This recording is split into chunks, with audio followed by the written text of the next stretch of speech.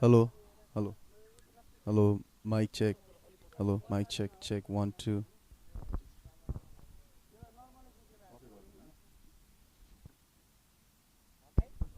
Hello, mic.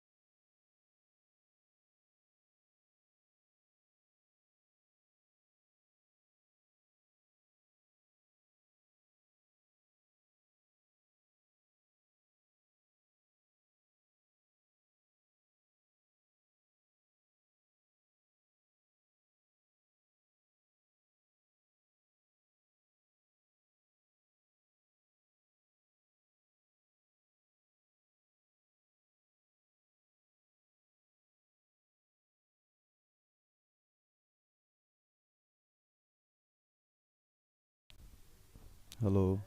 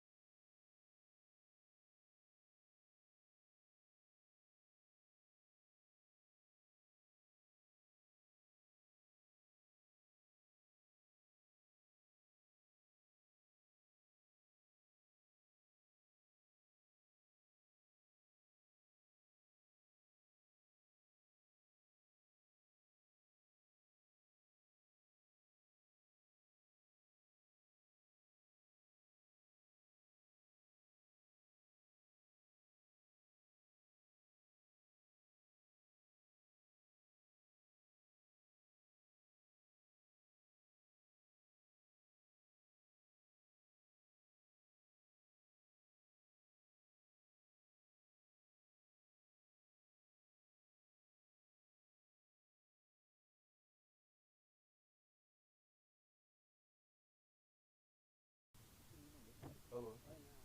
Hello. Hello. Hello. यसमा आउनु पर्ने भाइ आउँछ अरे होइन भाइ यसमा यो यसबारै यहाँ आउनु पर्ने हो यहाँ चाहिँ साउन्ड आइरहेको छ यो चाहिँ स्ट्रिमिङको लागि हो सो यसमा चाहिँ आएको छैन हेलो यो एउटा फुट मात्रै स्पिकर छ हो यो माइक्रोफोन एउटा मात्रै problem hello hello hello hello यसको चाहिँ साउन्ड आइरहेको छ मलाई यसको चाहिँ आइरहेको छैन hello hello hello hello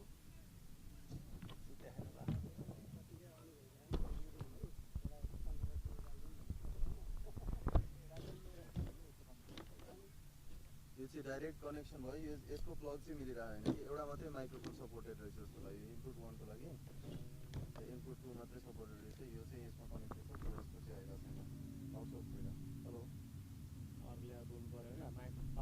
mic pass hello hello hello hello Good morning and welcome. Good morning and welcome. Good morning and welcome. Good morning and welcome for the first game of Canberra Nepalese Premier League. We're so excited to present you live from line M209. Stay tuned. Stay tuned. Stay tuned. Good morning and welcome. We got Nitesh. We got Nitesh Thai right next to me. We're very excited. Such a beautiful day. Absolutely gorgeous. Mid-20s. The temperature is low 20s. Mid-20s, low 20s. तपाईँ यो mic लिएर जानुपर्छ कि के हो mic यो camera लाने मैले तपाईले camera यो कसरी चलाउने के हो यो यो त रेडियो वकी टकी हो तपाईले यो लगाउनु पर्छ त्यो त दुईटै लाने हो मैले भित्र बोल्नु यो त वकी टकी त किन चाहिन्छ र अगाडि लिएर जाऊ चाहिँदैन अनि अहिले चाहिँदैन चाहिँदैन आइरहेछ कसरी यहाँ आइरहेछ चाहिँदैन यो त जस्ट अम्पायर स्कोर कम्युनिकेसन अनि त्यो अहिले त्यो टस गरेर अगाडि सेटअप गर्दै गरौँ अनि मैले पठाइदियो भनेपछि यो दुईटा क्याप्टनलाई पठाइदिएन मैले हुन त दुईटा क्याप्टनलाई भनेर चाहिँ सौरभ देखाएँ नि मैले यो लिएर जाउँ भनेर कि त्यहाँ एङ्गल हेर है युवराज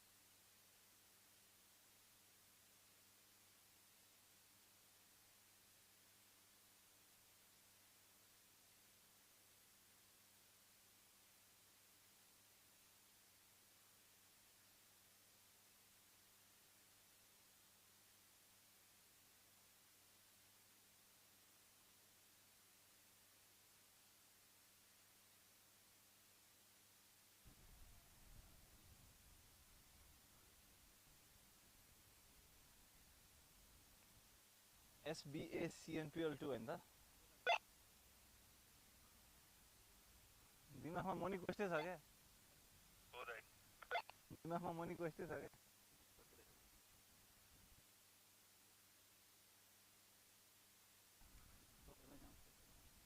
सञ्जीव सौरभलाई एकचोटि बोलाइदेऊ न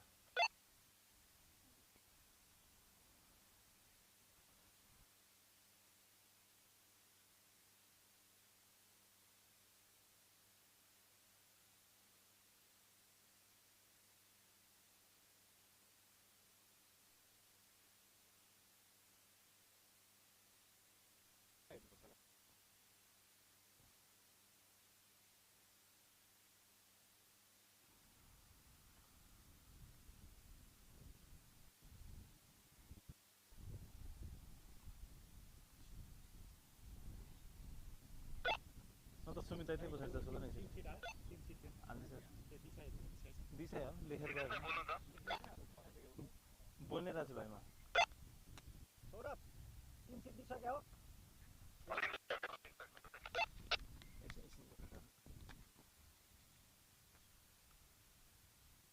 अब ठिक छ अब ठिक छ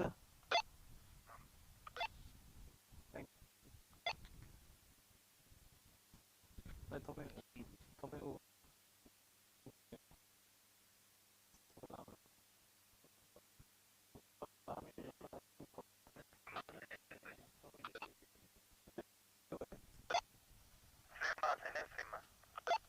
अनि स्क्रिनमा आएकै छैन हामी लाइट छ कि त्यो भएर पखला पखला किन चिसो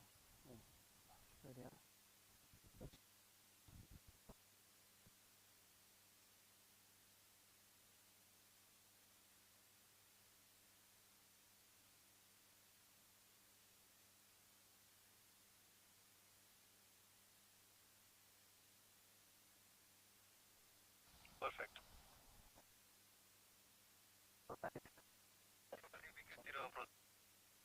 Too close for us. अझै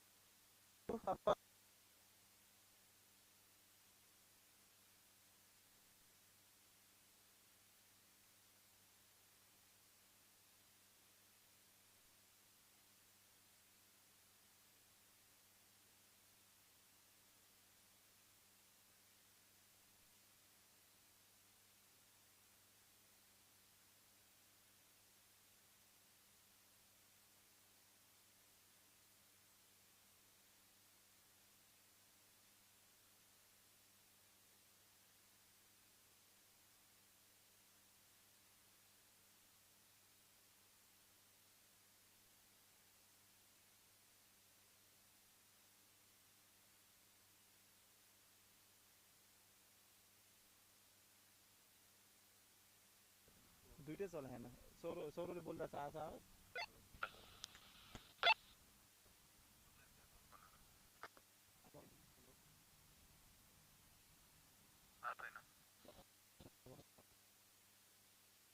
यसमा छैन त एउटै माइक युज गरेर त्यो माइक सेयर गर्छ नि त है ओके ओके ओके अहिले स्टार्ट है त अब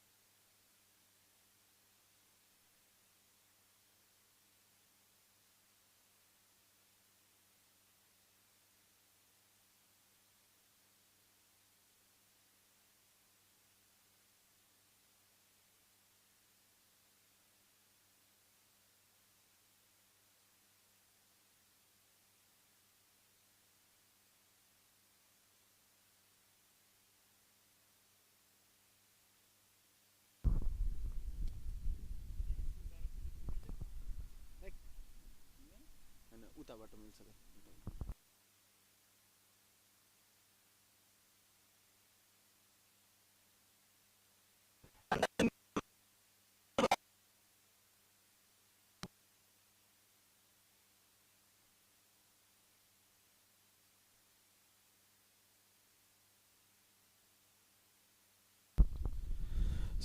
Hello, good morning, and welcome to the live stream from Canberra Nepalese Premier League from Lineham 209, the second edition of this wonderful tournament that we're commencing today.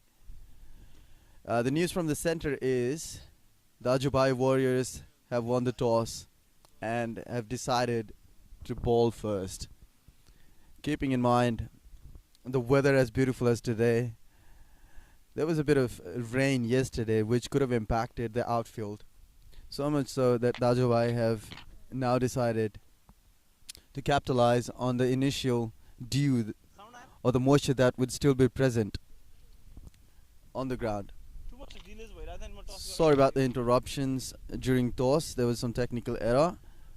But the news from the center is Dajubhai Warriors have won the toss. And we are coming to you live in about 10 to 20 minutes.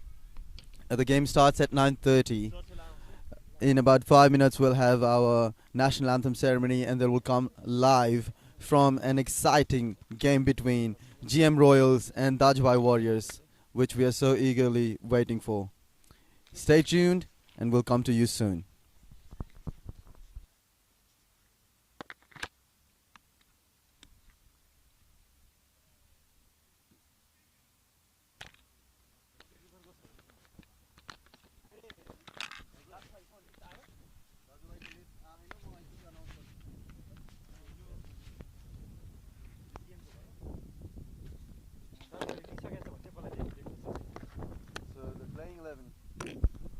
The playing 11 for today. GM Royals against Dajubhai Warriors. Dajubhai Warriors deciding to bowl first. Lineham is one of the most iconic venues in Canberra, especially for Nepalese cricket, for how we would have played multiple games throughout the few years that we've started playing cricket or established ourselves in the cricketing community in Canberra. GM Royals have presented us the 12-man team, where Saurabh Prasai is leading from the front. Kushi Kalwar comes down as the first opening batter. You got Kayam Dahal, Vivek Karil, Saroj Karki, Sagar Prasai, Bharat Bhatta, Kishore Nepal, Bikesh Pajgai, Samir Sapkota, Ganesh Pokhrel, and Samir Pandey. A very well poised team, well balanced. They've got a very strong middle order. They've had a good couple of warm-up games against success strikers. They chased 150-odd runs with 8 wickets to spare. With Kushu Kalwar, the highlight, one of the most experienced players in the camp, Kushu Kalwar, he's the one to watch out for. We're still waiting for the playing 11 for Dajubhai Warrior. Stay tuned and we'll keep you updated.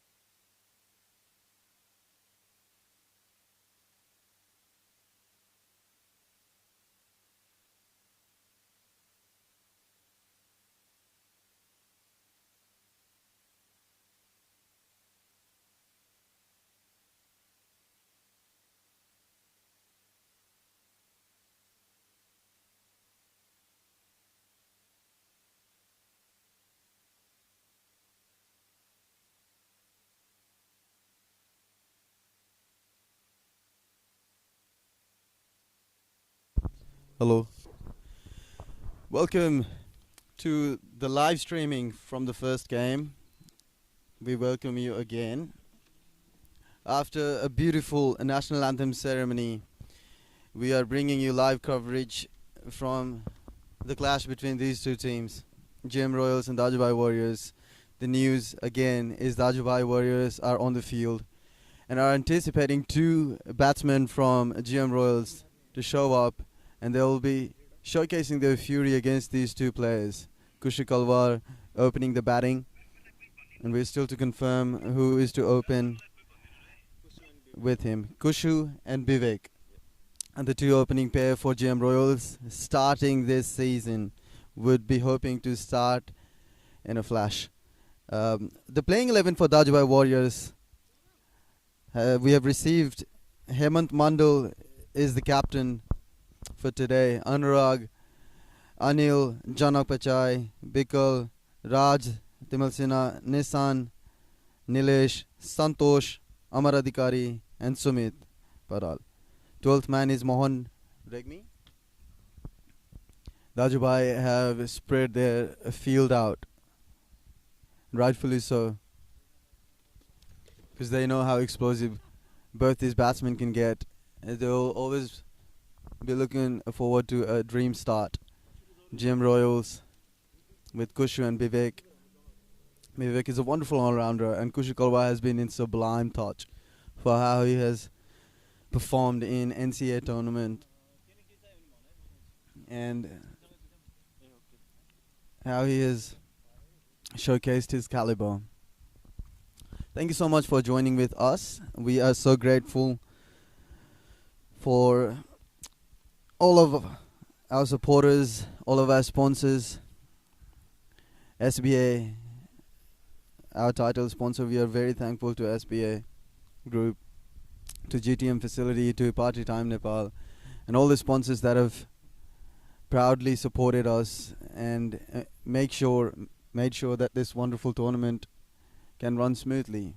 We're very eager for the fresh start.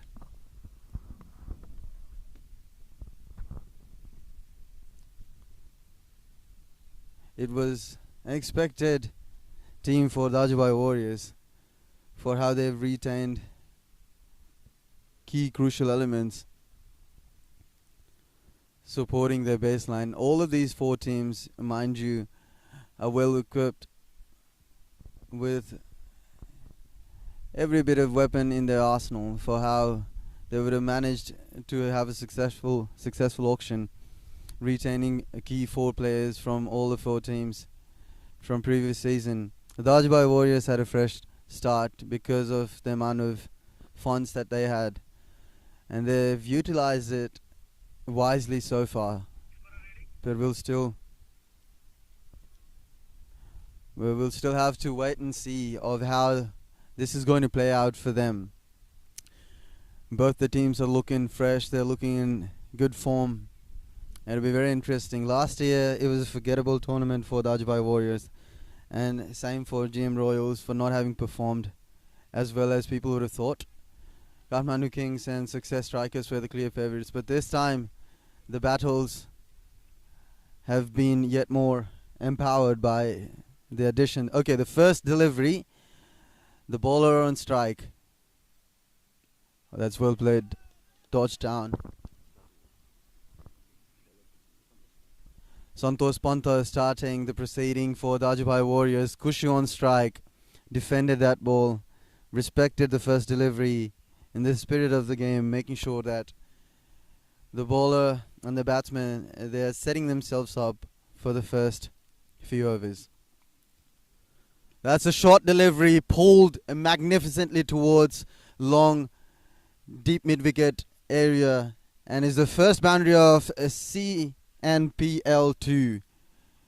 Kushu Kalwar is the one to start the proceedings. Santosh Panta dragged down, was trying to test the bounce on the pitch, was completely in the range for Kushu Kalwar, as pulled it perfectly towards the leg side region for the first boundary to kick start off this season, to take the scoreboard to 4 for for GM Royals. The first runs on the board for GM Royals and Kushikalva with the first boundary.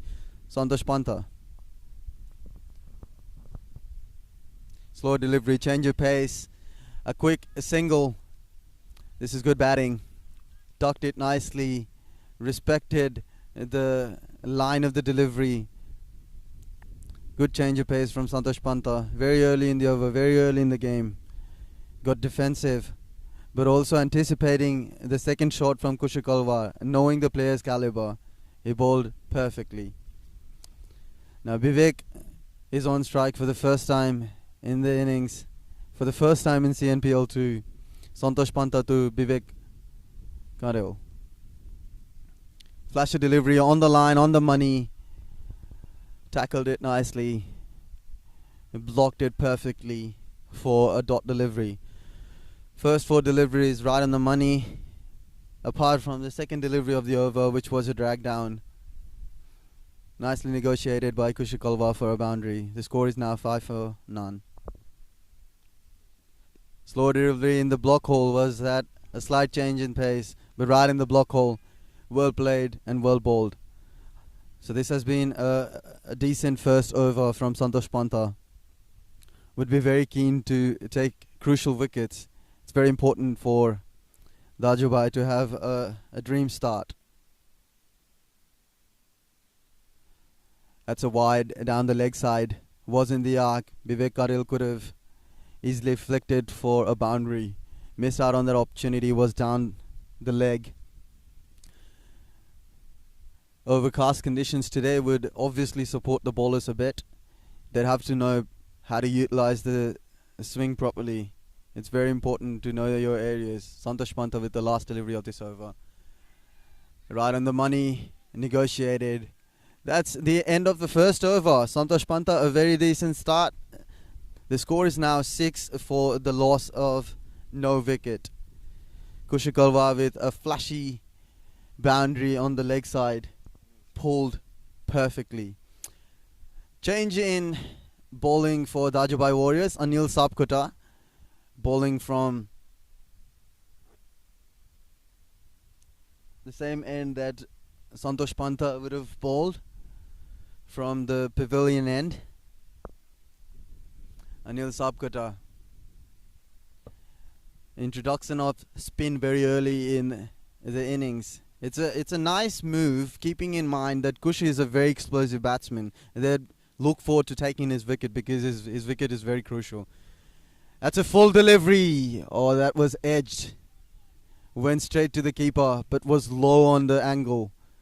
It was a tough chance, but a full delivery nonetheless. Would have missed out on that opportunity to capitalize. Kushikalva. It would be an interesting battle. An off spinner bowling to Kushikalva. Second delivery of the over. Wide. A bit too wide for his proceeding. Bowling it on a very tight line outside the off stump. Making sure that the... Also assisting is the wind. And the batsman would have to utilize the wind very wisely. Down the ground is where they would have to look to play. Oh, that's a good delivery. Is that a wide? That's another wide. Misfield by the keeper. Was a tough chance. It was skidding through. There's no spin whatsoever. Bowled quickly, fired in. Would have carried the edge if it was a bit closer to the batsman, but the batsman managed to change the ends. Vivek Karel is now on strike. Is yet to open his account. A bit shuffle in the field. Keeping out his deep square leg. They've got a deep square leg. They've got a long on. 2 protections down in the deep. That's a good delivery, but well driven. Straight in the hands of the fielder. Cut down would be a dot delivery.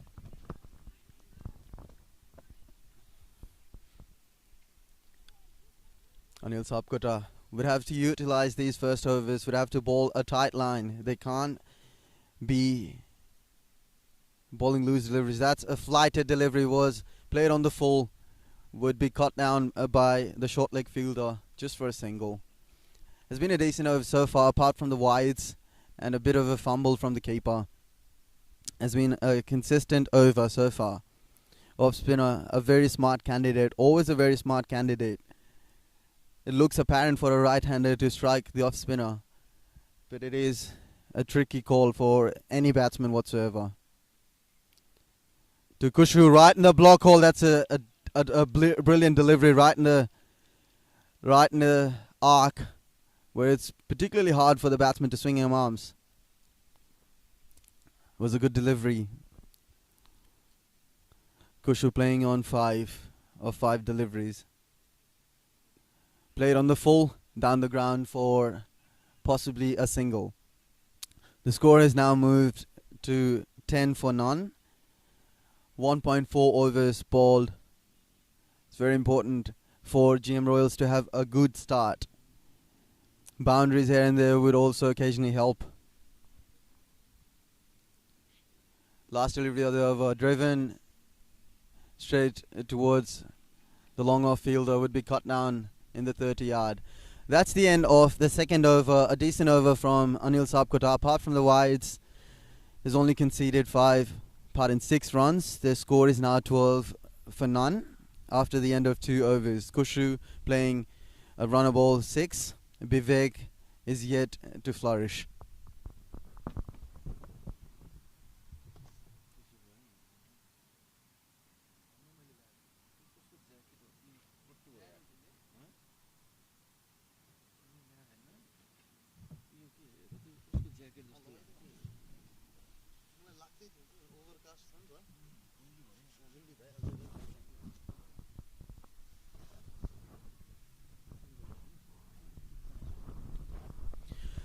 Santosh Pantha continuing for his second over of the spell.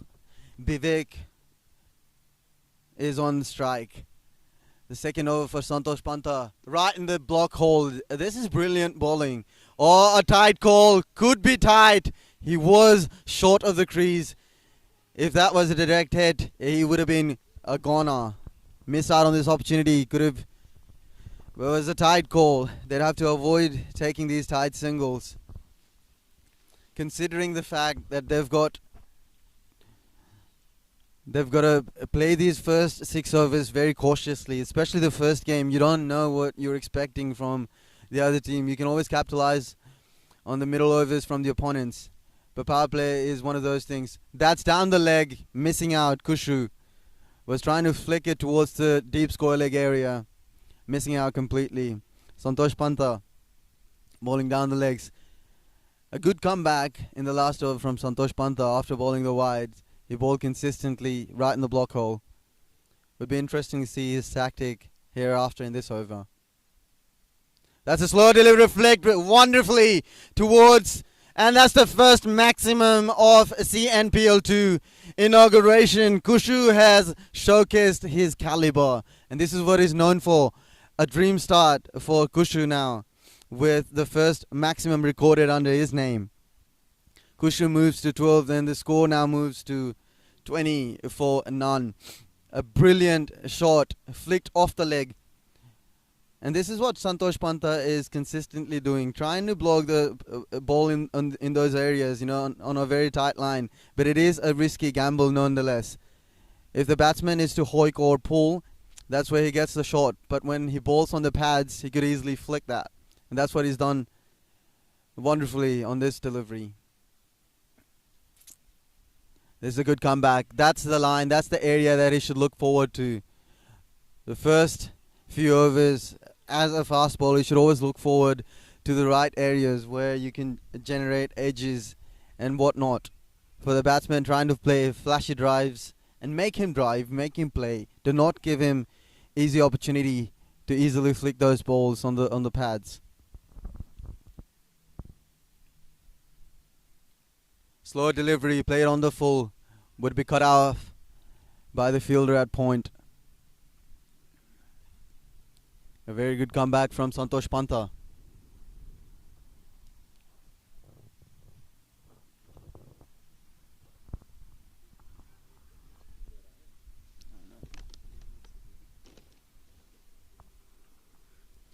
Santosh Pantha to Kushu Kalwa. Oh, that's the delivery. A tight call. That's the delivery. This is what you should be looking forward to, especially with the first few overs. The new ball's still in play. You can always generate those swings depending on your seam presentations. And it's very important to utilize these first few crucial overs. Santosh Panta would really look forward to taking those wickets. Oh, he was trying to pull the delivery. A good comeback from Santosh Panta. Was not the right length to pull it. Was swinging away from the batsman. A good comeback. A good comeback from Santosh Panta. The score after 3 overs is 20 for none. Kushu Kalwar looks in a very good touch. Has scored a couple of boundaries. The first one was a magnificent pull towards the deep mid-wicket area. And the second was towards the same region. Was a wonderful flick off the pads. A very good batting display from Kushu in particular. Vivek is yet to flourish his innings. Anil Sapkota resuming his spell with the second over. Now this will be interesting. The spinner bowling back to back. An off spinner for that towards the right hander. Anil Sapkota with 2 protections down in the deep. A tight single. Could have been tied. Had to do better. Good running by the batsman. Changing the ends. Vivek is playing sensible. Giving Kushu the strike. And Kushu will be the one who will be looking forward to capitalizing on this momentum that is already built. But you need pace in order to free the arms. Kushu will be interesting if he bowls slow, Anil. Yes, that's the one. That's played nicely, wonderfully. That's a wonderful up-ish drive towards the deep extra cover area. Wonderful, wonderful shot by Kushu Kalwar for yet another boundary, taking the score to 25 for none. A wonderful batting display by Kushu Kalwar. Has been a very consistent, decent start from GM Royals. Have now managed to score 25 odd runs. And this was a very good shot by Kushu. That's a full delivery, missed out. A top edge, but will fly towards the boundary down in the third man area. Or has been cut off by the fielder because of the outfield. We would have to wait for the umpire signal. A couple it is. That was a full delivery. There was a protection down in the deep square leg area. Oh, sorry, deep mid-wicket area.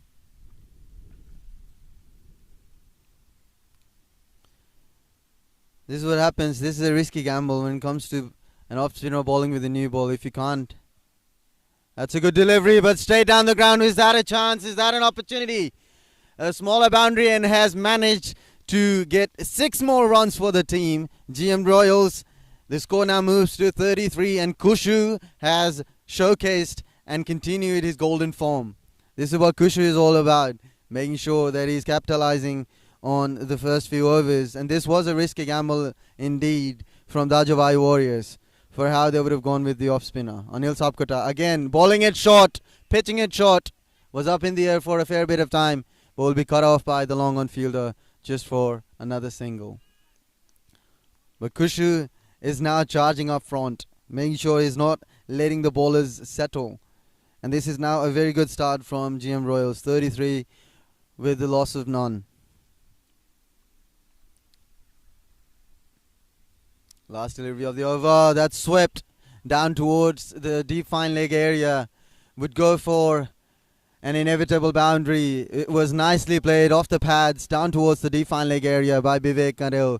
Now this was what GM Royals would have needed. A very expensive over from Anil Sapkota. Would have conceded 18 runs. And this was the over that GM Royals needed for the shift of momentum. After the end of 4th over, the score is now 38 for none. A very good start by GM.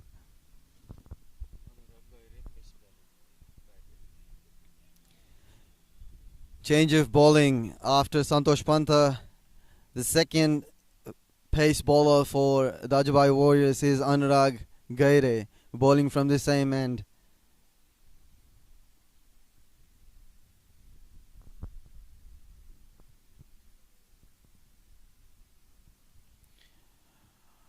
Anurag Gaire is a very handy candidate especially when it comes to fast bowling.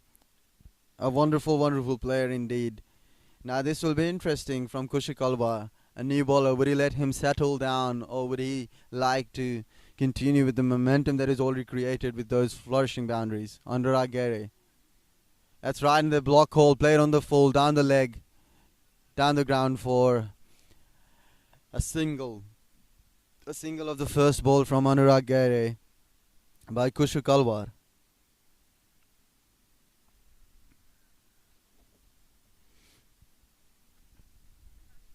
They've got two protections.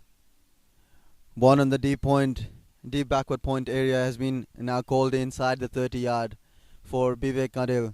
They have pulled back the deep forward square leg, deep forward mid-wicket, and they've got a long on placed for the lofted on-drive shots. Anurag Gaire would be looking forward to utilize this overcast condition with the wind in favour of the bowler. That's up in the air, but will fall short outside the 30-yard circle. Managed to get a couple of runs. It was in the arc for the batsman to swing his arms. Taken the top edge, fell short, fell a bit forward of the fielder, down in the cover area, deep extra cover to be precise. Anurag Gaire to Vivek Kadil once again in this over. That's a beautiful delivery, swinging away from the batsman. A batsman appealing for a wide, but that was brilliantly bowled by Anurag Gaire. Has got a decent pace. It's always very important to bowl in the right areas for the batsmen to not be able to swing their arms. They've got to stop this flow of runs, especially the Dajubhai Warriors. Good delivery, played uppishly towards the deep point area, more towards the deep third man area for another boundary. That was flashy, but the result nevertheless is in the favour of GM Royals. This is a golden start for GM now. Moving on 45, which is a very good start considering they're well under in the fifth over. 4.4 overs. The score is now 45 for the loss of none. Vivek and Kushu giving them a brilliant start. GM Royals is what they were looking forward to. Especially the first game, you've got to set the momentum right. You've got to set a standard, which is very important. This is down the leg, overutilizing the swing. It was very hard for the keeper to cut it off. A wide call by the umpire, an extra run taken. So 2 runs more added for GM Royals. The score moves to now 47. 2 more deliveries left in the over. This has been a very good over so far for GM Royals. Anurag has now conceded 9 runs off the first 4 deliveries. Kushu on strike for the second time in this over. Wide been called by the umpire. A bit experimental or a bit defensive from the bowler. Bowling outside the off stump, wide-ish delivery. Overcompensating for the previous delivery which was going down the leg. Anurag Gaire, it's very important to keep his calm and bowl in the right areas. Make those fielders come in play. That's a full delivery, missed out on the opportunity. Wide call by the umpire again. Third wide in a row. Anurag has to be very consistent on his line. It's very important not to soak in the pressure. The score is now 49 for the loss of none. After 4.4. This is a very good start by GM Royals.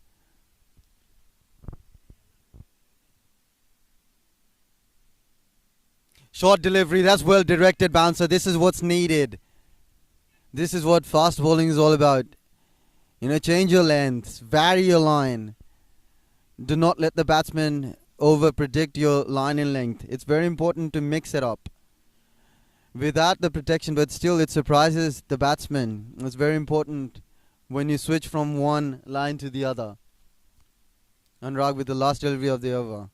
to Kushu Kalwar. Slow delivery, flourished down towards the deep backward square leg for yet another boundary. 50 is up for GM Royals after the end of 5 overs. It's a dream start for GM Royals, having scored 53 for none. Kushu with a very good shot down towards the same region. He's very strong in the leg side area.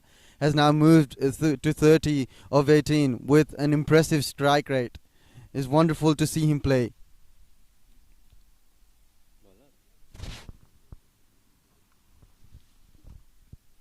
This is wonderful, wonderful batting display by GM Royals. It'll be interesting who Dajubhai is now looking forward to bowl the last over of the power play. Looks like the captain is himself bringing himself into the attack. Is now overcompensating for the runs that have been scored in the previous 5 overs. Would now to halt the flow of runs. And it's an interesting move, because the two batsmen with the start that they've gotten would have to play sensibly, would have to be very cautious. They cannot play rash, especially after how they've managed to score 50 odd runs in the first 5 overs. It's very important to play sensible, and Dajubhai would be eagerly looking forward to taking 1 wicket. Shuffled towards the offside area, targeting the boundary on the leg side. No protection down in the leg, square leg or fine leg area. With the off spin bowling towards the right hander, it was a nice shot in mind. Failed to capitalize the second delivery of the over. Smart bowling, very smart bowling. Skidding through, this is what was needed. The right area is very important. A captain, a very smart candidate indeed. Knowing the game, knowing the requirement, understanding the requirement, the assessment. Good delivery, that's up in the air. Will that be held? Safely taken down towards the cow corner area. The first wicket falling for GM Royals. Sba Cnpl perishes, departs after a decent knock, a runner ball 14 made. This was a well set trap by the captain, bowling 2 quicker deliveries and 1 flighted just for the batsman to fall into the trap. Good fielding display, well taken catch. The loss of first wicket for GM Royals after a very good start that they've gotten. Captain himself is now on the strike, Saurabh Prasai, a very good batsman indeed. Now these are good opening batsmen, especially the first down is very crucial position for any team.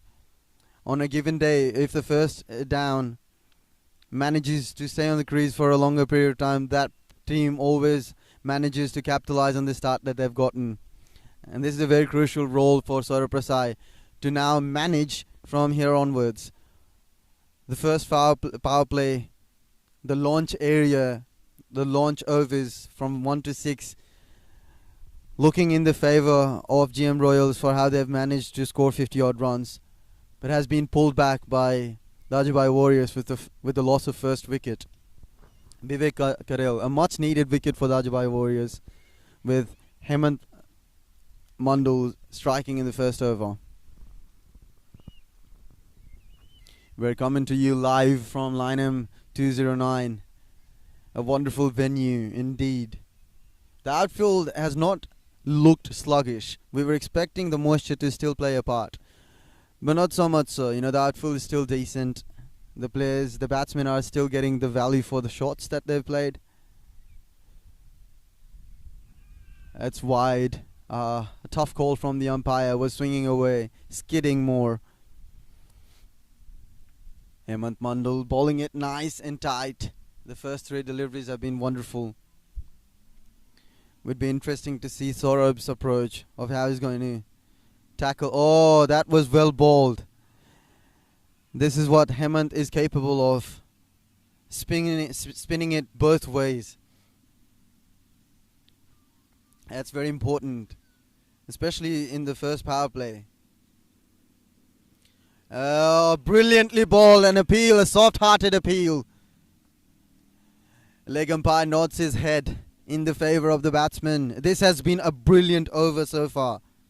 What was needed for the Dajubhai Warriors was a brilliant comeback, and this is what it is, a wonderful, wonderful comeback by Hemant Mandal. Last delivery of the power play, has only conceded a single in this over.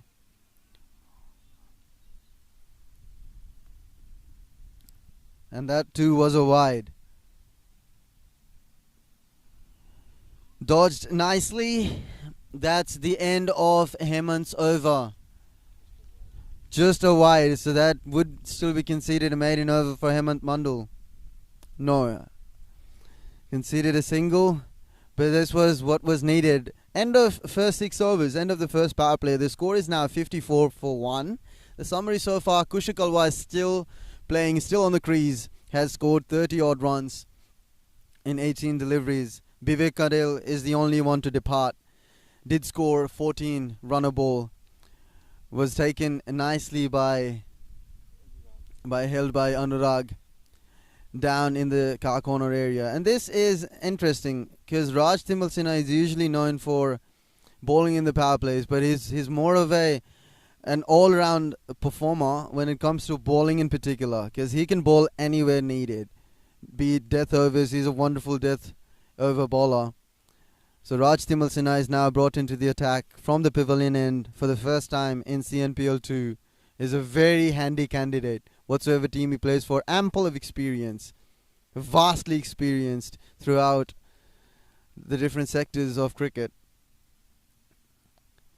It will be interesting to see how GM Royals will take their innings from here now onwards, especially after having a very decent start. Has scored 9 runs per over after the end of 6 overs. Score is now 54 for 1.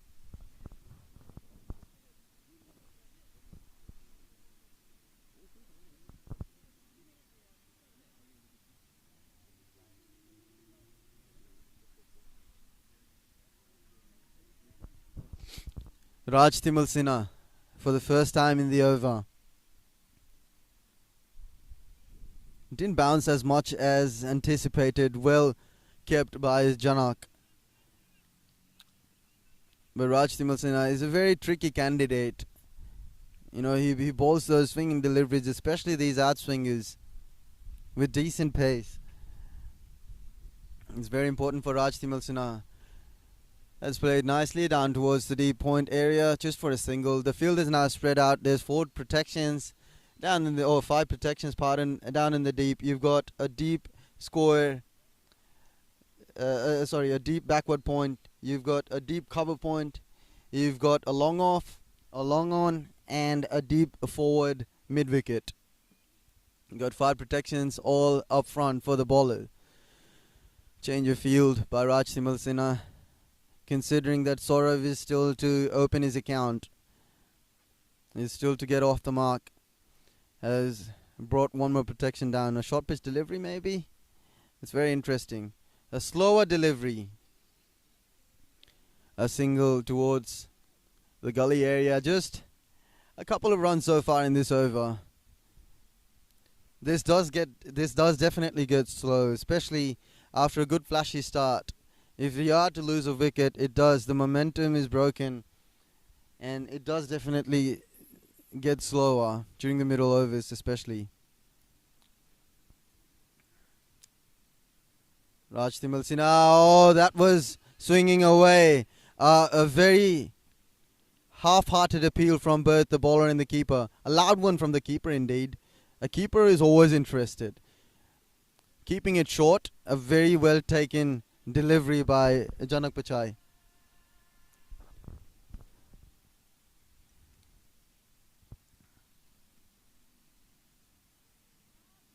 That's a wide call by the umpire. Experimenting a bit. Raj Timal Sinha. He has bowled a brilliant line so far in this over, going away from the right-hander. Even the one pitching short was definitely going away. Tricked the batsman into believing that it was a short pitch delivery. Couldn't capitalize. That's in the arc, and that's played magnificently towards the deep backward mid-wicket area for a massive maximum by Kushakalwar. This is the second 6 for him. Is now moved to 37. The score has now moved to 63 for the loss of 1. Overcompensating for the delivery for the wide that is bowled. Raj Timalsina in this over, bowling on the pad where he is completely very strong. Particularly Kushu Kalwa is very strong on his off his pads. Flicked wonderfully down towards the deep mid-wicket area for 6 more runs. That's well played, well nudged down towards the third man area. Would be cut off because of a slowish outfield of the moisture for yet another couple of runs. So they've managed to score 9 runs of this over. After the end of 7, the score is now 65 for the loss of 1. A good over for GM Royals indeed. All thanks to the maximum scored by Kushu off his pads. A wonderful, wonderful batting display by Kushu Kalwar. Has now rock-steadied his innings so far in this game. Is now moved to 39 of 23 deliveries. Would be looking to play big and be until the very end. To support his team, to be the support system of his team. Hemant Mandal continuing from where he'd left last over. Was a wonderful over indeed, getting the only crucial wicket of Vivek Kadal to have had Saurav Prasai on strike. Vivek Kadal. It'll be interesting from Saurav because he's more of a sensible batter. I mean, every batter is sensible, but he's more of one of those batsmen who would like to settle down, would like to take it slow for the first 10 deliveries or so. But he can definitely capitalize at the very later phase of the innings. He's a wonderful, wonderful, wonderful batsman, Saurav Prasad, the captain himself. So captain versus captain, leading edge will be cut off down towards the gully area for a single.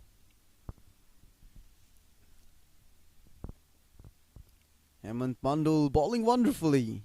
Mind you, he is the only wicket taker. The first wicket of CNPL 2.0 been taken by the skipper of Dajubhai Warriors, getting Vivek Kadal out. Kushu Kalwar is now on strike and they've been reshuffling their fields, knowing his caliber, knowing his prowess. It's very important to bowl in the right areas, especially to Kushu Kalwar. It's a very important wicket for Hemant Mandal. Nudged down the ground straight towards the fielder for a dot delivery. Hemant has bowled wonderfully in the first couple of overs, bowling a very tight line for the batsman.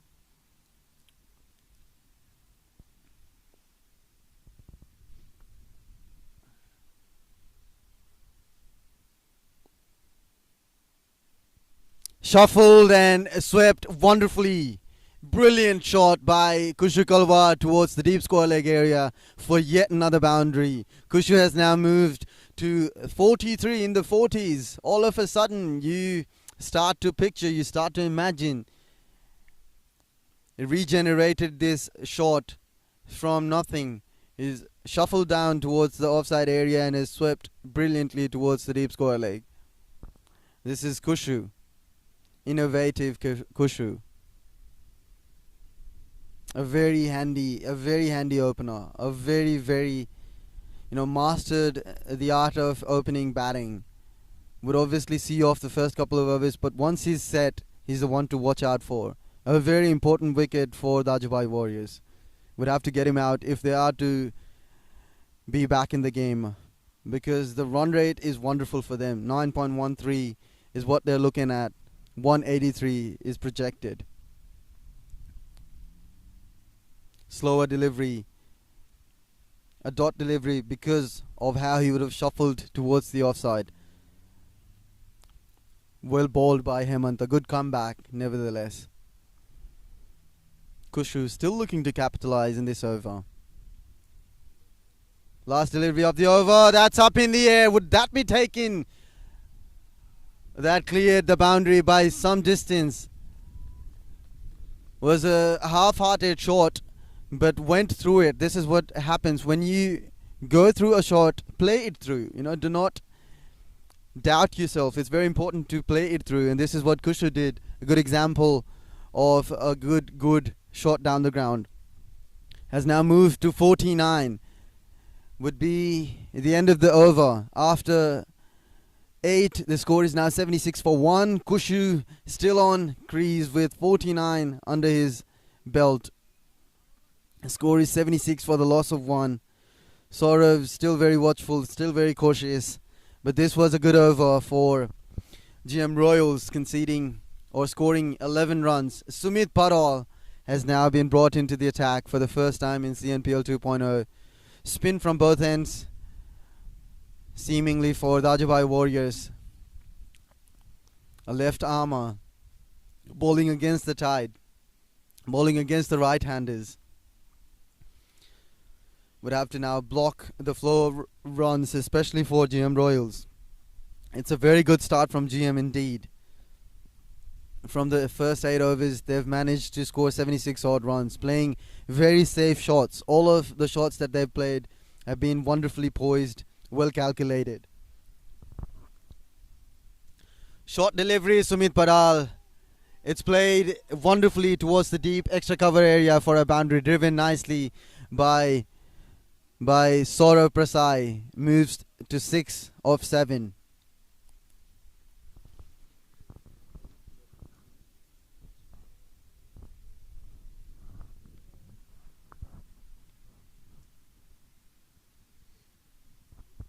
Sumit Paral dragged down the first delivery.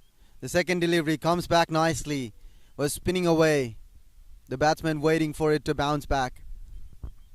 Played it comfortably for a dot delivery fielded by the keeper.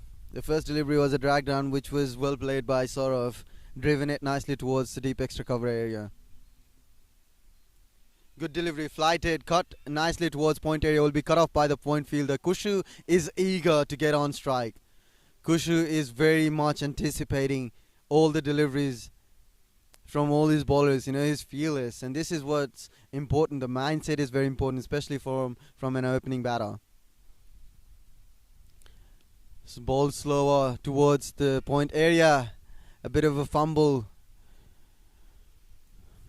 It's very tricky when it comes to misfielding. It's wise enough for not to run on a misfield, especially when it's cut off by the 30-yard circle fielder. Short delivery pulled towards the deep square leg area will fall short of the fielder. A couple of bounces cut off nicely by the deep square leg fielder just for a single. Sumit Paral, after conceding a boundary in the first delivery of the over, has now managed to come back nicely. Has only conceded a single in the next 3 deliveries that is bowled. Kushu on 49. Sumit to Kushu. That's an inner edge, and that's 50 up for Kushu Kalwar. The first of the season, the first 50 of CNPL 2.0. Kushu Kalwar it is. Has continued his wonderful form from NCA and from all the other tournaments that he's participated in. So that's the end of the over signaled by the umpire. 6 coming off the first over by Sumit Paral. The score is now 82 for the loss of 1. Saurav Prasai playing on 7 from 11. Kushu Kalwar just reached to a personal milestone, 50 of 28 deliveries with a strike rate of 170 odd. 178. A wonderful batting display by Kushu, exemplary for that matter. Hemant Mandal still continuing the third over of his spell, a tricky one indeed. You'd never know. The last over he went for a fair bet. It'll be interesting to see their approach. So Kushu on strike, shuffles down towards, oh, that's misfield. You don't want that from Dajubhai Warriors. Has a protection down in the deep point area. Will be cut off just for a single. Was never a run there, but a misfield allowed GM Royals 1. Just a single by Kushu Kalwar. 1 more added to the total. The score is now 83 for 1. Saurav Prasai. That's a foolish delivery, and that's taken.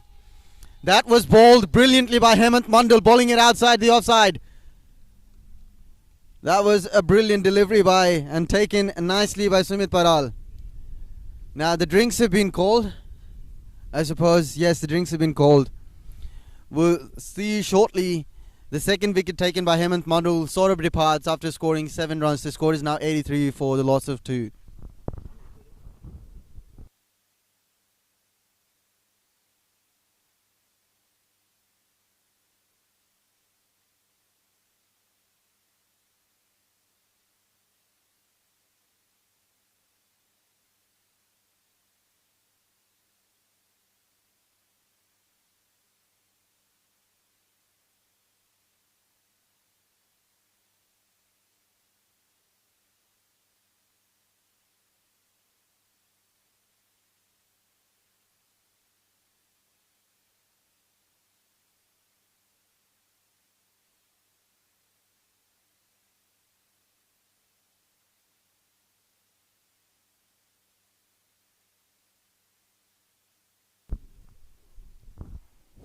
Hello, hello.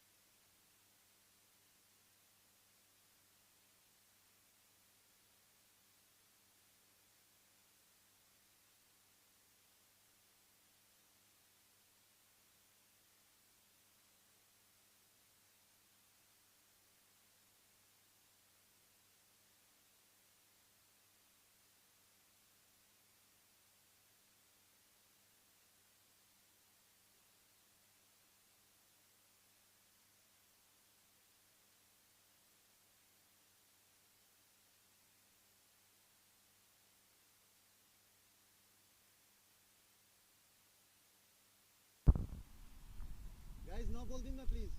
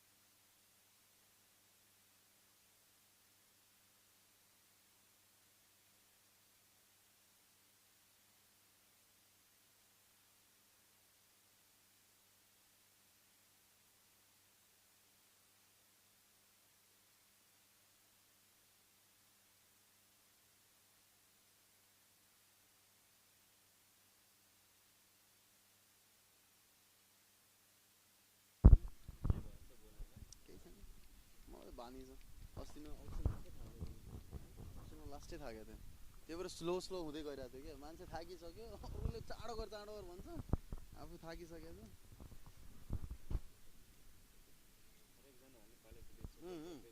तिनजना चाहिन्छ कि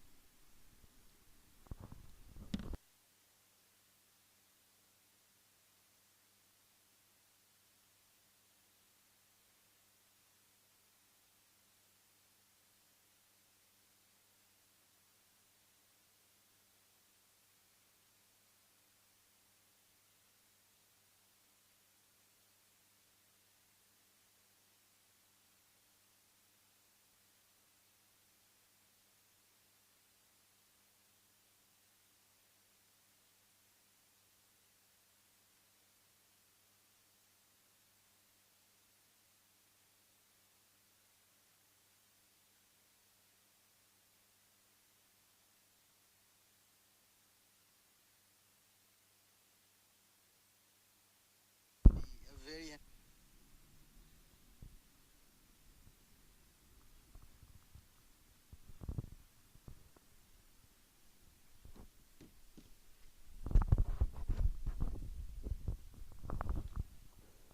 last delivery of the over by Bikal Shahi.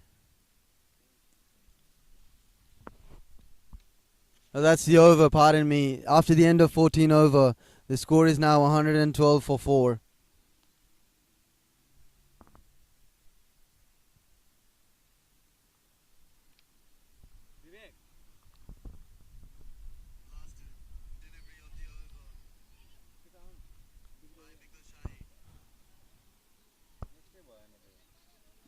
Sumit Paral coming up with the next delivery of the over.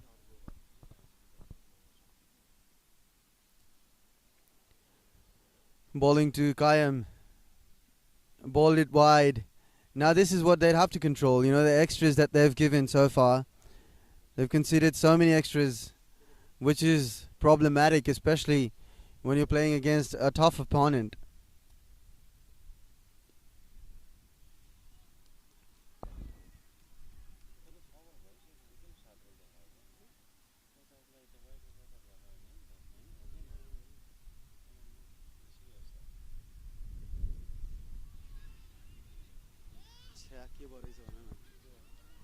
That's a boundary by of Sumit Paral's over. That's a good shot by Kayam Dahal.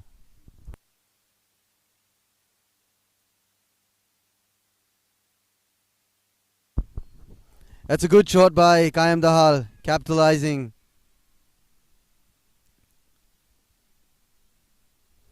Sumit Paral. A short delivery, managed, shuffles towards the offside area and manages to get a single, denied by the non-striker.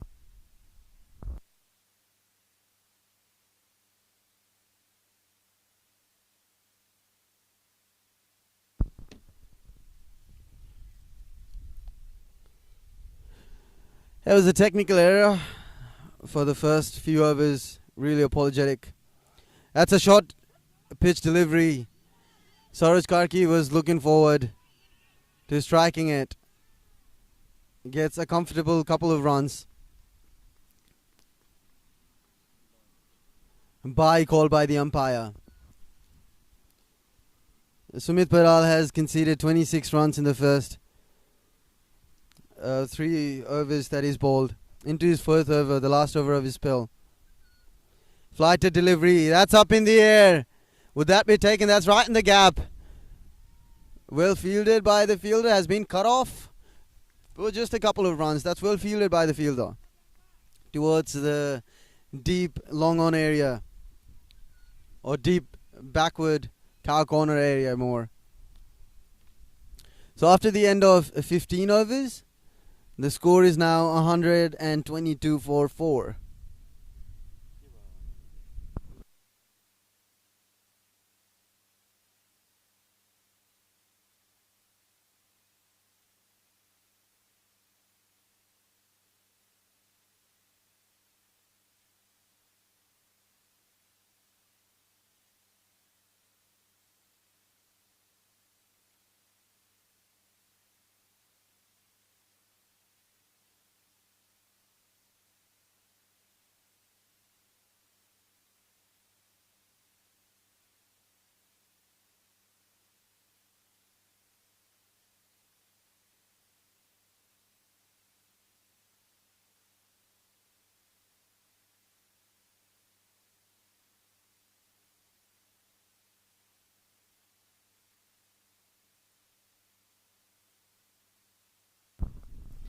Nilesh comes into the attack for the first time in this innings. Is bowling to Kayam. Now Dajubhai Warriors have to manage these few overs, first couple of overs, especially in the last 5 overs that GM Royals are so looking forward to capitalizing on the momentum that they've already built. Mind you that they've now managed to score 120 odd runs in the first 15 overs. So it's very important for the last 5 overs. If they are to score a 10 per over, it will be very important because 170, 180 will be a very competitive total, especially keeping in mind that it's an overcast condition. And if they are to bowl nicely, they will be able to manage a wide call by the umpire. Nilesh is a very handy candidate when it comes to bowling. You know, he bowls those right areas, and Suraj Karki has been there for a brief period of time, has been there for 16 deliveries. Cuts towards the gully area, a direct hit, but the player is well safe in the crease. No harm done, as just a single by Nilesh. Has only conceded 3 so far in this over. Suraj Karki, having played 17 deliveries, now has to free his arms.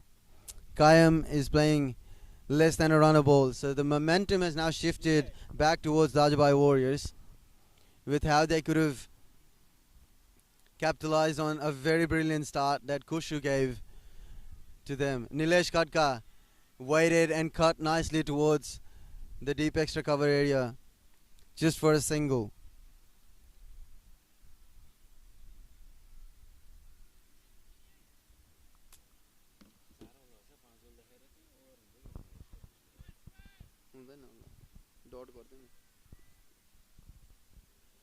Nilesh to Suraj Karki. Now he's freed his arms with some temperament, with some authority. This is a wonderful shot by Suraj Karki, the first of his innings and the first after many overs for GM Royals, bringing the team back into the game by scoring a massive maximum.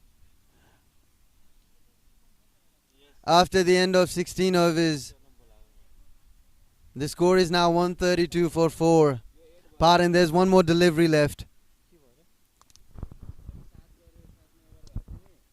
That's yet another beautiful shot. And that's a boundary called by the umpire towards the deep score leg area. So a couple of boundaries back to back by Suraj Karki.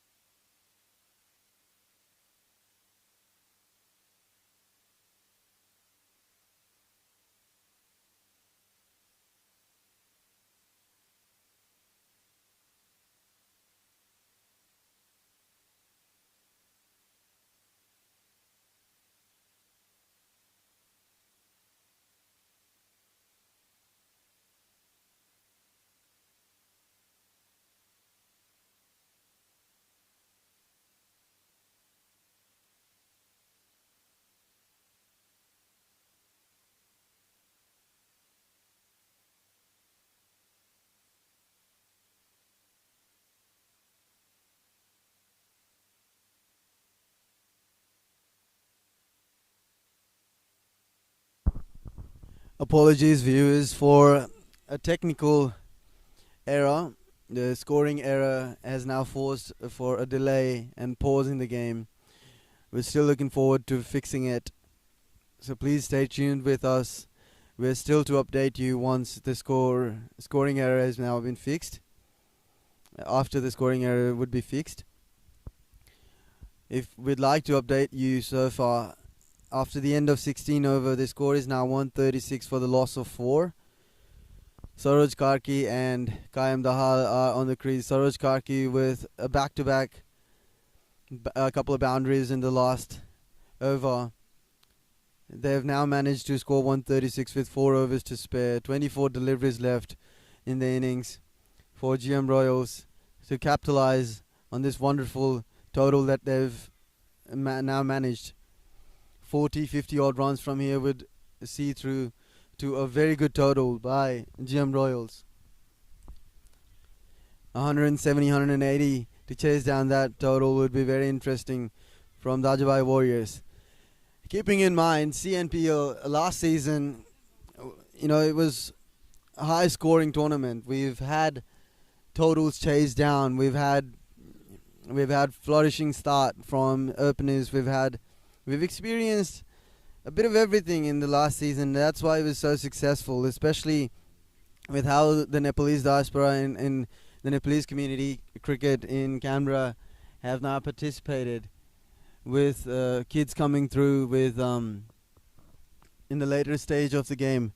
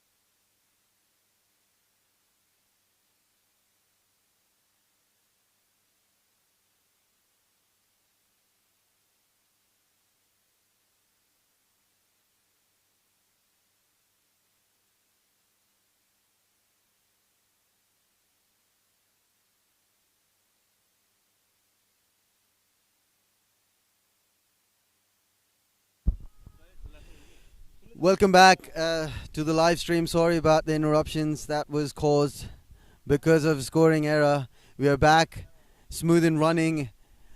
Bikal Shai is still to continue with Saroj Karki. Saroj Karki has now freed his arms. Saroj Karki, that's up in the air towards the long off area, falls short of the fielder.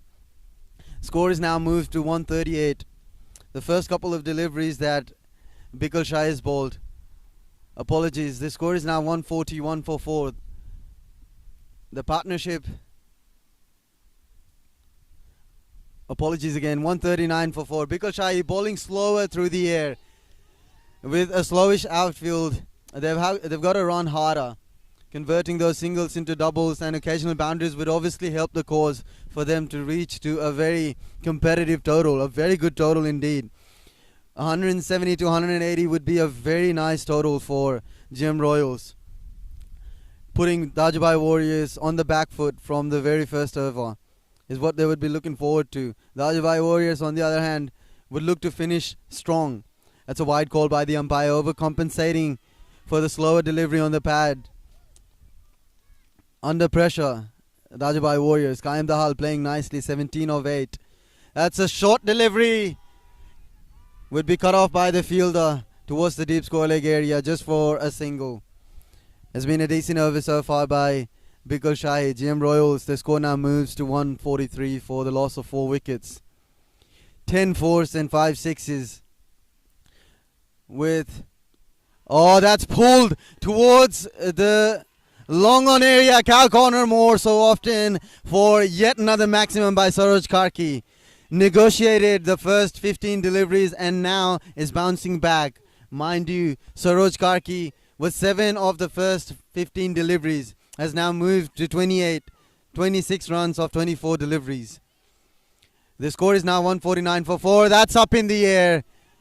Would be a very interesting take. Oh, dropped. That's a tough drop. Was straight down the throat, but dropped by the fielder. This is what pressure does to you. And GM Royals now managing to get to a total of 150 in the 17 overs. 3 more overs to spare. Raj Thimal Sinha is yet to bowl these overs. I think he'll be brought back into the attack. Saroj Karki and Qaim Dahal have now brought the momentum back to GM Royals with a well-flourishing innings by Qaim Dahal. A wonderful batting display by these two batsmen, negotiating the first few overs and now getting back into the momentum, back into the form that was so required for GM Royals. The score is now 150 for 4. Well poised GM Royals now at this point of time in game.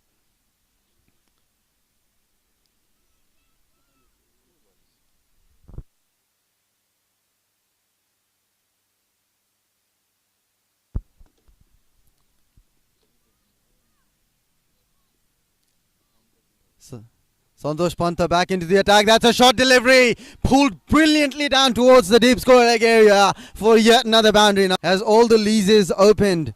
Has unlocked all the knots. Saroj Karki.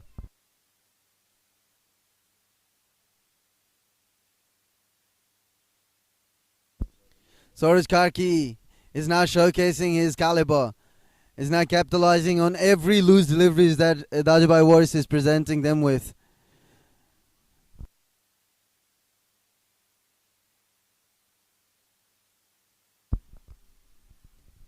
Saroj Karki flourishing here towards the gap, running down towards the deep third man area is by Saroj Karki of Santosh Panta's delivery. The score now moves to 158 for the loss of 4 wickets. Karki. This is what was needed from GM Royals for the start that they've gotten by Kushu Kalwar with a well-made 59. Now Saroj Karki is proving his worth in his team. Santosh Panta, that's a good shot down towards the deep extra cover area. A brilliant lofted drive towards the deep extra cover area for a hat-trick of boundaries in this over by Saroj Karki. 3 in a row for him. The score now moves to 162 for the loss of 4 wickets. Saroj Karki is proving his worth yet again. Now moves to 39 of 28.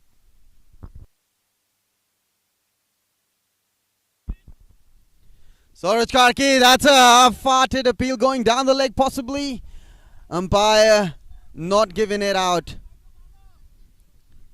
Is that run? Run given by the umpire. Bat called inside edge on the pads. This is an expensive over so far. 13 conceded of the first 4 deliveries.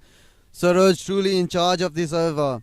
Santosh Pantha, the fielding team, looked disappointed, was thinking it's pad only. The umpire denying the appeal. Santosh Pantha to Kaim Dahal for the first time in this over. 5th delivery of this over. That's bowled in middle of the wicket. Off the ground. A wonderful bowling comeback by Santosh Pantha. Taking in charge of this over for the first 4 deliveries being expensive, proving his worth by coming back and taking the crucial wicket, breaking this partnership which was so much needed by Dajubhai Warriors. Could this be a crucial breakthrough? Had he stayed on the crease, Kaim Dahal, this would have been the face would have been different. Now Bharat Rajbhatta going on strike would be supporting Saroj Karki. It would be interesting to see his role of how he would be trying to stay on the crease or would be giving Saroj Karki this strike.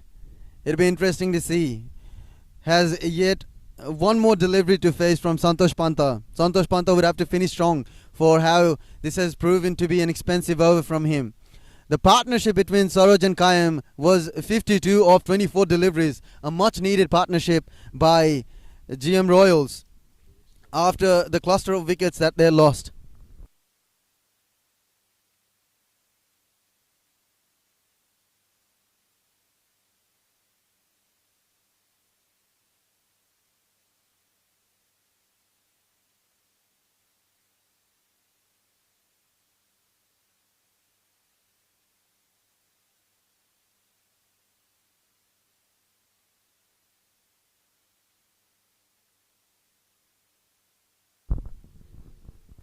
The last delivery of the over by Santosh Pantha to Bharat Rajbhatta. Santosh Pantha coming back strong, taking the wicket of Kaim Dahal. Last delivery of the over to Bharat Rajbhatta. Lofted nicely, taking the flying edge towards the third man area. Good fielding display, wonderful fielding display by the fielder, saving 2 runs for his team. An expensive over by Santosh Pantha. 15 conceded of the 18th. The score now moves to 165 for the loss of 5 wickets. A couple of overs to go. GM Royals would be looking forward to finishing it strong. And Dajubhai Warriors would have to negotiate these couple of overs because it's very important. These are the deciding overs. A power surge by GM Royals. Saroj Karki on strike, rightfully so. Hemant Mandal bringing himself into the attack. The captain, the most successful bowler of the innings so far, taking 2 crucial wickets, is now back in the attack for the penultimate 19th over. Saroj Karki is on strike. Hemant Mandal to Saroj Karki. That's up in the air. Played towards the long on fielder. Safely taken. Saroj Karki departs. Much needed wicket for for Dajubhai Warriors. A much needed breakthrough for Hemant Mandal, bringing himself into the attack. A very tricky candidate indeed.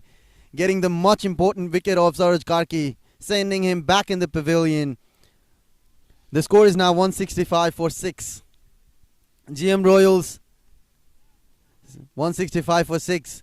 It's very important for how much they can collect from here now onwards. 11 deliveries to go.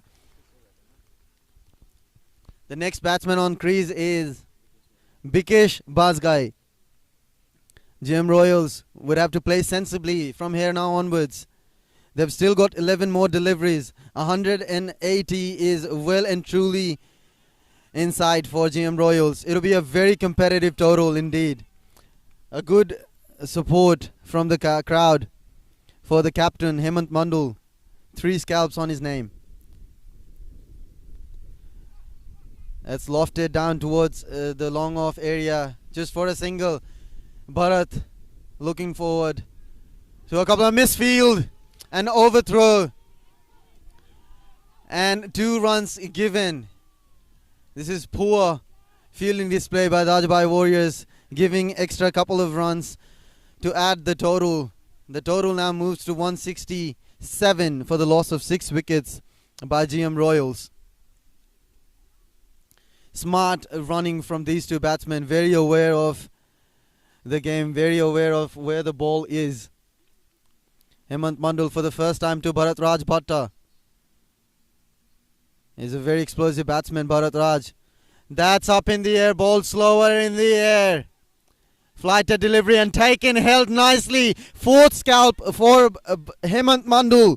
Bharat Raj Bhatta departs, looking to capitalize in the final penultimate over. This is brilliant bowling display by Hemant Mandal. He has been the difference between these 2 teams. Hemant Mandal has proven yet again why he is the leading player for Dajubhai Warriors, taking 4 crucial wickets for Dajubhai Warriors. 7th wicket departs for GM Royals. Cluster of wickets in the last few overs. The damage has been done, but they can still manage and negotiate this damage. That can still be done in the next 9 deliveries. Ganesh Pokhrel is the next batsman who the GM Royals are now relying on. For the 9 deliveries that they're still to face, they're still to score at least 10-15 odd runs, which will take their total to 180 odd runs, which would be very important for them. For the start that they've gotten, they are well poised. At the moment they're 168, which is a very good total for this ground in particular. Hemant to Ganesh Pokhrel. Oh, is trying to cut it down towards the point area, missed out completely. This has been a brilliant over from Hemant Mandal. 2 more deliveries to go in the over. Has only conceded 4 runs so far. Ganesh on strike. Hemant to Ganesh. It's a good delivery. Ganesh trying to slog it down towards the leg side. Missed out completely. Last delivery of the over. Hemant, can he take a fifer? He would keenly be looking forward to a fifer. Last delivery of the over, and that's yet another dot delivery. 3 dots on the trot for Hemant Mandal. A brilliant penultimate over by Hemant Mandal. Dajubhai Warriors camp appreciating the effort from the captain for the last delivery of the over. They are bringing back Santosh Panta. Was expensive in the last over. It'll be interesting to see with how much Bikesh can capitalize, with how much he can accumulate in the final over of this over. Final over of this innings for GM Royals, for Dajubhai Warriors. What was looking a very comprehensive 180 now looks far off sight. Inside edge was a tricky call. Running down towards the 3rd man area. Runs for the first boundary of the over. The score now moves to 172 by Bikesh Bajgai. Moves on to 7. Was a tricky take by the keeper. Santosh Panta conceding a boundary of the first delivery. GM Royals, the total now moves to 172. Bikesh is on strike. Santosh with the 2nd delivery of the over. Tries to slog it down towards the deep mid-wicket leg side area. Misses out completely. Santosh Panta with 4 more deliveries to go. Can they get 8 more runs, taking their total to 180? It'll be very important. Santosh Panta to Bikesh Bajgai. This is the line that's required. They've got protection down on the leg side, but it's very important to keep a tight call. Santosh Panta, it's very important for him to bowl in the right areas, especially with 3 more deliveries to spare. Bikesh Bajgai would be looking to capitalize in the last 3 deliveries. That's right in the block hole. Negotiated for a single. Looking forward to running it hard. Ganesh Pokhrel would easily manage to get back on the non-strike end. Bikesh Bajgai with a couple of runs added to the total. The score now moves to 174. 2 more deliveries to go.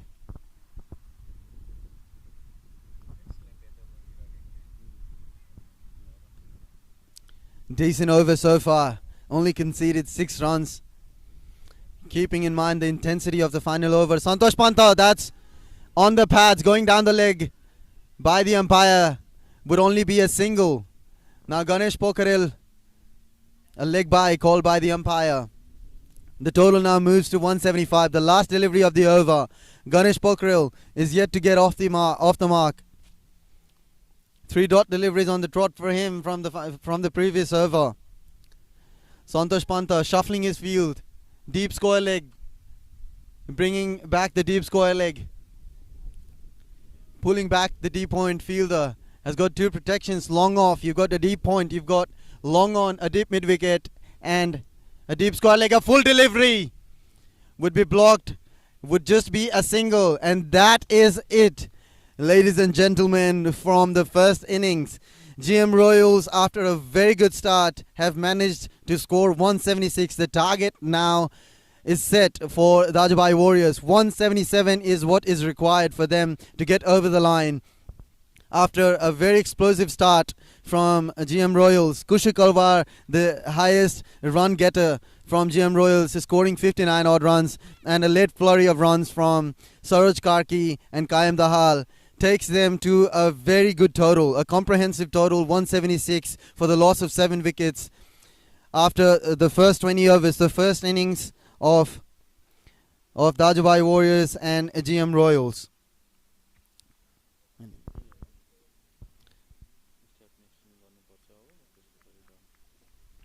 This has been a wonderful batting display by GM Royals for how they managed to score 176 odd runs.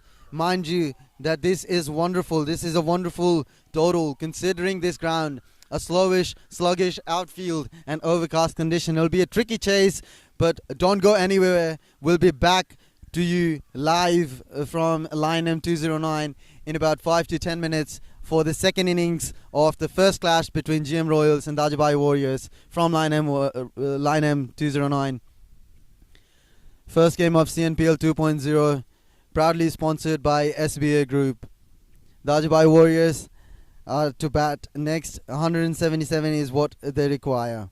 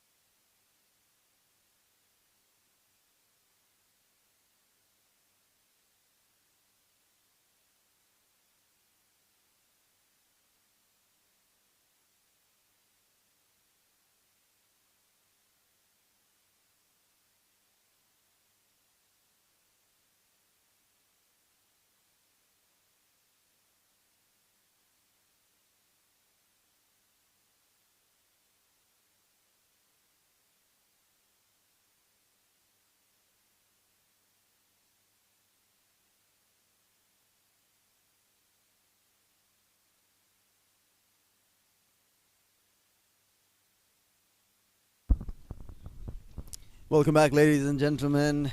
We are halfway through the game with GM Royals putting into bat by Dajubhai Warriors, opting to ball, winning the toss.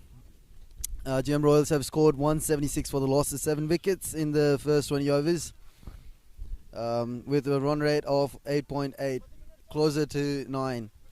Bikesh Basgai was the last to manage to get a boundary, taking the total to 176. Hemant Mandal was the pick of the bowlers with 4 scalps to his name, bowling wonderfully. 4 over spell, conceding only 19, bowling at an economy of 4.75. Santosh Panta, 4 overs, 36, taking 1 wicket at an economy of 9. Anil Sapkota, 2 overs, 24 runs with an economy of 12. Anurag Gaire bowling a very expensive over, 15 of the 1 over that is bowled. Raj Similsena conceding 11 of the over that is bowled. Sumit Paral bowling 4 overs, 28 runs with an economy of 7, getting 1 wicket. Bikals Shahi bowling 3 overs, conceding 26, getting 1 wicket at an economy of 8.67. Nilesh Khatka, an expensive over, 14 conceded of his over.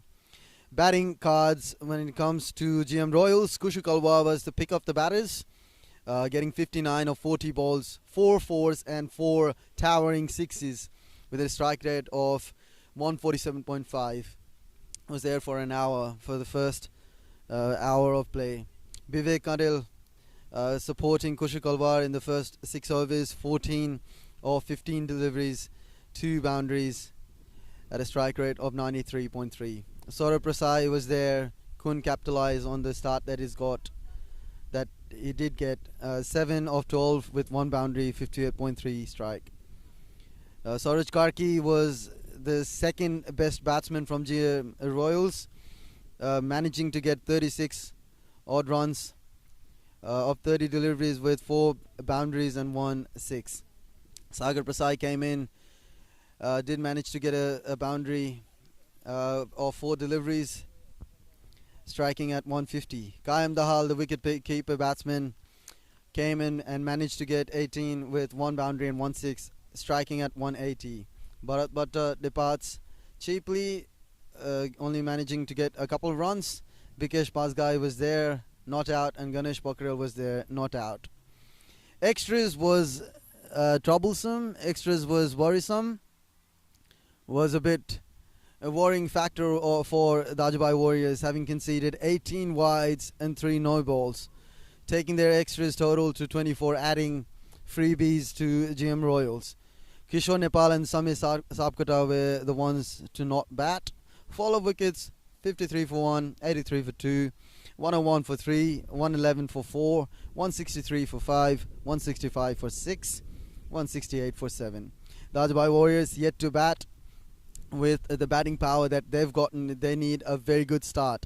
With the overcast condition, it's going to be a very interesting chase. With GM Royals, with the bowling prowess that they have, it's very interesting. We're still waiting for the confirmation from umpire. 2 batsmen are set.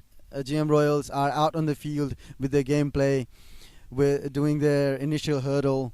And stay tuned, guys, because it's going to be a wonderful chase coming right after in about 5 to 7 minutes' time. Stay tuned for the second innings of the first game, GM Royals versus Dajubhai Warriors.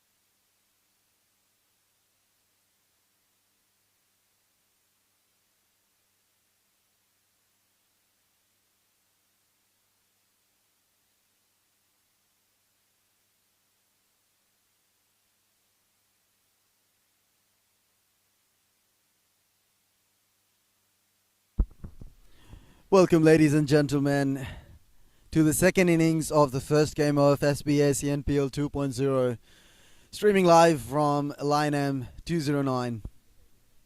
A wonderful venue, as I said earlier. It's going to be a wonderful chase from Dajubhai Warriors. It's going to be a very exciting battle. We'll have to see how these teams have progressed.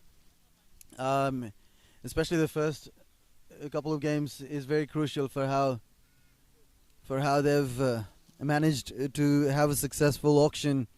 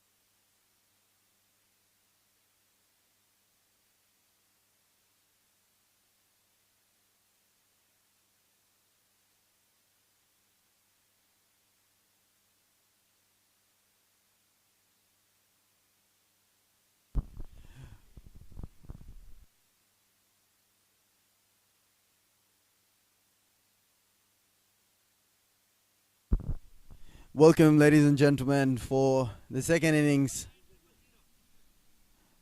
Oh, that's a wide call by the umpire.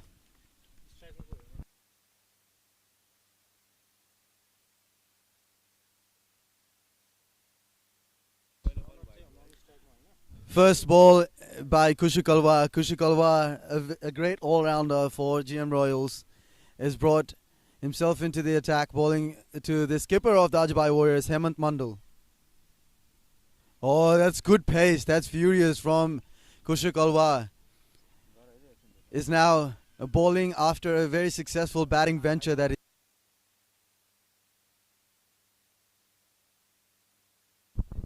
after a very successful batting display.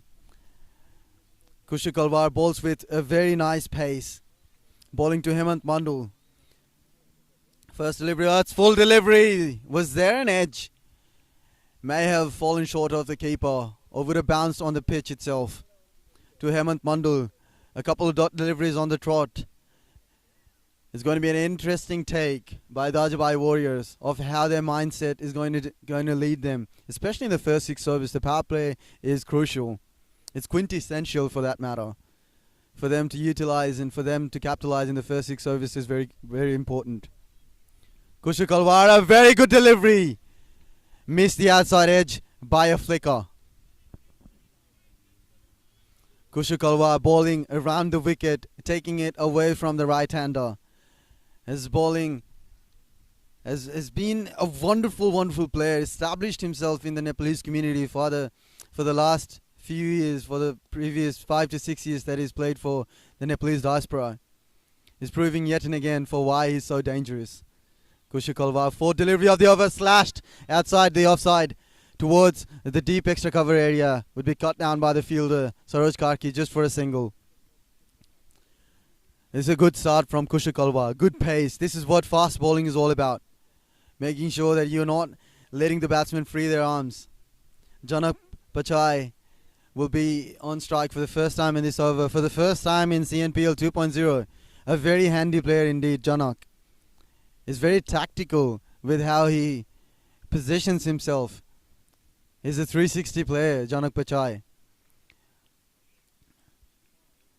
does not occasionally open the batting, but is trusted by Dajubhai Warriors to give them a good start today.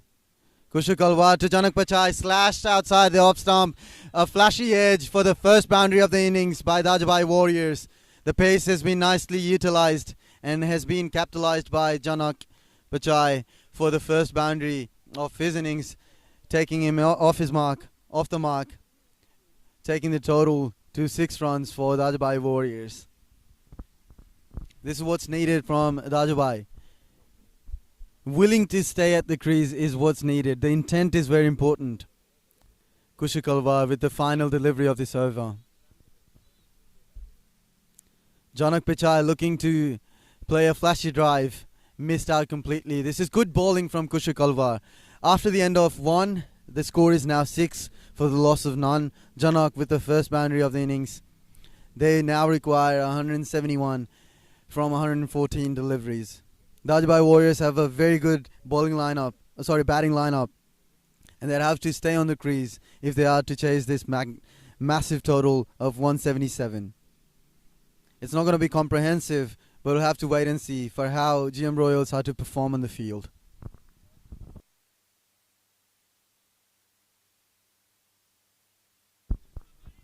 Ganesh Pokhriyal is the next in line to represent GM Royals. Is a very handy bowler, a very consistent bowler for how I have seen him throughout the years. I've known him for almost 10 years now. Ganesh Pokhriyal has always been a very tough candidate to deal with. Apologies. The captain now trusts, I think, Vivek with the second over. Vivek Karel was absolutely brilliant last season in last year's CNPL. I would like to continue from where he'd left. Is now brought into the attack, trusted by GM Royals, by Saurav, to deliver for GM Royals.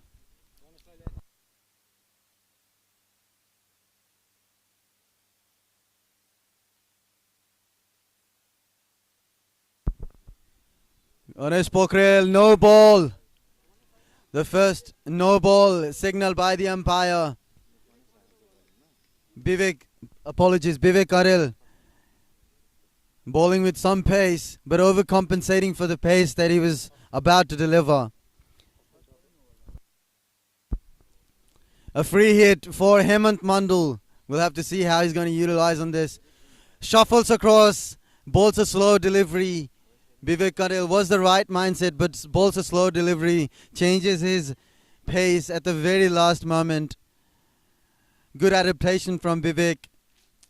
Only manages to give away a single of the no ball. And now he's conceded a dot delivery.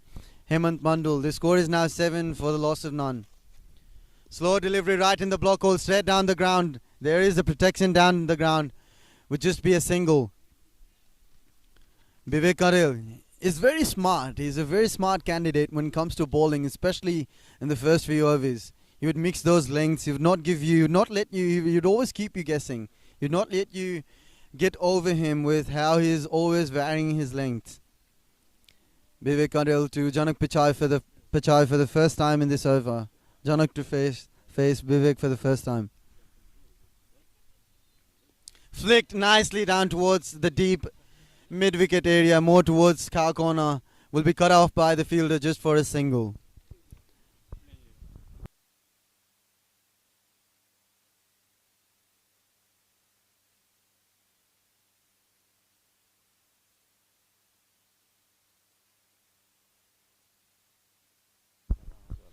Vivek to Hemant Mandal. That's brilliant delivery. Missed out by the keeper. Unlucky for the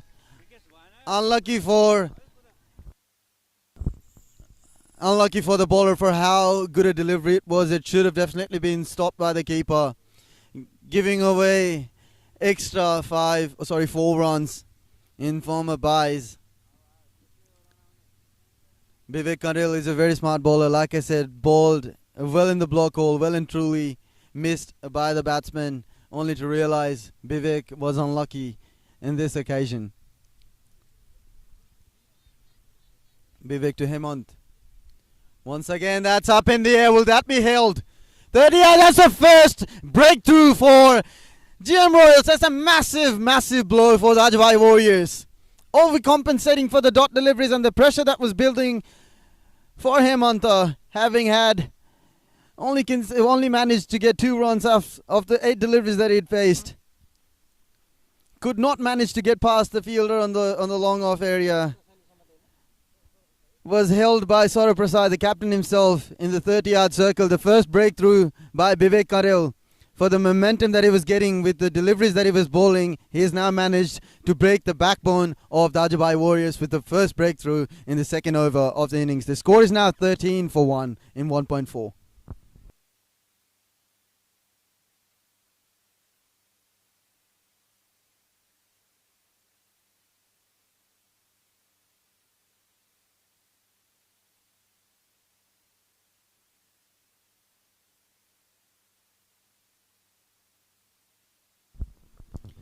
Next in line for Dajubhai Warriors, next to represent them and next to stabilize their innings, here comes Anurag Gaire. A very classy batsman, Anurag. A very classy batsman, Anurag Gaire. He would have to now shape this innings for Dajubhai Warriors, still considering that the run rate required is 9 per over. It's very important for them to be in the game, to make sure that they're still getting those occasional boundaries, especially capitalizing and manipulating the field display in the first couple of overs of the power play, with only 2 fielders outside the 30-yard. Here comes Vivek. That's down the leg side, called wide by the umpire. Well taken, well kept by the keeper. Vivek Karel bowling with good pace. Has a very good bowling display, GM Royals, with Kushu opening the bowling and Vivek following it up with a very tight line indeed.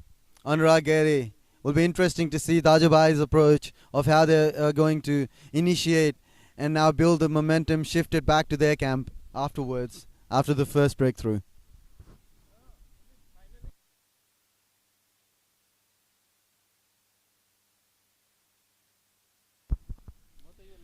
That's another wide down the leg, called by the umpire. Vivek Karel overcompensating for the pace that he's trying to deliver with. Missing out on the line completely. 2 consecutive wides.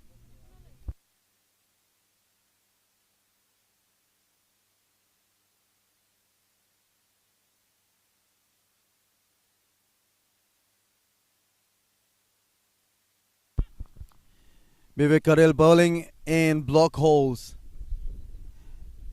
This is what's good about Vivek. As soon as he would concede a couple of or a few runs, he would always manage to bounce back. He would always bowl those block hole areas.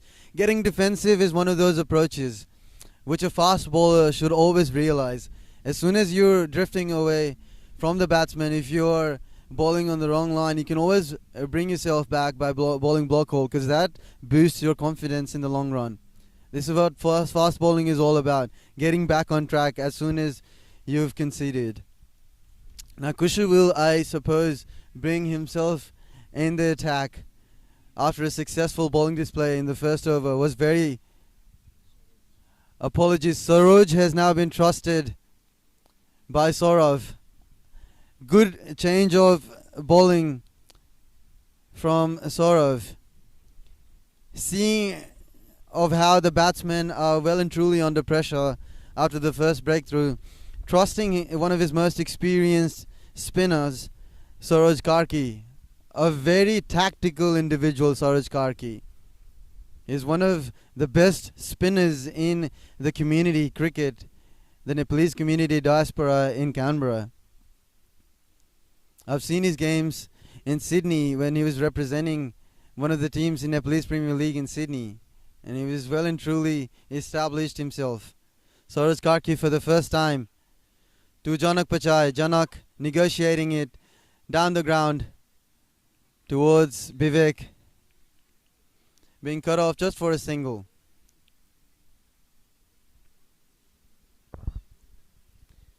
Anurag Gaire for the first time facing Saroj Karki. That's a short delivery. Is that that would have missed the stumps by a fair margin.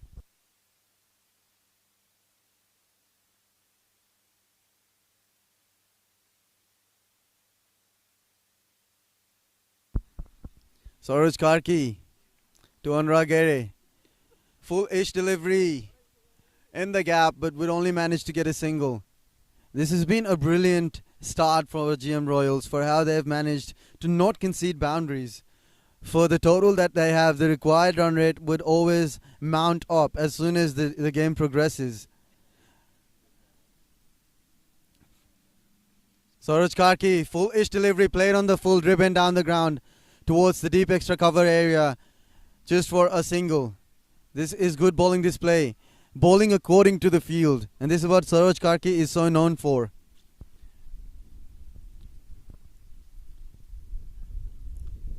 Dajubhai Warriors yet to accelerate. The acceleration is clearly missing from Dajubhai Warriors. Batting at a run rate of 6 per over. So this is the first actual, and that's a tight run, a direct hit. He would have been back into the pavilion. Would have needed a good throw from the fielder. Missed out on this opportunity. But this is what pressure does. A tight single from Dajubhai Warriors. Acceleration is still to come from Dajubhai Warriors. Mind you, this is the last delivery of the third over, and they've only managed to get 19 odd runs. This is what wicket does. And GM Royals are truly well on top at the moment. A flighted delivery would not be a single, been cut off. This is a brilliant bowling display by Saroj Karki. Only conceded 4 runs of this over. After 3, the score is now 19 for 1. The required run rate piles up for Dajubhai Warriors. Now moves up to 9.29. Scoring at a rate of 6.3.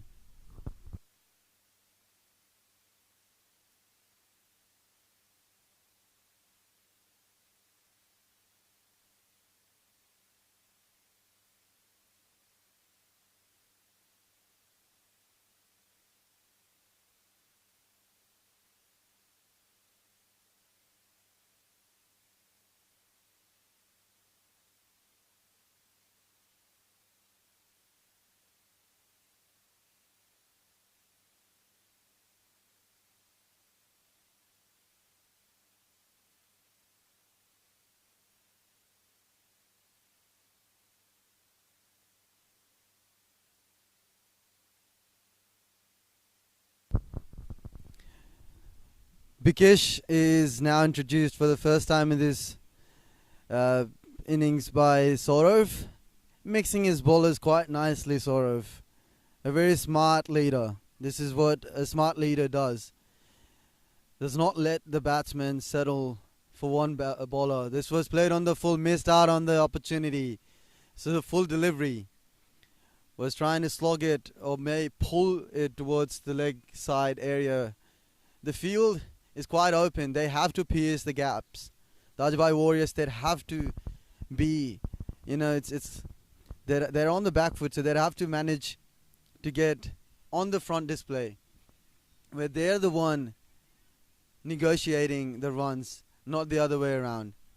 Maneuvering the gaps is what's important for Dajubhai Warriors. Now this is pressure, truly pressure from GM Royals being put on Dajubhai Warriors. That's up in the air, and this is what pressure does. The keeper himself calls for it.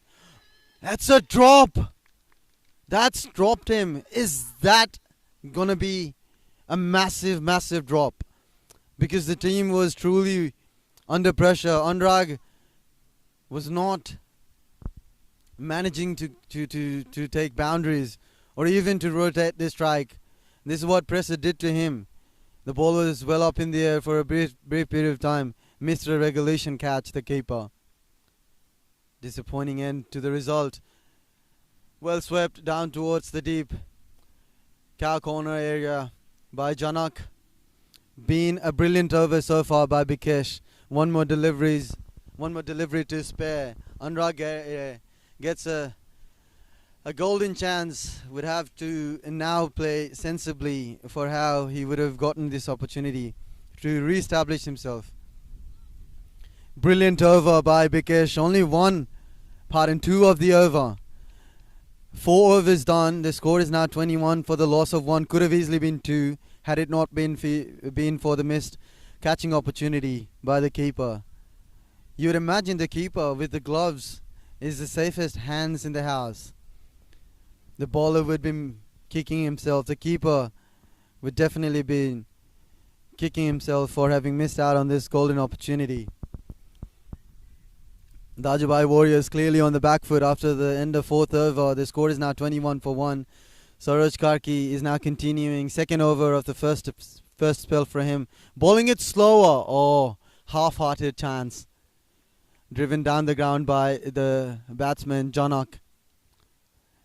Now Janak has clearly shown the intent. He's clearly trying to revitalize, to rebuild and to reshape the innings.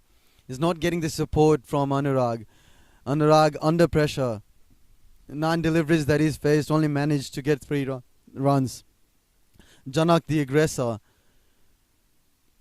Slower delivery. Trying to cut it off towards the point area. Could not pierce the gap. Being cut off by the fielder at point. Now this is brilliant bowling display by GM Royals. For how much they've gotten on the board, 177 is a massive total. Overcast condition, slowish outfield. This is well bowled by Saroj Karki, mixing his pace. Slower and then fast forward to this block hole delivery.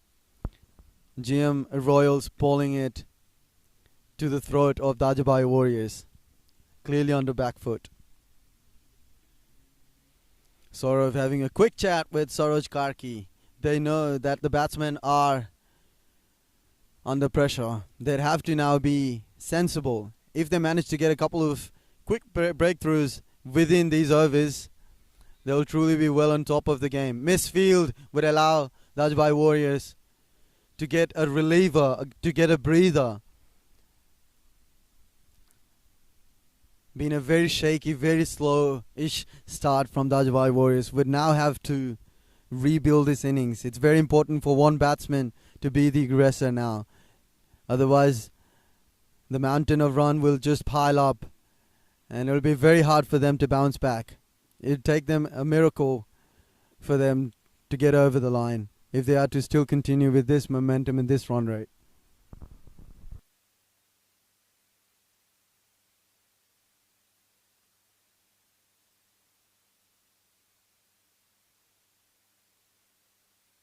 That's up in the air. Will fall a bit forward of the 30-yard fielder. Was looking for a couple, Anurag. Been denied by the non-striker Janak. Janak has been frustrated by the batting display by Dajubhai Warriors. Have not been managed. This has been a very frustrating watch. A brilliant over by Saroj. Only conceding 5 runs. The last over of power play by Dajubhai Warriors. Mind you, that anything can happen in game of cricket. If this over is to go for a decent run flow for Dajubhai Warriors, they can truly get back in the game. 40 is what they should be looking forward to at least. Say 36, a runner ball would also do. So they'd have to manage this over well. Bikesh with a brilliant over on his back is now brought into the attack for the second over is play. That's up in the air, will fall short and is truly well in the gap for the first maximum by Dajubhai Warriors.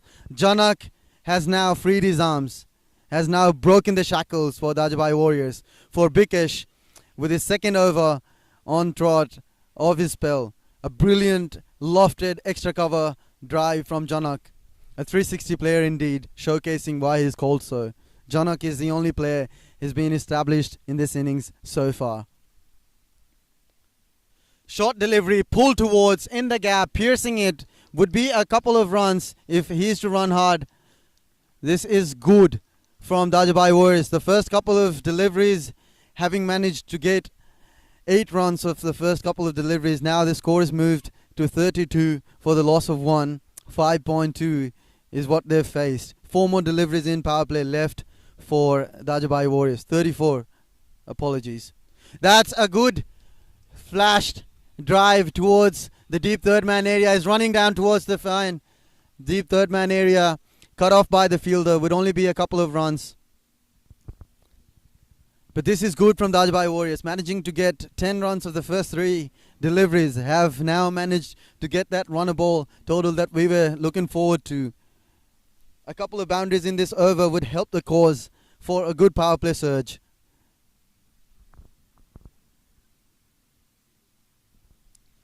Slower through the air, managed and negotiated, tucked it down towards the point fielder, Gully Moore, for yet another single.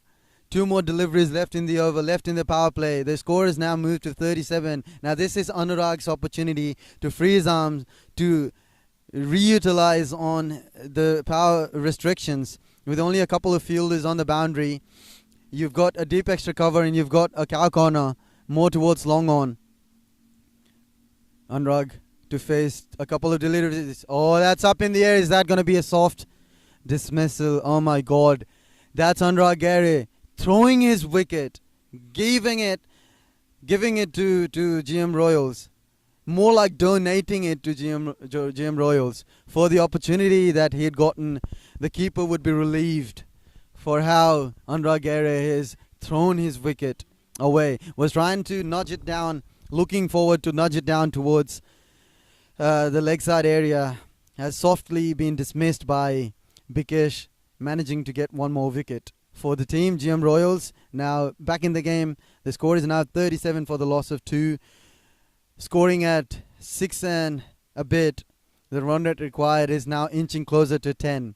Now this is going to be a very tough task for Dajubhai Warriors to get back in the game and to bounce back from here now onwards. 140 would be required of the 14 overs, inching closer to 10 per over.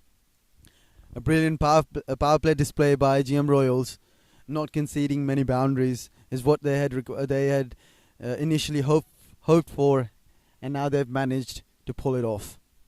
Bikesh with 1 last delivery of the over. It'll be interesting to see the batsman's approach, because if you think about it, you've still got 1 more delivery. The power play restrictions are still on, but with the pressure that they now have on their shoulders, it'll be interesting. Is the batsman going to utilize on the power play restrictions, or is he going to negotiate and maneuver the field restrictions accordingly? Bikul Shahi is the next batsman on crease, is to face Bikesh for the last delivery of power play.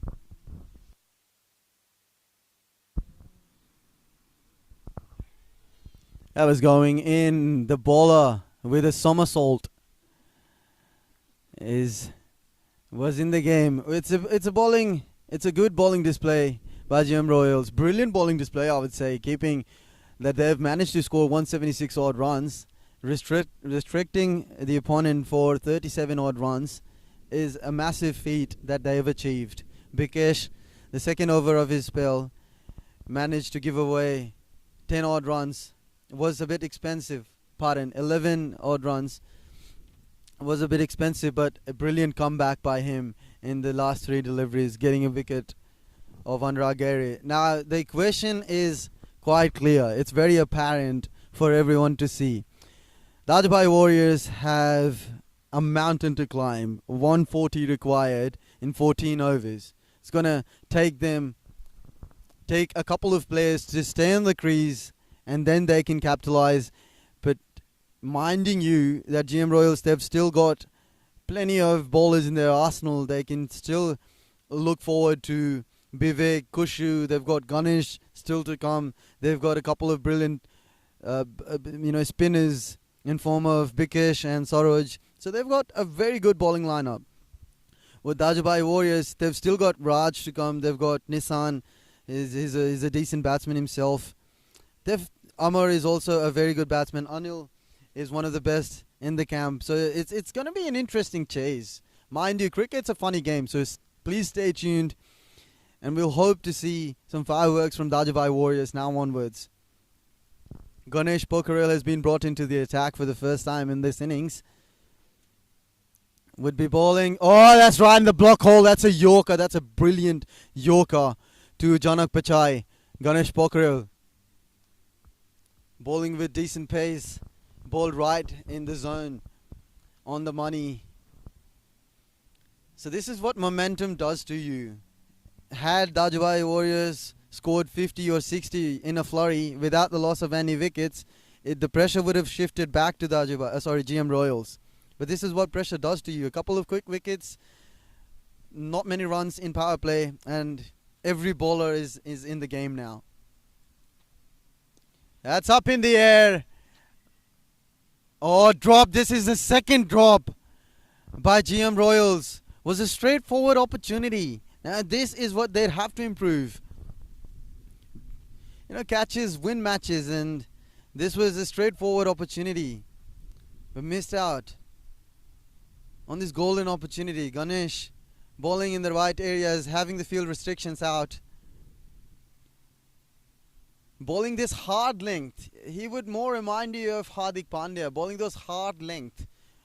Or the likes of Jofra Archer for that matter. Bowling those hard length. Dropping it short, bouncing it for the batsman, to not letting them free their arms. It's an interesting tactic by the bowler.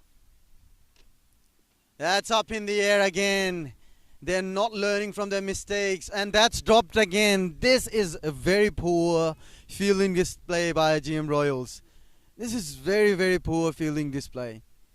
He had ample amount of time for him to reposition himself and could have easily taken this catch, but has missed out. Now this is 3 drop catches by GM Royals, mind you. This is going to cost them. This is up in the air. That's yet another opportunity. And that's dropped again. What's happening? 3 drops in this over for GM Royals.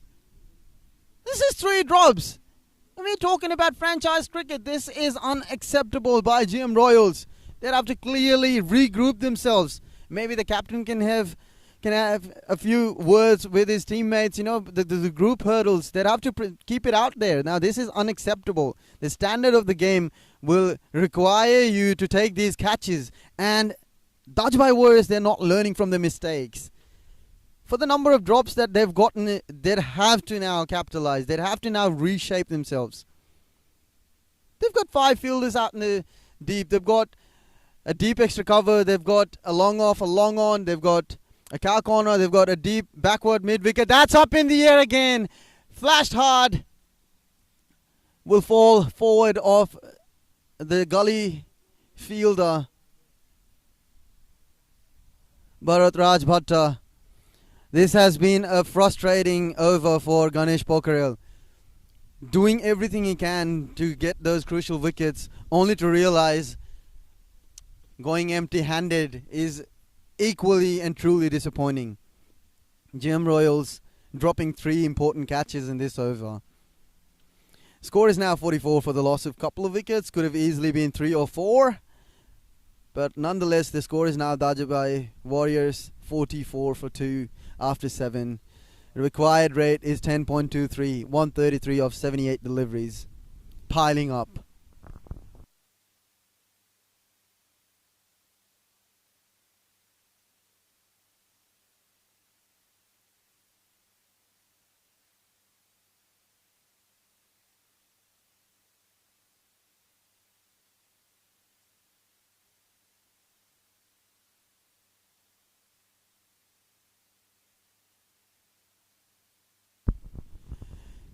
Leg spinner being introduced, first time in the attack by Janak Pichai towards the car corner. Samir Sapkota is the first leg spinner of this innings, or of this match so far, of CNPL SBA, CNPL 2.0. Bowling it slow through the air, trying to generate very slow through the air. That's missed the stumps by inches. Now this is frustrating for the Dajubhai Warriors. Now both these batsmen trying to capitalize, trying to accelerate, trying to be aggressive, but they cannot. Would be yet another single towards the deep point area. Would be cut off by the fielder Vivek. Samir Sapkota bowling it nice and slow, knowing the fielders, knowing that there are 3 fielders down in the deep, 2 down the ground. Long off, long on, out. You've got a cow corner, you've got a deep square leg. This is swept nicely towards the deep square leg area. Oh, pardon me. Towards cow corner. More deep backward cow corner. Would just be a single. Sumit Sapkota bowling it very nice. Very nicely bowled. Flighted up. Knowing that the field restrictions are now out. Dajubhai Warriors getting an easy couple of runs. There's been a drought of boundaries for Dajubhai Warriors. Have not managed to get those boundaries. It's very disappointing for Dajubhai Warriors. Faster through the air. Pulled nicely towards the deep square leg fielder. Would be cut off by Ganesh just for a single. A surprise delivery for the batsman Sumit Sapkota for his final delivery of the over. Finishes the over with yet another single. The score is now 49 for the loss of a couple of wickets. After 8, pardon me, 50 is up for Dajubhai Warriors after 8. Scoring at just over 6 per over. Now the required rate has piled up to 10.5. 127 required of 12 overs. They need a boundary each over from here now onwards if they are to see it through. Mind you, they've still got wickets in hand. They've still got 8 more wickets in hand. Now Ganesh Pokharel, the unlucky bowler from last over, is brought into the attack for the second over from his spell. Oh, brilliant Yorker. Is starting with Yorkers Ganesh Pokharel. Even the last over is starting with the Yorkers. Ganesh Pokharel is very unlucky.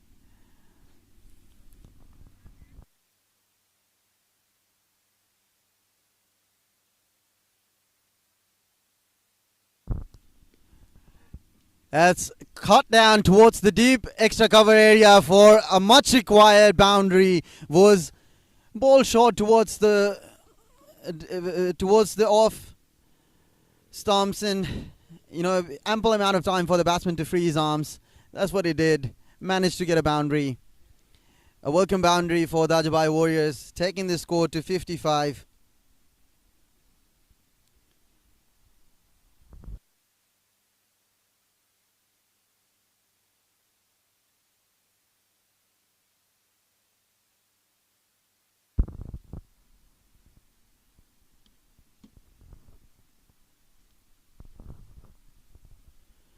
This is quite underwhelming for the Dajubhai Warriors for how they have performed so far.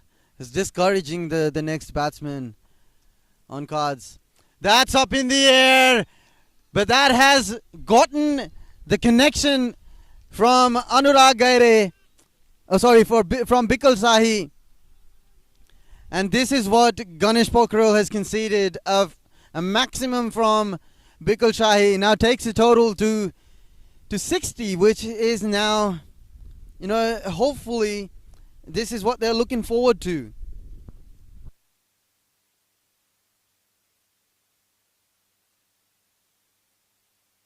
A brilliant connection by Bikal Shahi. It was in the range, was in the slot by Ganesh Shahi, and this is what pressure does to the bowler.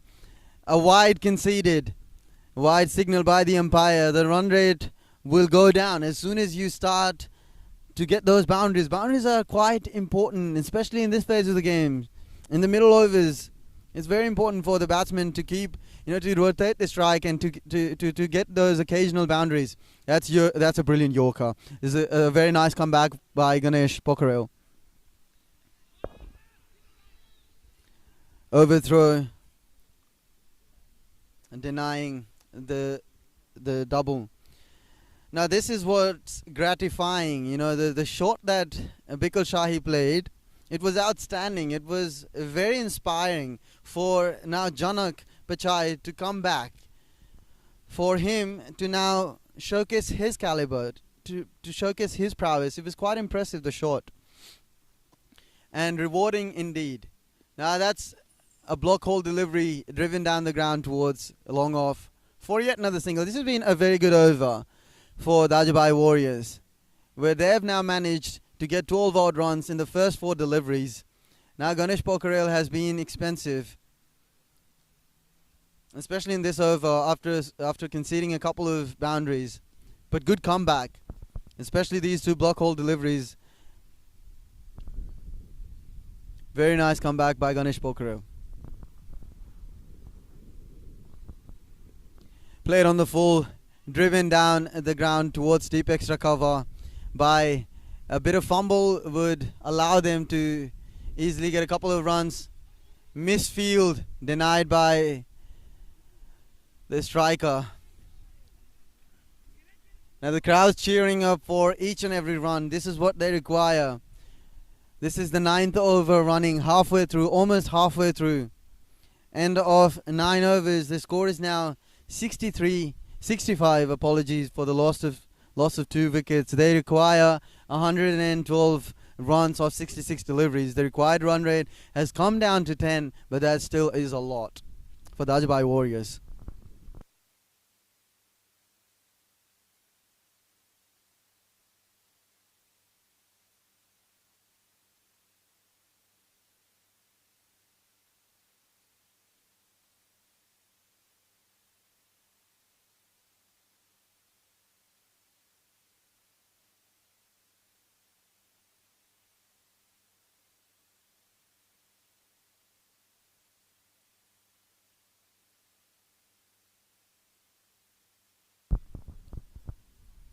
Samir Sapkota has been brought into the attack, bowling it fuller, bowling it slower, giving the deliveries the much required flight, bowling it nice and tight.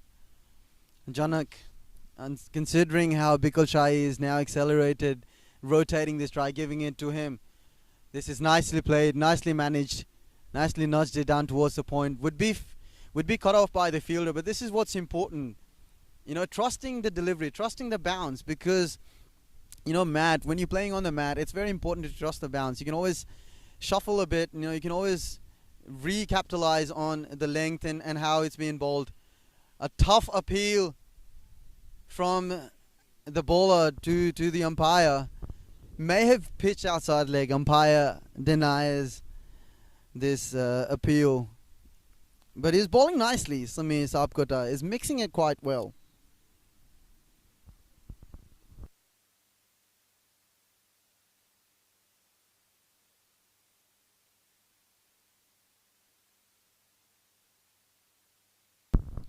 Samir Sapkota, being very disciplined in this over, has been outstanding and very calculated for how he is bowling.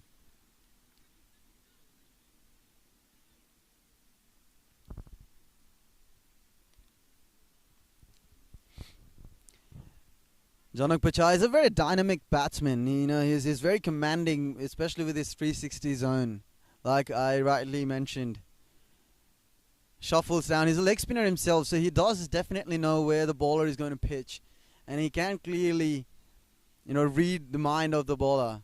But this is hard. Samir Sapkota is bowling, with a very smart mindset, with a very skillful intent, with a very steady length. And it's very important. Now, this is what's required from Samir Sapkota. This is brilliant bowling display, mind you. He's keeping it very tight. So halfway through mark, the score is now 67 for the loss of a couple of wickets. It's going to be a very challenging task for the Dajubhai Warriors to bounce back in the game. But mind you, they've still got 8 wickets in hand. What's more painful for GM Royals are the drop catches that they've easily allowed Dajubhai Warriors to still settle. Bikul Shahi and Janak Pachai are going quite nicely with how they've managed to build a partnership, build a momentum, shift it back to their camp. And with 30 runs, the partnership from 25 deliveries, they have now managed to bring their team back in the game slightly so, but this is what's required. A little bit of momentum is what's required to bring you back in the game. The run rate required at the moment is 11. 110 is required from 10 overs that's left. The second phase of this innings will bring you alive in about a moment. The players are to take a short drinks break, which is rightfully so very much needed. game plans and team hurdles, GM Royals would be telling their fielders to improve their standard and how they would have initially wanted their fielders to field. Dajubhai Warriors will be regrouping. The batsmen will be focusing on now capitalizing more so often. So this is going to be a very tight chase afterwards. Mind you, anything is possible. It's a funny game of cricket. Few good overs, 3 or 4 good big overs for the Dajubhai Warriors can snatch this game away from GM Royals, can bring Dajubhai Warriors back in the game. We are bringing to you live from Lynham. Now we're changing ends, I suppose, halfway through the game. We are now bowling from pavilion end, moving away from apartment end. It'll be easier for the batsmen to score, I suppose, with the slope that would help them with a quicker outfield. I suppose the wind's also supporting or favoring the batsmen in one way or the other. So it's going to be interesting to see this chase now onwards, considering all the elements, the key crucial elements that's now going to play afterwards. Stay tuned, and we'll be back soon.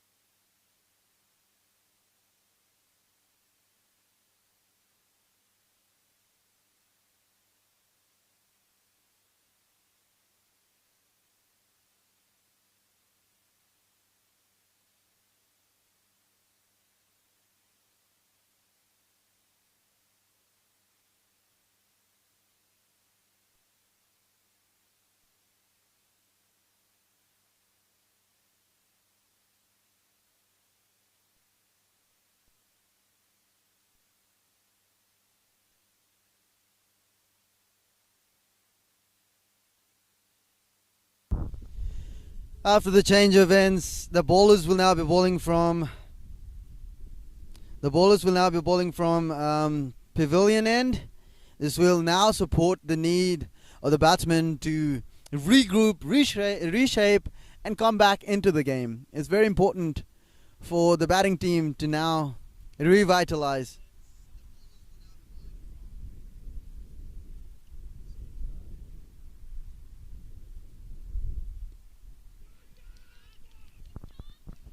The first maximum of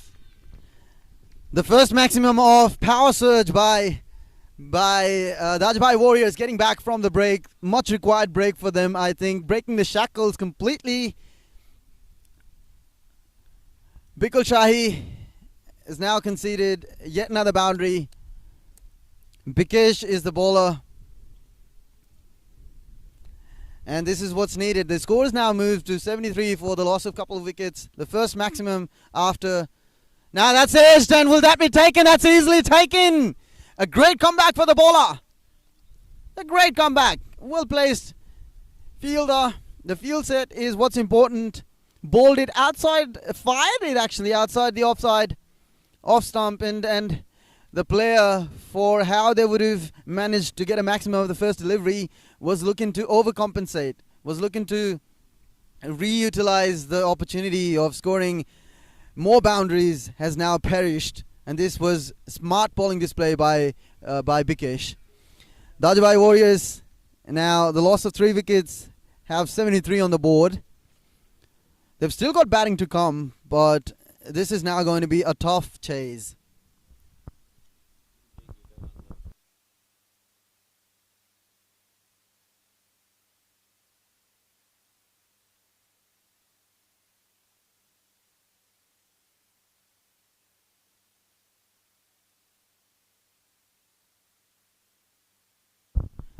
This is where the Dajubhai Warriors will be more reliant upon these two batsmen. Janak Pachai has been on the crease for the previous hour or so, has been there since the very beginning, has now scored 30 odd runs, and Anil Sapkota, the big hitter of the camp for Dajubhai Warriors, is now is now brought into the attack by the Dajubhai Warriors.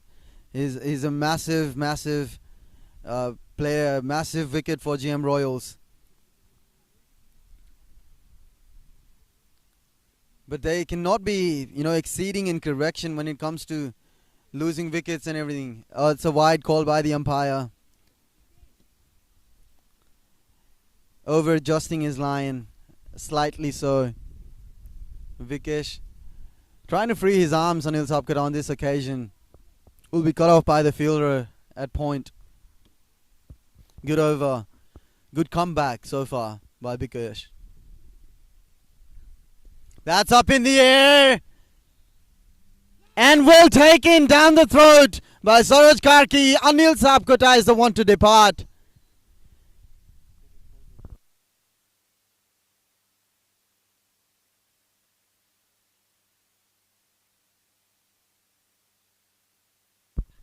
Anil Sapkota is the one to depart. Like I said, exceeding his limitation is what did him at this point of time. And mind you, spinners, it's very important for the batting team to kind of tackle these spinners, to understand where the field position is.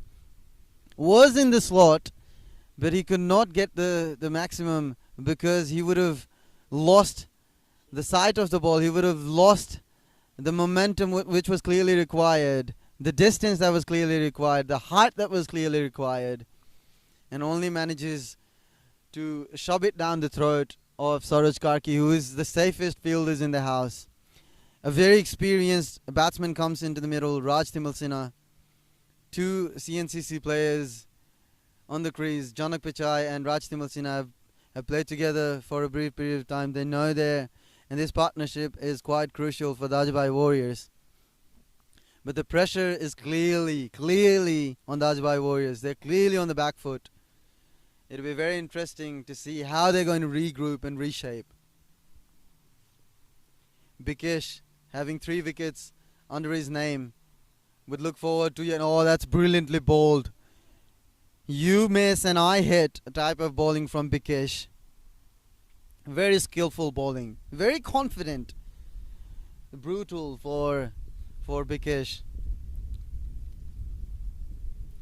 Slower up in the air. Slower delivery, flighted up, driven down the ground by Raj Timilsina, getting off the mark. The first run for him. This has been a brilliant over. After the 6 of the first delivery, he's now taken 2 wickets in this over. Quite a brilliant over for GM Royals. End of 11, the score is now 75 for 4. GM Royals truly on top of this game. Dajubhai Warriors now have to do something clearly about the run rate. The required run rate is 11.5 inching. It'll be very important for Dajubhai Warriors to get back into the game. Vivek Karel is brought into the attack after the initial first over. Now he comes back. Slower delivery, bowls it beautifully, rolls his wrist. And Raj Timilsina, soaking under the pressure, is now looking to play his natural game, but this is very hard. It's very tough for a batsman to bring back his natural A game after being on the back foot for the first crucial period of the game. That's a wide call by the umpire. Over exceeding his limit, overcompensating, like I said. This is what a fast bowler does. Bowling it outside the arc of Raj Timilsina. Decent delivery, very good. Getting into the pads of Raj Timilsina. Well negotiated for yet another single.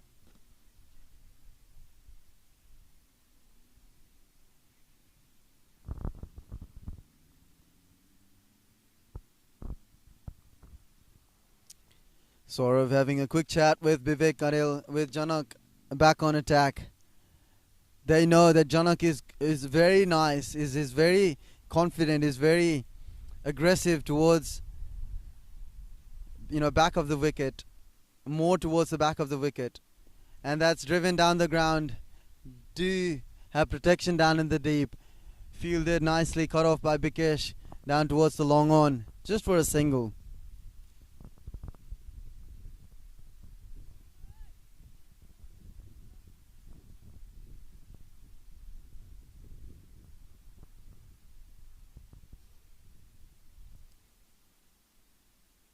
That's a short delivery. That's bowled him. Inner edge played on by Raj Timilsina. The ball was going away from him. Was not the right length for him to pull it. Did wanna pull it towards the gap, which was clearly there. Only manages to chop it off on towards the off stump. And Janak is disheartened. Half the team back in the camp. Janak is disappointed for not having the support. And you can clearly see him. He wants support. He wants players to stay with him on the crease. Raj Timilsina, with a very disappointing end to his innings, walks back to the pavilion. The score is now 78 for 5. Half of the team back in the camp. Dajubhai Warriors clearly struggling.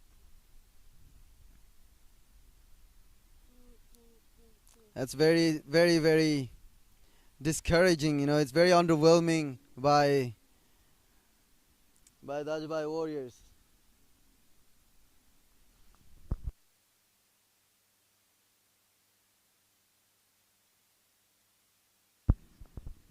It's a letdown by Dajubhai Warriors for how they would have initially hoped for how they would have initially wanted their team to perform. With an unsatisfactory performance so far, they're clearly on the back foot.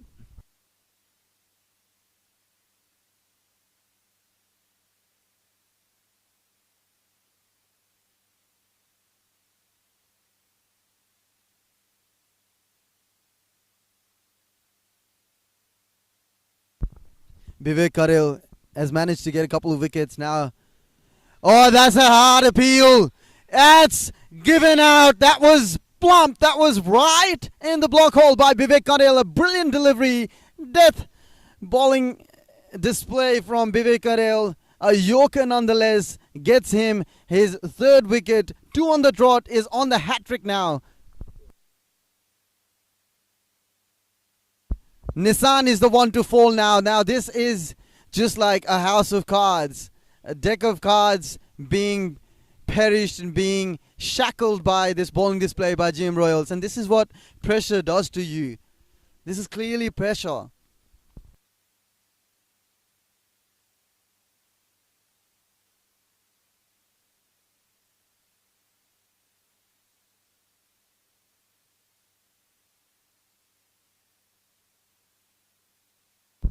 This is what expectation does to you. This was expected from Dajubhai Warriors, and because of the run rate required, the demand, the burden, the tension, and the influence of how they would have performed, the weight that was there on their shoulders, they could only overcompensate, and because of that, it was infuriating. And now this is the hat-trick delivery. The field is the same. Vivek Karel to slower delivery, that will change your pace. To Amar. Excellent over from Vivek Karel, taking 2 wickets, 2 crucial wickets for the team. Dajubhai Warriors, even after all the opportunities that they got, the chances that they got, could not capitalize, could not rebuild or regroup. Bikesh, with the last over of his spell, has been brilliantly.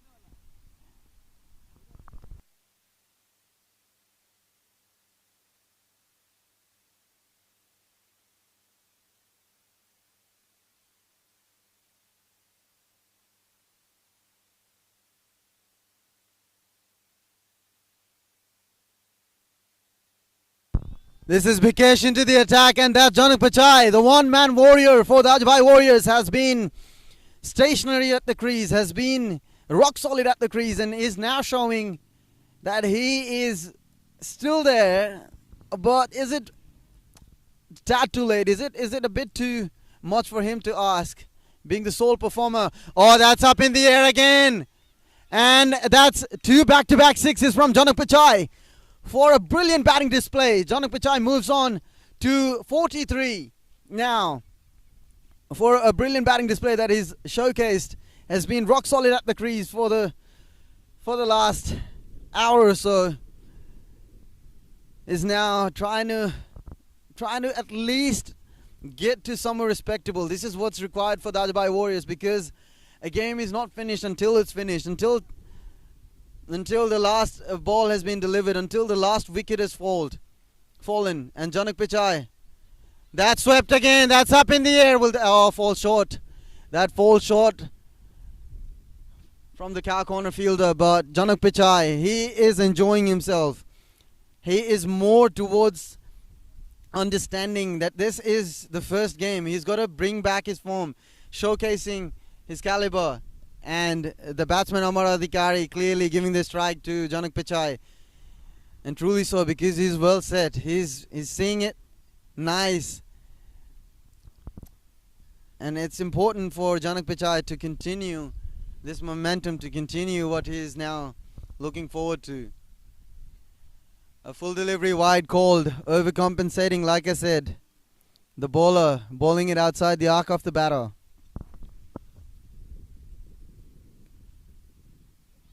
That slower delivery, that's flighted up in the air. And not this time around. Vivek Karel, for the drop he's made initially, is now compensating for that. Grabs it by the throat and Janak Pichai departs. Now this was the final hope for the Dajubhai Warriors. Goes down the drain. This is now looking very grim for the Dajubhai Warriors to get to that total of 177. Still require 84 odd runs in 44 deliveries. GM Royals truly on top of this game, has bowled wonderfully. This is going to be wonderful. This is going to be quite brilliant for GM Royals to kickstart this season with a thumping performance. And Saurav, Saroj, Vivek and Kushu and all these team members, they'll be so excited for the first win, to register and encounter the first win of this season.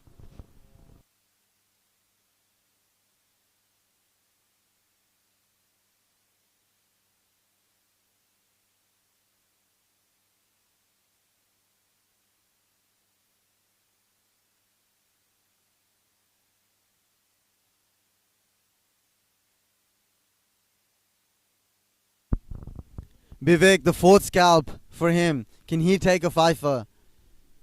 Oh, is that an edge? Is that a drop? That's an opportunity snatched from Vivek for how this could have been a fifer, the first of many for Vivek of this season. Pardon me, Bikesh. Apologies. He's now finished his spell. A wonderful spell for him. 4 for 36. And the Dajubhai Warriors struggling, clearly struggling. Kushu Kalwar is now back into the attack.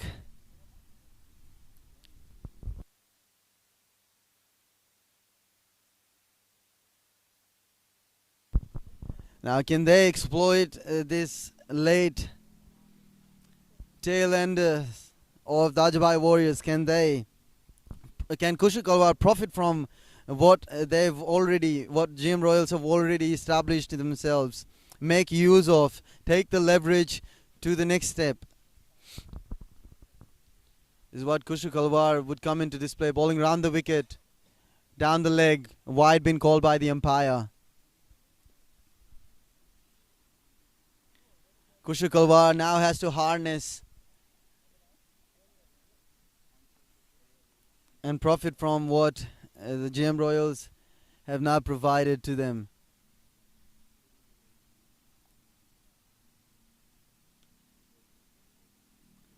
Kushu Kalwar down the leg again, over exceeding his limit, trying to bowl on the pad.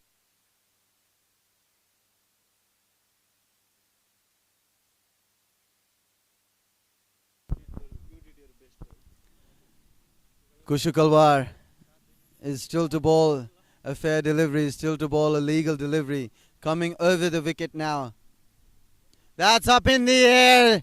Slogged nicely for a maximum. The score now moves to the 3 figures mark, a respectable mark. But it's a tad too late. The support was clearly missing from Dajubhai Warriors. But Amar Adhikari with a late flourish now still is taking this or ticking this clock more so towards taking Dajubhai Warriors. They've still got 7 overs to go, mind you. 1 batsman is all it takes. We've seen miracles in game of cricket. Now that's edged, and is that dropped? That's a full-fledged edge. That was intentionally edged by the batsman, trying to get a cheeky boundary for how Kushakalwa managed to change the pace at the very last moment. A drop by the keeper again. 2 drops by the keeper in this game. This all comes back to haunt you. Kushakalwar. That's in the block hole, well bowled. Great comeback by Kushakalwar.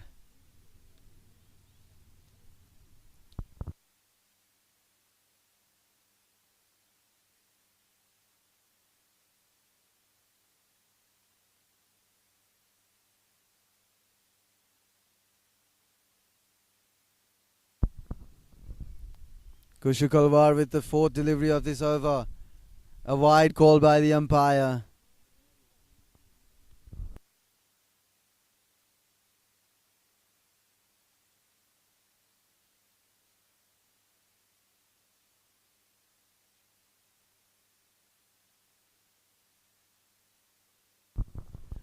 Kushakalwar is still to bowl 2 more deliveries of this over. That's a full delivery right in the pads. Driven down the ground just for a single. This has been a decent over so far, but like I said, Dajubhai Warriors could not regroup in this innings, have managed to give away a cluster of wickets throughout, and that has now made this total look miserable. Had someone stayed on the crease with Janak, this could have been an entirely different scenario. Yet another single by Amar Adhikari. Amar is the last known batsman, I suppose. Nilesh can bat a slight bit. You can still achieve miracles. As I said, cricket's a funny game, but you've still got to stay on the crease. You've got 6 more overs. Oh, pardon me, there's 1 more delivery in the over for the Vice that Kusha bowled. Last delivery of the over, slower delivery, good change of pace. That's a dot delivery, end of the over. The score is now 105 for the loss of 7. The required run rate is 12, 72 of 36. The question is quite clear. Only they need is a support.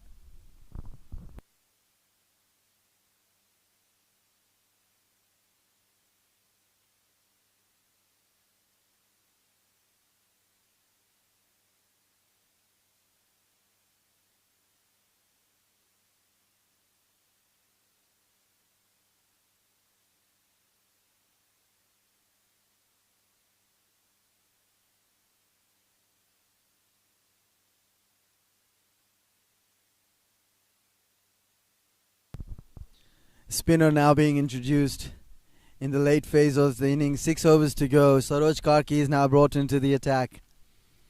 Has bowled brilliantly for the couple of overs that is bowled, only conceded 9 runs. Saroj Karki quicker. A wide call by the umpire. 71 now required of 36 deliveries. Anything is possible, guys.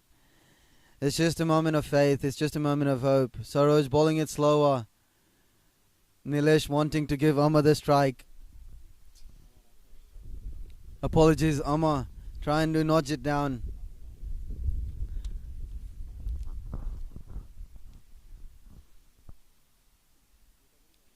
Saroj faster to the air, and that's up in the air. Would be a tough chance with the wind and everything. It's sailing through. The wind plays the factor. This is what's so important by the Dajubhai Warriors, to understand and to accept that this is where they got it wrong. They could have easily stayed on the crease, and with the wind and everything, they could have managed to score consecutive boundaries each over, now more so often. But this is painful to watch for the Dajubhai Warriors with the loss of wickets. Still hopeful, but it's a bit too late for how they would have wished to. That's a wide, a bit of fumble by the keeper. Wide signal by the umpire. Saroj Karki getting expensive to a point. The body language is very important by GM Royals. You cannot take anything lightly. That's a good shot. Down towards, cut nicely towards the deep point area. Will be cut off by the fielder. But will be easy. Couple of runs. Adding the total. Taking the total to 115 for the loss of 7 for the Dajubhai Warriors.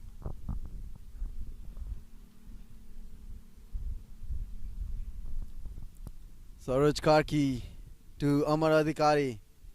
That's a good shot, but there is a protection down in the deep towards deep backward point area. Will be cut off just for a single, but Amar Adhikari is clearly showing the intent. He's more into the game and he's playing with a clear mindset, which is very important. Anything is achievable, especially with the Nilesh driving it down towards the short cover fielder for a dot delivery by Saroj. But this is what happens when you modern day game of cricket. Saroj with the last delivery in the gap by Nilesh will be cut off by the fielder. Amar wanting to, but Nilesh denied it. A right call, or they could have easily gotten it. It's up to the batsman. I mean, it's obviously up to the batsman. Anything could happen. End of the day, the batsman survives. The score now moves to 117 for 7. Required 60. 12 coming off this over, going with the required rate. But they need 12 each and every over. 30 deliveries left. 60 more required. Sba Cnpl is now being brought into the attack. Was successful last over. Very successful indeed. A hat-trick opportunity for him. Sba Cnpl bowling right in the block hole. A Yorker for that. In the gap down towards the deep score leg field. Gets an easy couple of runs. 2 is what's required of every delivery, and this is what they're getting.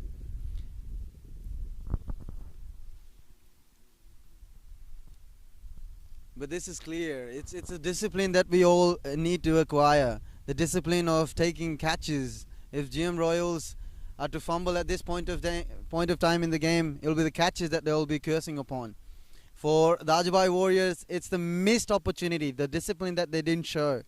After having been given multiple opportunities, they could have easily revitalized and capitalized on that aspect, on the leverage that they had gotten in the gap.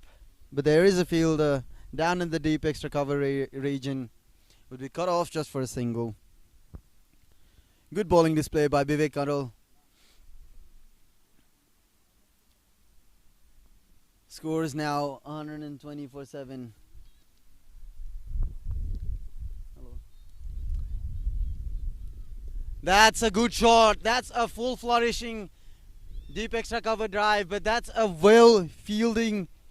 That's a very nice fielding display. Well fielded down towards the extra cover area.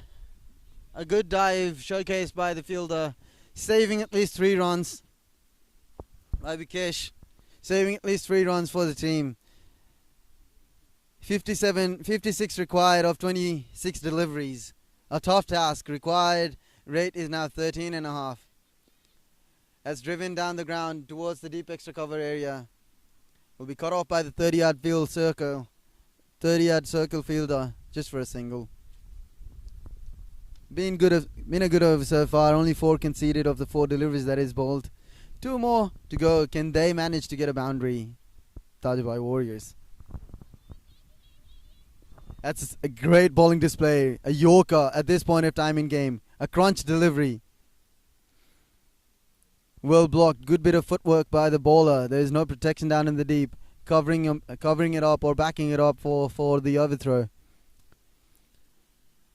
Now, keeping in mind that this is only the first game. That's the over. That's the end of the over.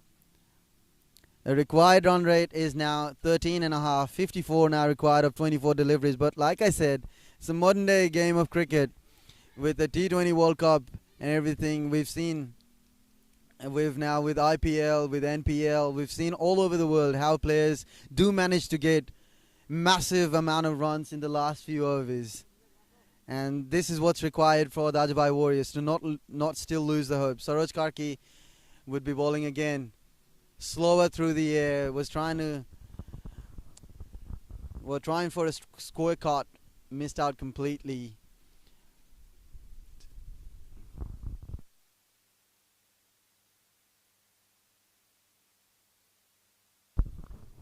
Saroj Karki slower through the air. That's a slog sweep down the throat of the fielder. Yet another opportunity taken by GM Royals, compensating for what they've done. Taking every catch is now 8 down for the Dajubhai Warriors. Now it only seems a mere struggle for them to survive the 20 overs. The Dajubhai Warriors now have lost 8 wickets for 123. Required rate is now piled up to 14.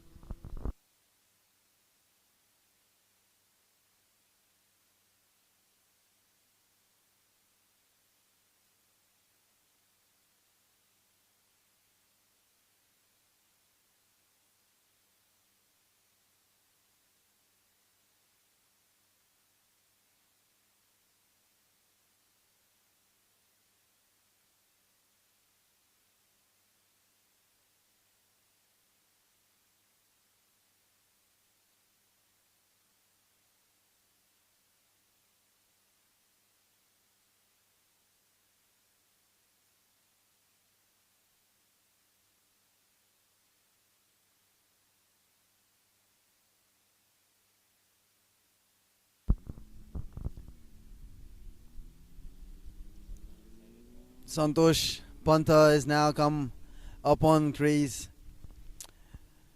Nilesh is yet on the crease. Santosh Pantha, now that's up in the air. Would the keeper be able to grab it? Falling a bit forward of the keeper. Saroj Karki is now, it's a mere formality for GM Royals. Now it all comes down to net run rate, and Dajubhai Warriors would like to inch closer to the total to have a decent net run rate. Saroj Karki bowling it, firing it up. That's yet another opportunity, and Saroj Karki takes one more. Nilesh, the last known batsman, departs. Dajubhai Warriors, now it's a mere formality for them to stay on the crease for the next 21 odd deliveries that's left. It's been a very disappointing chase, especially after the drop catches that was gifted to them. This has been discouraging, disheartening and infuriating for Dajubhai Warriors. They were trying so hard. They were vexing for it, but they could not. They could not overmake up for it. They could not overbalance it. Could not overemphasize on anything. The only difference between both of them was the match-defining innings by two key players from GM Royal, Saroj Karki and Kushik Alvar. Saroj Karki yet again showing how good an all-rounder he is. Same with Kushik Alvar for how brilliantly he's bowled with his brutal, dominating, fearless bowling display.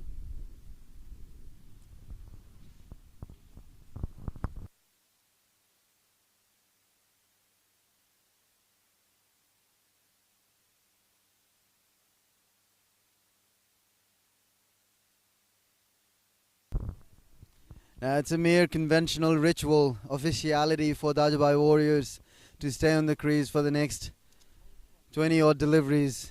The decorum is well set. The protocol for them is to play these overs through. Saroj Karki with the final delivery. Oh, that missed the stumps by a fair margin. The procedure now for them is to stay on the crease for the next 3 overs or so. Saroj Karki firing it in to the tail ender, Sumit Paral. The end of the over, a very successful over for Dajubhai Warriors. Saroj Karki is now 2 scalps under his name. Is a decent candidate for man of the match with how much he scored and getting a couple of wickets. Kushik Alvar would have been a sure certain man of the match had he taken a wicket or so. is in the attack now, being trusted by the captain Saurav to take the final wicket for Dajubhai. For GM Royals to close the ceremony, to close the proceedings for GM Royals, for which has been a quite comprehensive, one-sided game display by GM Royals. They've excelled in the batting display, and now they've managed to showcase a wonderful, wonderful bowling display. Kushu Kalwa, that's Yorker, that's up in the air. Will that be taken? Will that be the final nail in the coffin? And that is it, ladies and gentlemen. Dajubhai Warriors have been bowled out. The innings has been wrapped for 124, with GM Royals having won this competition, won this first competition between them and Dajubhai Warriors by 53 runs. Kushu Kalwar having outperformed after taking a crucial final wicket for them, would be a clear contender for man of the match for how he scored 59 odd runs. This is what was required for GM Royals, and they've outperformed and outclassed the Dajubhai Warriors in all departments apart from the fielding department. So GM Royals would clearly have to regroup as a team and reshape their fielding unit afterwards. Now this is interesting because Bajgai, after 4 scalps to his name, after taking 4 crucial wickets, has been named the man of the match for this competition between Dajubhai Warriors and GM Royals. Bikesh Bajgai had also scored 9 runs in the first innings and taken 4 wickets. Is the man of the match, clearly so, rightfully so, for this innings. The summary of today's game is the first match of CNPL 2.0, GM Royals winning the game comprehensively against Dajubhai Warriors by 52 runs, with boosting their net run rate to 2.60, giving them a tough lead in the first game, winning the game by 52 odd runs. When it comes to the leaderboard, Hemant Mandal taking 4 wickets for Dajubhai Warriors, Bikesh Bajgai taking 4 wickets for GM Royals.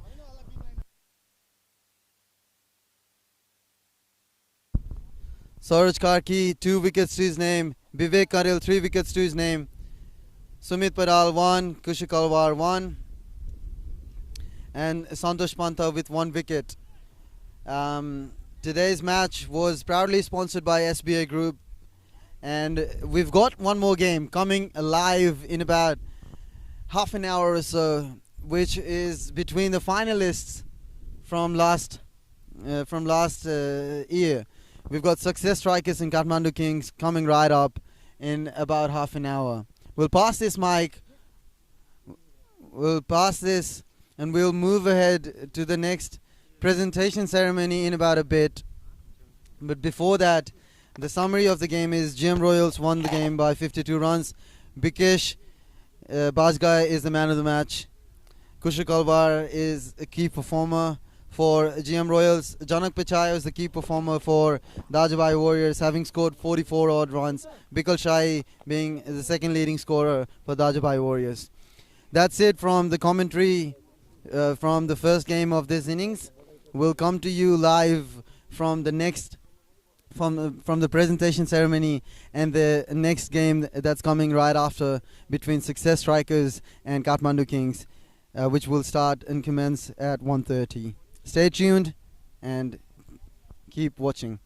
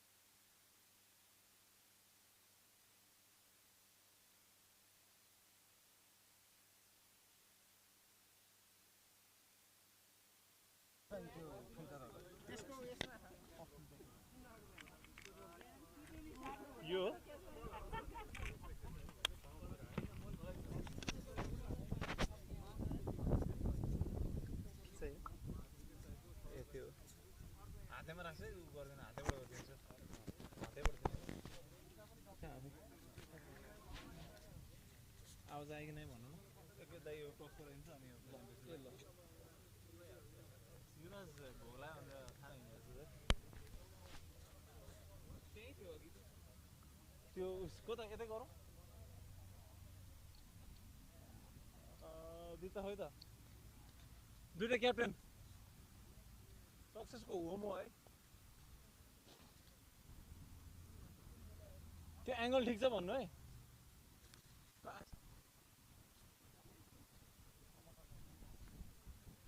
टस टस यस्तो टाइममा लाउने गयो के फाइन्छ लाग्छ के भन्ने त्यो सब्स्टिट्युसन फिल्डर त राख्दा नि हुन्छ होइन त्यस्तो केही पनि होइन 12 मिनट राख्यो 12 मान्छे राख्नु तर जस्ट इन केस अब त्यो फिल्डर चेन्ज गर्दाखेरि त्यो मिल्छ चस्मा लगाएर आज मेरो चाहिँ चस्मा लगाइरहेको छु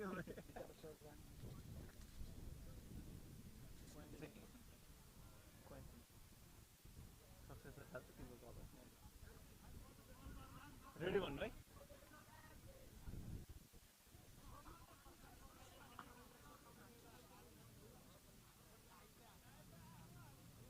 रेडी भएपछि भन्नु है दाइ तपाईँले फ्लिप गर्ने है तपाईँको होम गेम हो अनि रेडी भएपछि त्यसलाई गर्नु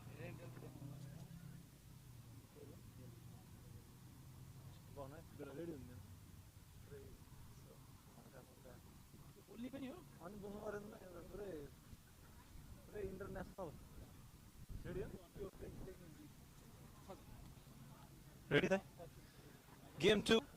Game 2 of Sba Cnpl Season 2. I've got the two captains, Success Ashish Bhai and Praveen Bhai from Kathmandu Kings. Success is going to spin the coin. Heads is the call. It's tail. Success have won the toss. I will bat first. What do you assess of the condition after seeing the first game? I think I was just looking at the first game and then saw how they defended 170. So I was just taking that into account and choose to bat first. Do you reckon spinners are going to play a big role in this game? I think throughout the tournament, spinners will be very handy to have. What's your team composition for today? Well, this is the first game, so we're just playing a regular team. There's no any orthodox team or anything like that. Thank you and good luck.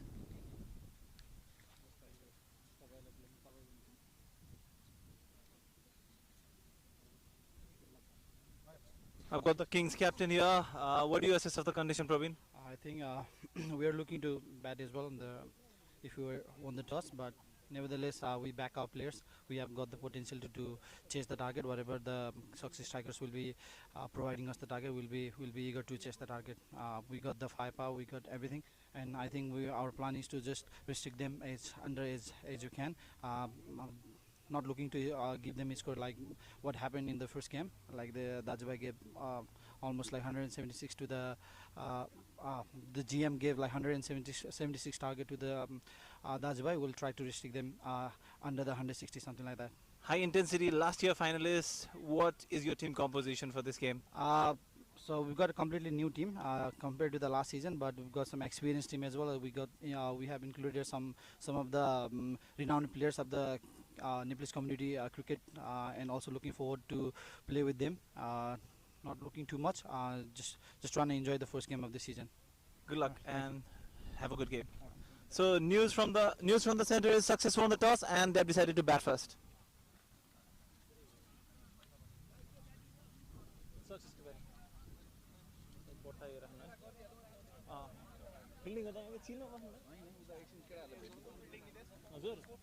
Kings.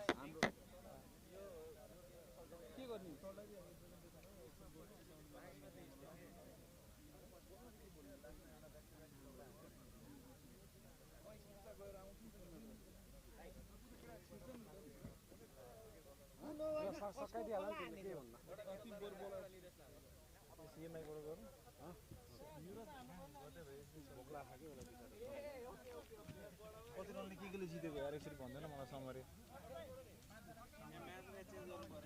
मलाई summary भन्दैन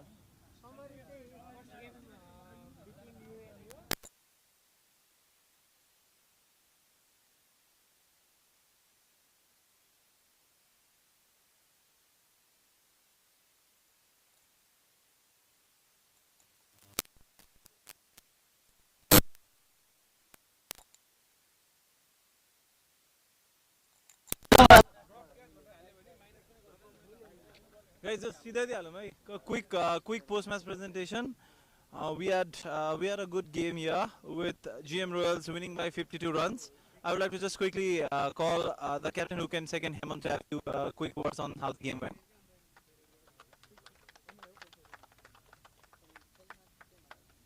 pitch राम्रै थियो 20-25 run हामीले बढी खायौँ catch drop गऱ्यौँ 24वटा extra फाल्यौँ तिनी नै यही हो हाम्रो हार्ने अहिले नेक्स्ट गेम हामी बाउन्स ब्याक गर्छौँ definitely. Good luck. Thank you, Hemant. And I would like to call winning captain Saurav as well to have a quick word on how the game went and what's the team morale like. Thank you, Dai. Hard luck to boys. Congratulations to the boys. हामी जे plan गरेर जे गरेर आएको थियौँ. Obviously, I think more than 60% हामीले गऱ्यौँ. Lack गरेको कुराहरू छ. Always first game of the tournament, new bonding, new team, matchup मिलाउनदेखि लिएर सबै थोक टाइम लाग्छ. So just believe in yourself and we'll just keep this momentum forward. Hard luck to boys. All the best for the other matches. Thank you. Thank you, Saurabh. And here with us is Suvarnadai, who is the owner of Kathmandu Kings as well. I would like him to present the Man of the Match award to Bhai for his 4 wickets for 36 runs and a quick 9 run from 6 balls. Bikesh Manjan.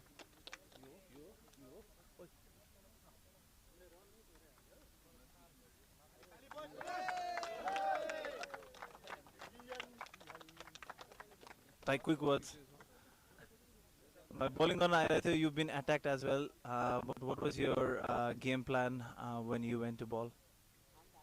Plan त त्यही सिम्पलै थियो हैन. जति attack गरे पनि आफ्नो स्ट्रेन्थमा stick हुने मैले त्यही गरेँ.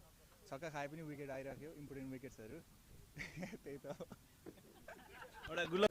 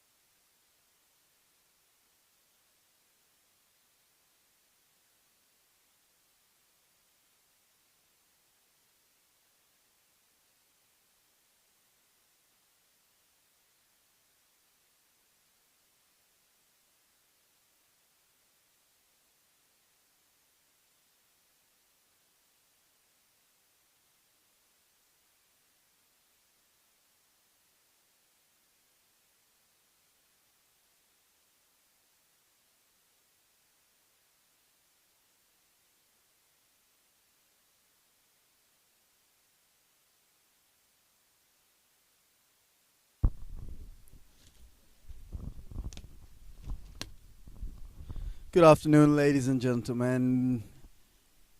We'd like to welcome you to the second phase of today's competition, where we're having Success Strikers and Kathmandu Kings, the finalists of last season, head to head in the opening for the first time in this opening day of CNPL, the first week of CNPL, Sba Canberra Nepalese Premier League Season 2. Streaming you live from Lineham 209. The news from the center is Success Strikers have opted to bat first, and Kathmandu Kings are well and truly up on the field. It's going to be a very interesting battle between these two teams, two very strong teams. For last season, how Success Strikers were nearly on the back foot throughout the innings, only realized they had won a very crunch game in the final. These two are the finalists from last season, and we've received the playing 11 for both these teams. Success Strikers, we've got Ashish Devkota, one of the most explosive, the highest run getter from last season. He's one of the most brilliant batsmen when it comes to destruction, when it comes to achieving what he wants to achieve. You got Arjun Kiesi, you got Ashish Lamsal, Deepak Dingana, Divas, Milap Silwal, you got Pradeep Elbase, Pradeep Kesi, Sanjay Bhatta, yet another very hard core batsman. You got Sharad Pokharel, and you got Sumit Rumal. For Kathmandu Kings, you have Probin Thapa, one of the most explosive batsmen in the camp.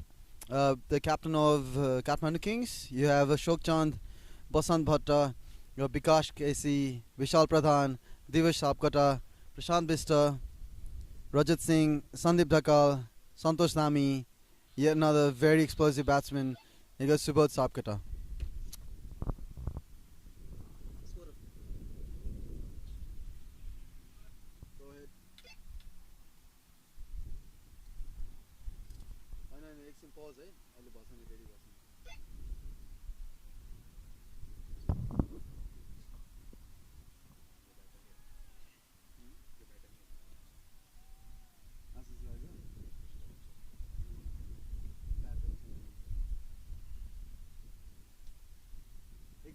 Pause.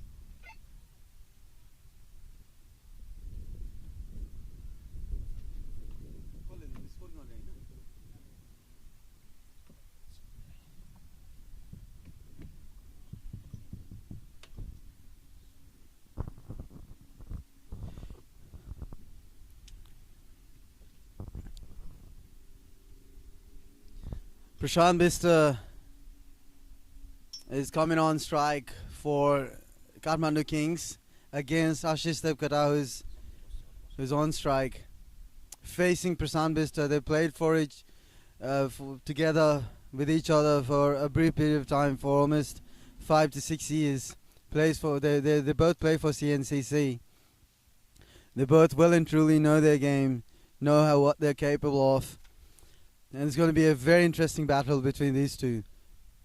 Prashant Bista versus Ashish Devkota. Prashant Bista commencing the innings after Kathmandu Kings have been set into bat from the apartment's end.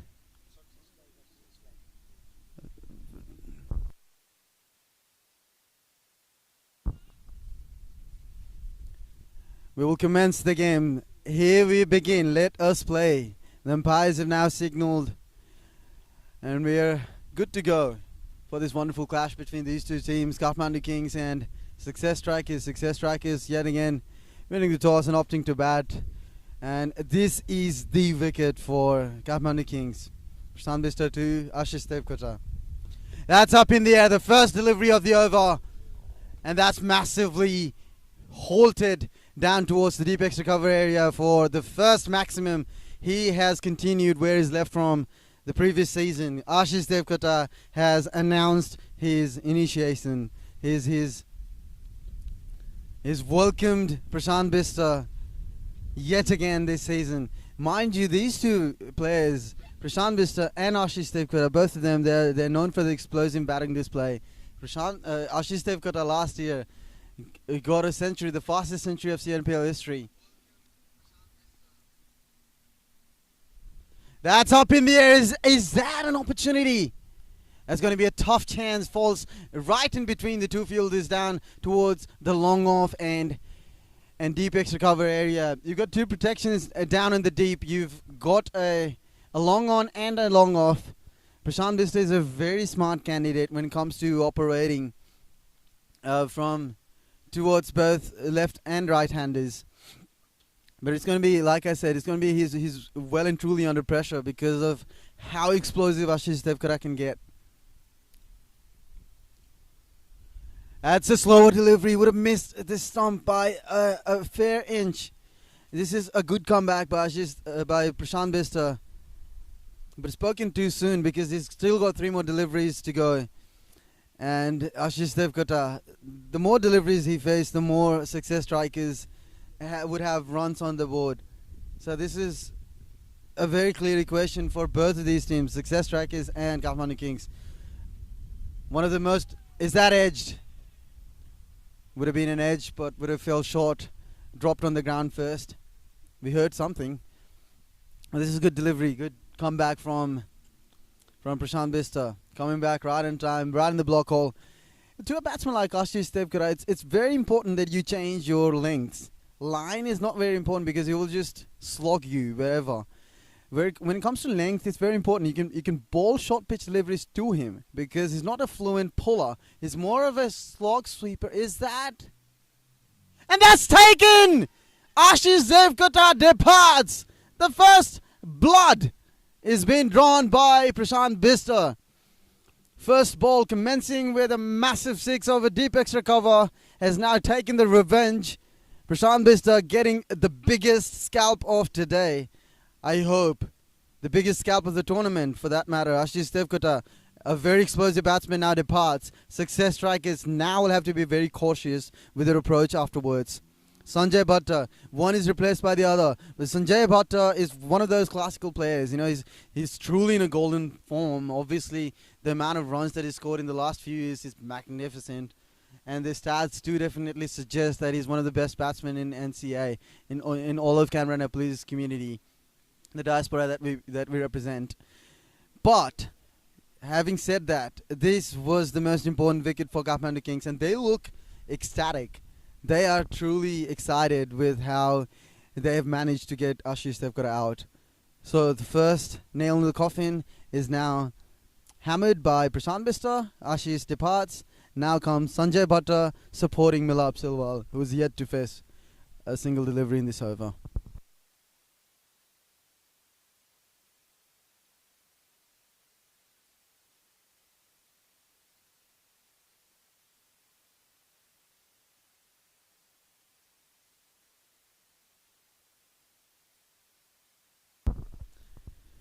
The last delivery of the over, Prashant Bista from the apartments, and would be bowling the first delivery to Sanjay Bhatta. Sanjay Bhatta goes for a flashy drive. A loud appeal from the team. Denied, rightfully so, by the umpire. After the end of an eventful over for both these teams, Success Strikers are now 8 for 1. Kathmandu Kings draw their first blood in form of Ashish Devkara is now back in the hut. Kathmandu Kings truly in the game. The first over done, the score is now 8 for 1.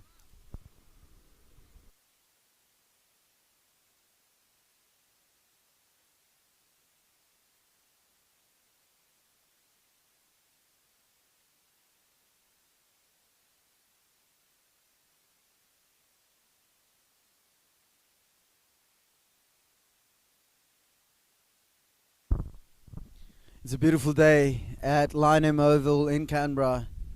It's a wonderful day for cricket. A bit overcast throughout today, but now has cleared up. The sky is now good. It's a wonderful, wonderful atmosphere. The first season of Sba Canberra Nepalese Premier League. Prashant Bhatta is now brought into the attack for the first time in this innings. For the first time for Kathmandu Kings, representing Kathmandu Kings. He's one of the retained players from last season. Would be bowling to Milap Silwal. Milap Silwal is a very explosive batsman himself, but they've now got to regroup and reshape their innings. because that's a top edge, but would fly past the slip fielder, would be running towards the boundary, is cut off by the fielder. Nicely done, but they've taken an easy couple of runs. So 2 runs added to the total of success strikers. The score is now moved to 10 for the loss of 1.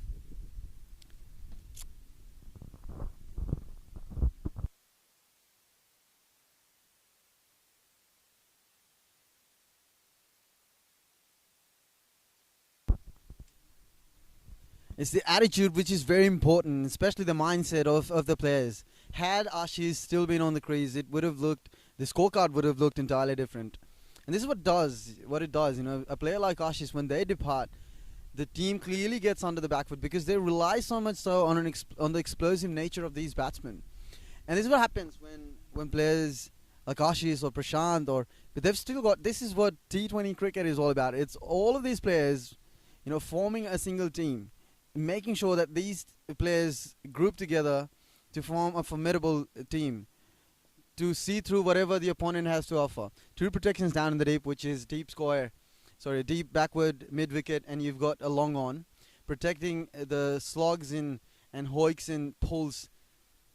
But Sanjay Bhatta is, like I said, he's a very classical candidate. And Basant Bhatta, 2 Bhattas competing against each other. Basant knows he can go straight down the ground, has brought his protection down in the long off area, tight, yes and no. But Milap, it was his call, and clearly comes onto the crease. So this is a decent over from Basant so far. Has only conceded 5 runs, pardon. Apart from the first flurry of hit from Ashish Devkota, the score is now halted for a slight bit. Now Milap Silwal goes big, slashes it towards the deep point area for a massive 6. This was a brilliant shot, comes down the ground, reaches to the length of the delivery and slashes it wonderfully, classically towards the deep point area for yet another second maximum of this innings. Success strikers now move to 19 for the loss of 1. And now this is a statement shot, I bet you, because for what Kathmandu Kings were more, relaxed and would be hoping, okay, Ashish is now departed, we can now slow them down. This is a slap on the cheek of success of Kathmandu Kings by Milap Silwal, showcasing his true colours of what he's capable of. Sensibly played, nudged down the ground, easy single taken. Could have been a tight call if the players were a bit closer towards in the 30-yard circle.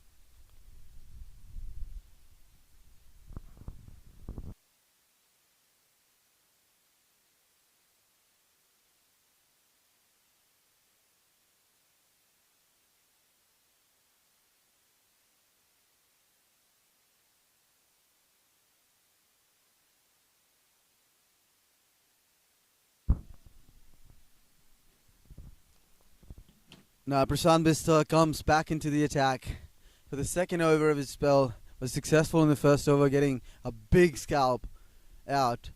Ashish Devkota, who could have proven so crucial, especially in the first game. You need your momentum to go in your way. This is what happened. Previous edition, Prashant Bistar to Milap Silwal, played on the up and yes and no. This has been tricky when it comes to Sanjay. He's always cautious of not throwing his wicket away. And that's when yes-no calls are very consistent when Sanjay is on the crease.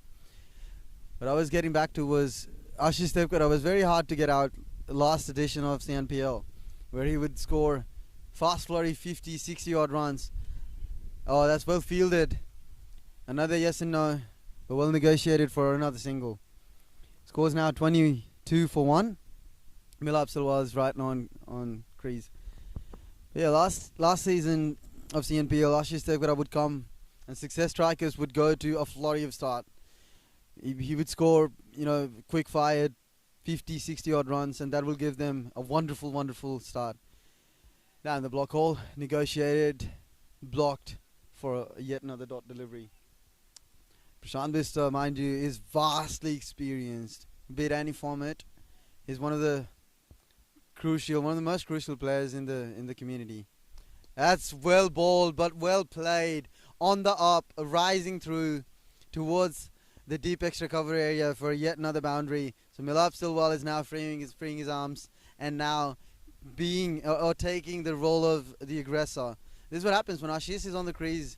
You are more silenced, but as soon as he goes, everyone starts to outperform each other. This is what the presence makes you do. This is the aftermath, sort of ripple effect of the situation. Short delivery, negotiated nicely, pulled it towards the deep fine leg area for yet another boundary. So this is back-to-back boundaries for Milap Silwal, and this is what they would definitely need. You know, a quick fiery start, and they've already gotten it. Apart from the big wicket of Ashish, they've now shaped this innings really comfortably. The run rate now is 10.6, which is very good. It's taken on the full, driven down the ground, will certainly be cut off for just a single. So end of the over, an expensive one from Prashant Vista. Score is now 31 for the loss of one, going at 10 per over is success strikers.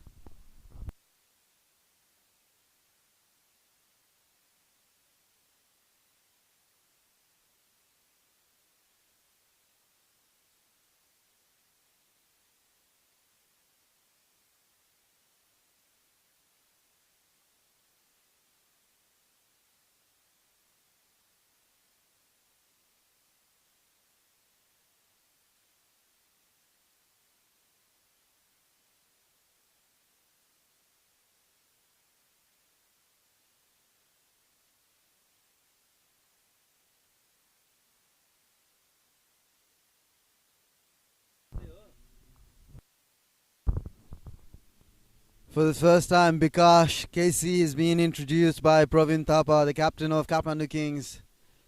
Removing Basant Bhatta from the attack. Bikash would be bowling from the apartment's end. Now Milap Silwal is trying to shuffle back, and that's a wonderful shot. That's an authority shown from Milap Silwal. Charges down the ground. Bikash Casey thinking about bowling or pitching a shot towards the body line, but that's a magnificently pulled shot for the biggest six of the day. This has been wonderful from Milap Silwal. Like I said, taking the role of the aggressor is very important. You know, filling in the shoes, the massive shoes that would have been left void by Ashish Devkota after his departure.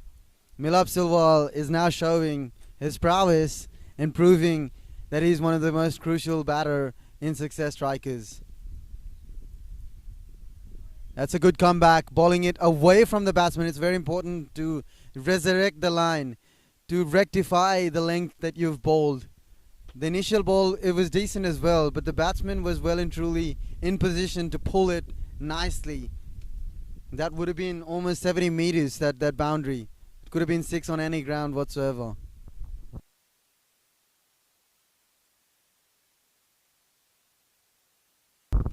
That's pulled again. There is no protection down in the deep, so that's poor delivery.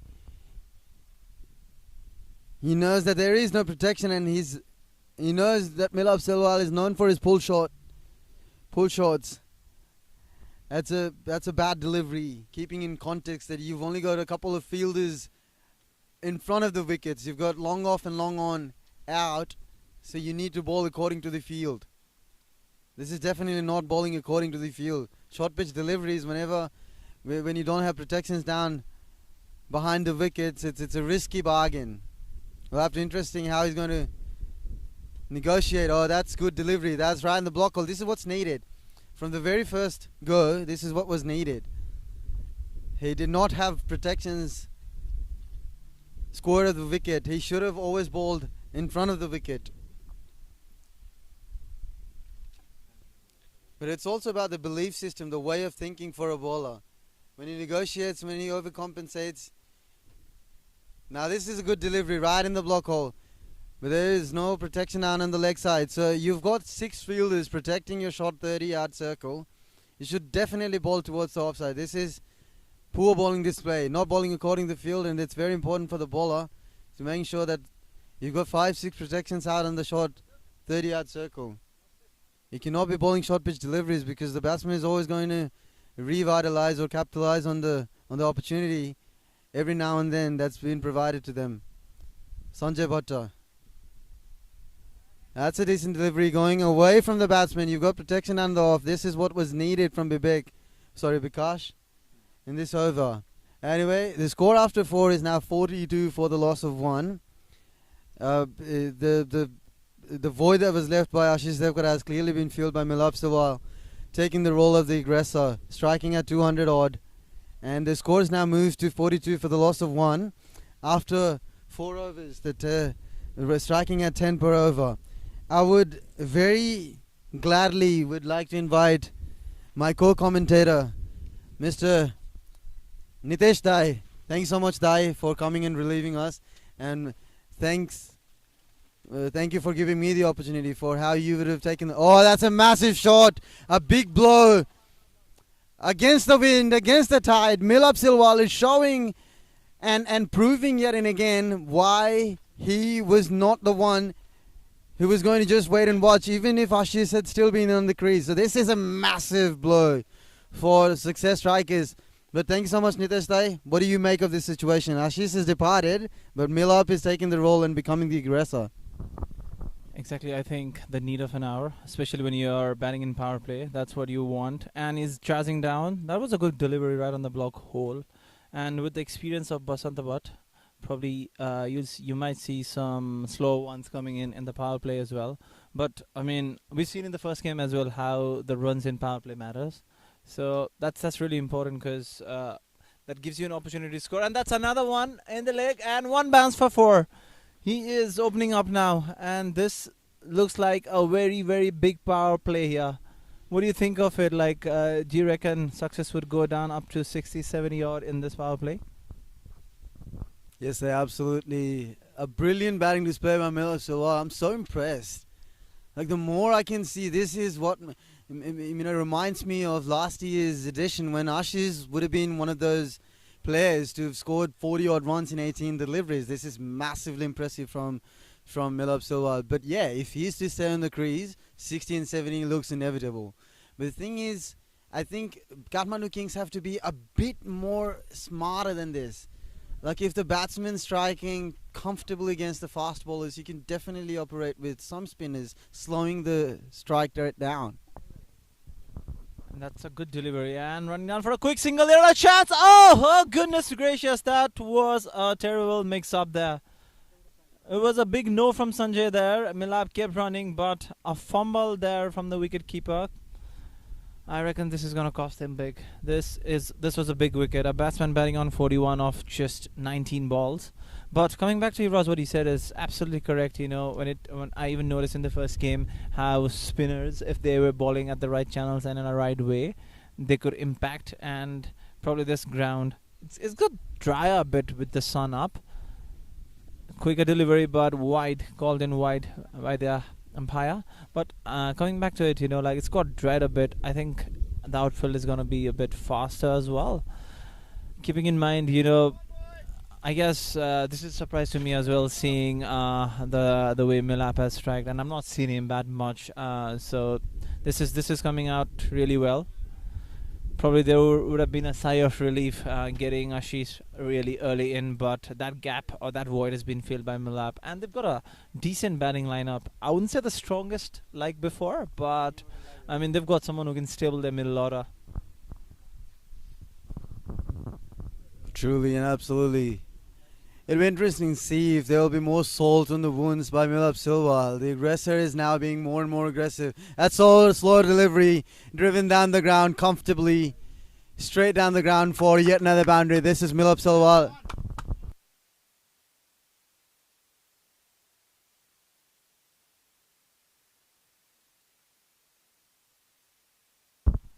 Milap Sewal, and this is salt on the wounds. After the end of 5 overs, this is an explosive start. underestimated success strikers clearly by Kathmandu Kings for how they would have been kicking themselves for the fact that Ashish Devgara was sent back in the hut very early in the innings, exclusively in the first over of the innings. But now this has been regrouped and revitalized of the opportunity that's been now given to Kathmandu Kings, to success strikers, and Milap Silwal clearly is not messing around and is showcasing his prowess, is showcasing his caliber, his utmost potential. I have not seen him bat before this, but now I'm clearly impressed by how powerful he can become. The pull shots and the slugs and now the straight drive down the ground is now proving his worth. I think looks like a change in a strategy here. Probably Pravin was handing over the ball to... Oh, he's come himself. Alright, I thought there was a bit of discussion going on with all the seniors around to whom to bowl the next over. But, I mean, this is a gamble. This is a gamble. He's bowled well last year. He doesn't bowl much during the NCA tournaments, but I've seen him bowl well. Though he's gone for a few runs, but he's in a situation where he takes crucial wicket. And he's taken up the responsibility as a captain as well, bowling to Sanjay Bhatt. I think whose major role here would be to just rotate strike and give Milap most of the strikes. That was a good delivery, misfield there, quick single, and they made it. So I can see the effect already, Yuvraj, with spin, and I think they've heard us. I don't know if our voices reaches there, but they've heard us. Spinners. Yeah, bargain indeed. 50 partnership comes up in 26 deliveries. That's up in the air and that's dropped. 2 opportunities given to Milap Silwal. And this is what we saw in the first innings as well. GM Royals giving massive opportunities to the Dajubhai Warriors.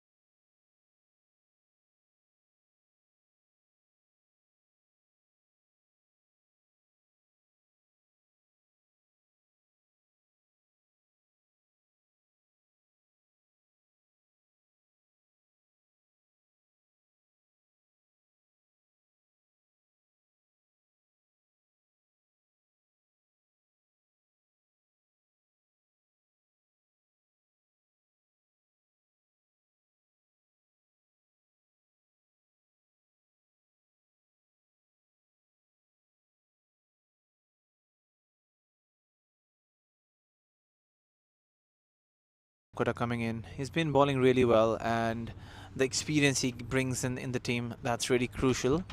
So a left arm spinner is always an asset to have in the team.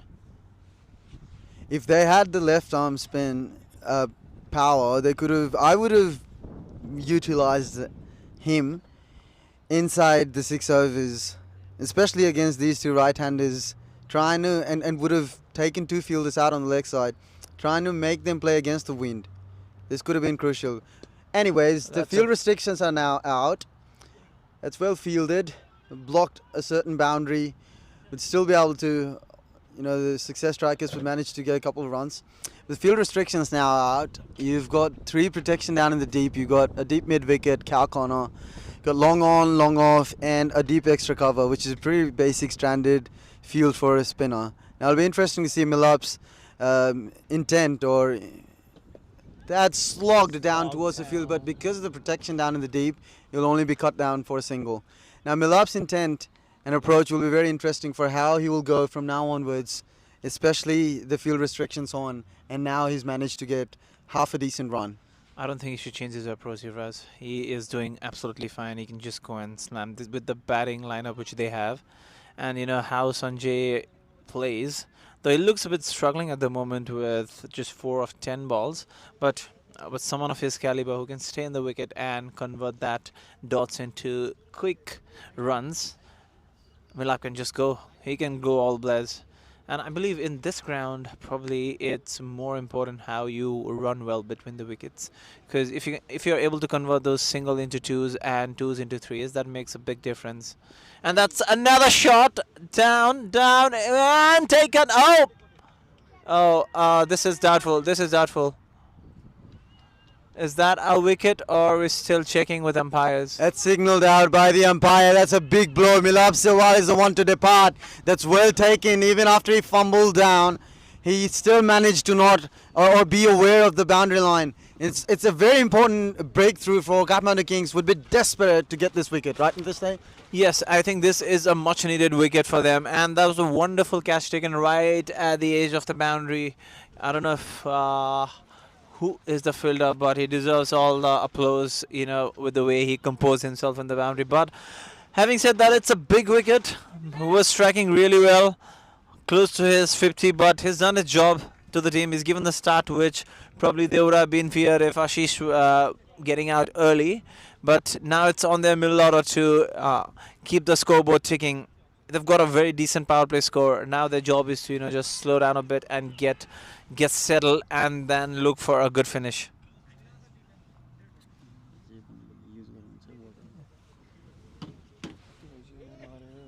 Absolutely a magnificent breakthrough, but is it a bit too late for Kathmandu Kings for how they would have forced on a change if it was to... look, the restrictions are out now, and that's why they've got protections down the deep, and this ball would have been carried.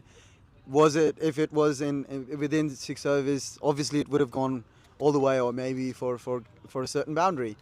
But the thing is, spinners, even the first game we clearly noticed from GM Royals how they brought Saroj Karki very early in the game. You had Hemant Mandal bring himself, and this was the key. And Kathmandu Kings, even the last year, I've been following Kathmandu Kings, and this was their tactic all over. They would be punished in the first 4 or 5 overs, and then they will learn from the mistakes. And the same thing is now repeated even in this season, this edition, when they learned a bit too late. Saradai here coming into bat. I think what do you reckon of this pair? Because Sanjay Bhatt, he can hit. He's a good hitter off the ball. Obviously, we know that.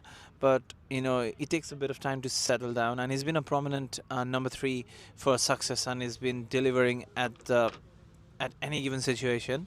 But I like this approach, or I would say, is success going towards a defensive approach with sending Sarad next to hold on the wicket and maybe rotate strike, and then they've got the hitters down the order with Ashish and even Sumit Trimal, who can hit the ball really well. I still remember that 6 of the ball in last final where he scored the winning runs. Yeah, thank you for mentioning that. And this is where the assessment comes into play. This is where the opponent certainly would have to know where they stand at. The projections when it comes to middle overs, especially regrouping themselves after a flurry of run. You can't have a decent total just because you had a decent power play. To have a decent power play, it's very important for you to regroup and then be consistent during the middle overs. Trying to rotate the strike, getting those occasional boundaries is also crucial. It's very that's an edge and that's gone. Looked a very soft dismissal. I assume he was about to slog sweep that or sweep it towards the leg, but I mean, very clever bowling by Praveen. I must say that was a smart bowling.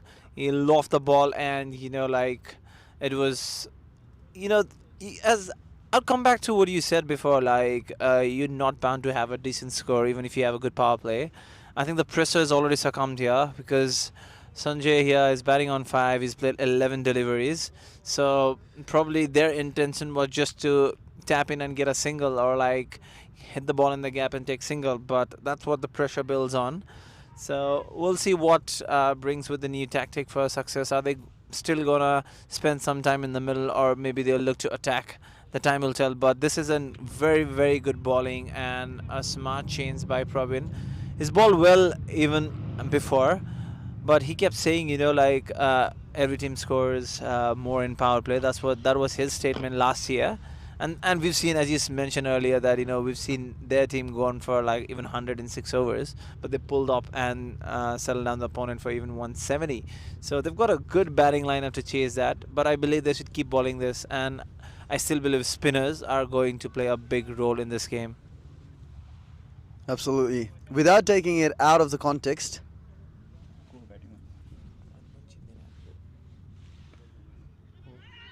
Robin, now this is a run-out opportunity.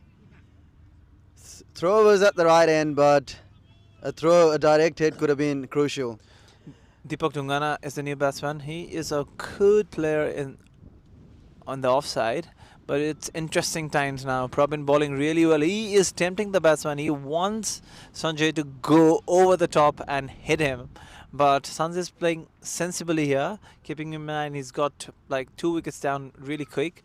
So needs someone to settle down here, and Probin is ball really smart. It's good to see how he uses his quicker one here. Slowly, Praveen, the captain himself, is proving yet again. He's not just a batsman, he's an all-rounder. Oh, flashed off the edge. Is running towards and the fielder will be easily cutting it off. A tight conversion and is well run, but Sanjay is disappointed with a late call. Sanjay, whenever he's on the crease, you got to be very cautious on how you're running. Especially Sanjay is very aware of how he doesn't want to throw away his wickets. There would be more yes and no calls when Sanjay is on the crease. And I think as a batsman you need to value a wicket as well, which I believe he does it really well. And that's one of his strong points. The reason success would not have to worry yes and no. And that's best of misfield. Yeah, that is what Kathmandu Kings don't want to do, and they've been doing it in the field. They've looked very average today. They're a good fielding unit. They've done really well last year as well. But having said that, just the first game, new team, regrouping again, it takes a bit of time. Decent delivery again. He is bowling according to his field and is mixing up his deliveries really well. And coming back to what I was saying, Yuvraj, is the experience which Sanjay brings, and the importance of him valuing his wicket. It's really important, and that's the key for success as well. If someone can capitalize and at the end of the day, score more than 100 with strike rate of 120, if he is willing to do that, probably he can hold one in and he can rotate other players around him. Subodh to continue with his second over. And things have been slowed down now with the spinners coming in. Definitely. After the end of 8th over, the score is now 76 for the loss of 3 wickets.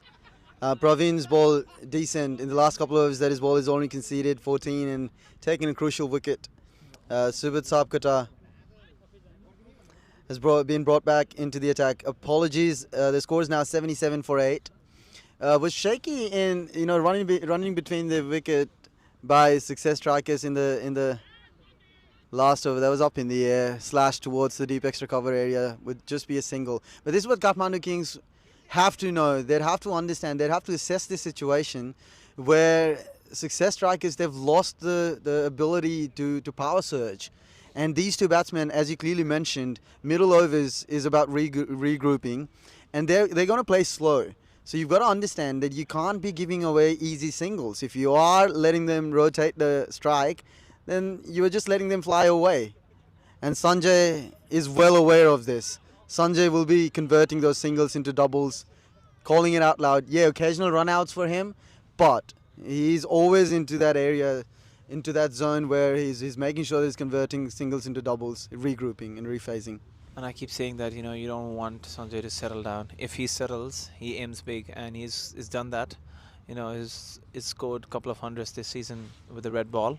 He had a decent performance in NCA tournament as well, having missed most of the games traveling overseas. So that experience, and is lofted up, and that's one bounce. There's a fielder to cut it off. So 2 quick runs. Mind you, Deepak is a former Kings.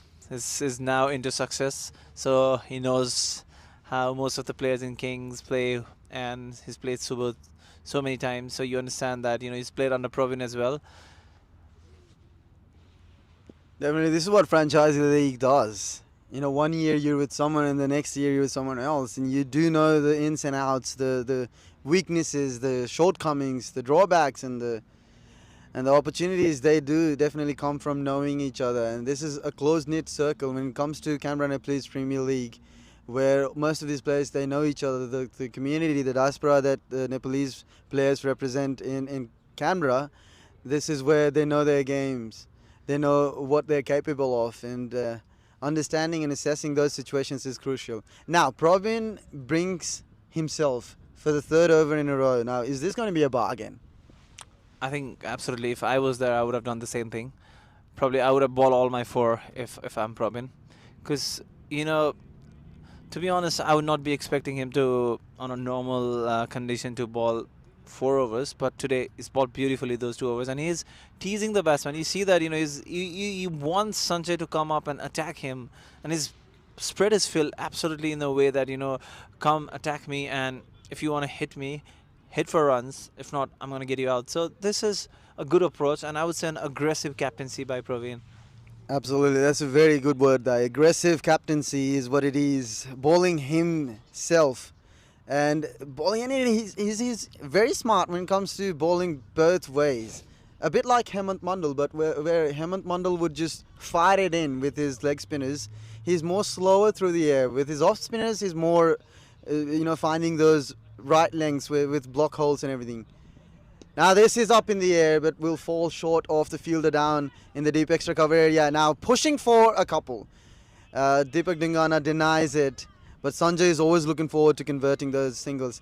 What I have noticed so far in this innings, the fielding display in particular, is they've been very complacent. It's become a lazy sort of approach towards fielding. Most of these singles that they've taken, success have taken, should not have. Now that's a tough appeal, that's a hard appeal. Maybe bouncing a bit too much for how short he's bowled. Yeah, I think so. And I'll tell you, Yuvraj, being a bowler myself, I feel like anything hitting in pad, it's out, and our bowler gets disappointed. But that was a good call by the umpire. And probably would be happy with this. I mean, he wants them to attack him, and this is part of his plan, and he's doing really well. That's a no ball, and we've seen that a lot today. Yuvraj, with bowlers trying to bowl outside the pitch. It's not that they want to bowl, but like trying different things differently. That's a free hit, and it's still a wide, so it's still going to be a free hit. Sanjay, but the first free hit was missed by success strikers, where Praveen was the one bowling the same length outside this area. Now another free hit straight down the ground. There is a protection down in the deep. Will be cut off for a single. And Praveen would not be upset with that. He would definitely not mind a single on a free hit. And another important thing, Yuvraj, is what I've noticed is what Dajubhai missed when they were bowling was their spinners were bowling really quick. You could see Anil bowling quicker ones, but I think with this condition, you need to slow down a bit, and that's what Praveen has been doing really well, and so is Subodh.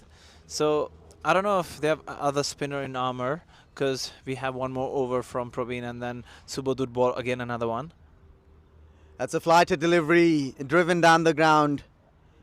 Would be looking to convert this, but Deepak Dungana, having been the striker himself, was a bit slow in the first run. Now halfway through mark, Nitesh, now this is an interesting take.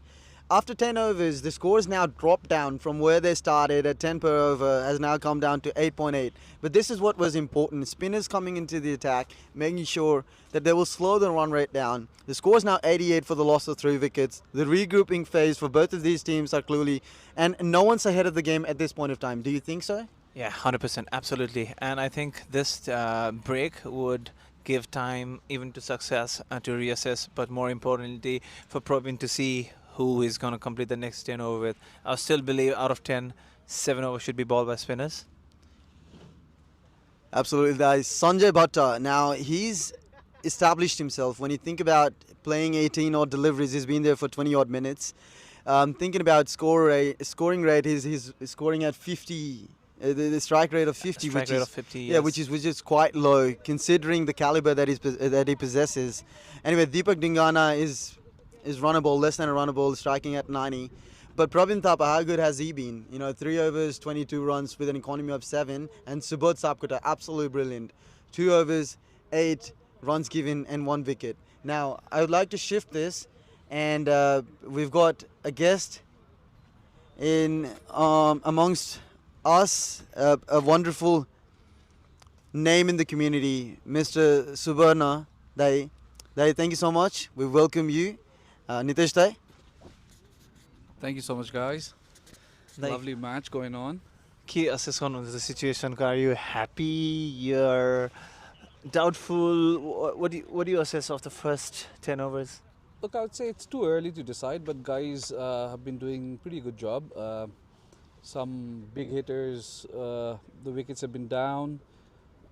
Boys look pretty calm. 10 overs, 80 run isn't that big. So I'm very hopeful that guys can easily pull this one off. Weather is quite good, हैन? अनि सबैजनाको enthusiasm very early phase भन्छु म चाहिँ.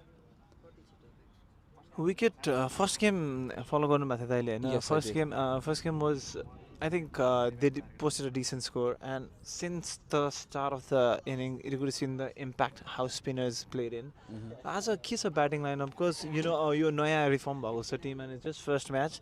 हामीलाई पनि players हरु चिन्दै छौं हैन? And Praveen has been doing a great job. But do you have other regular spinners as well in this playing 11? We do have Sandeep as an option. I'm sure Praveen would definitely know about him. At some point, I think he's ready to use him as well. We do have Subodh, who's doing tremendously well. Praveen ko pani ramrai bhaisageko cha Hahn? So I think we've got enough players to bowl the remaining inning for today. Coming back to you, Dai, as an owner, season 2. How was your experience in season 1, and what that experience brought in season 2?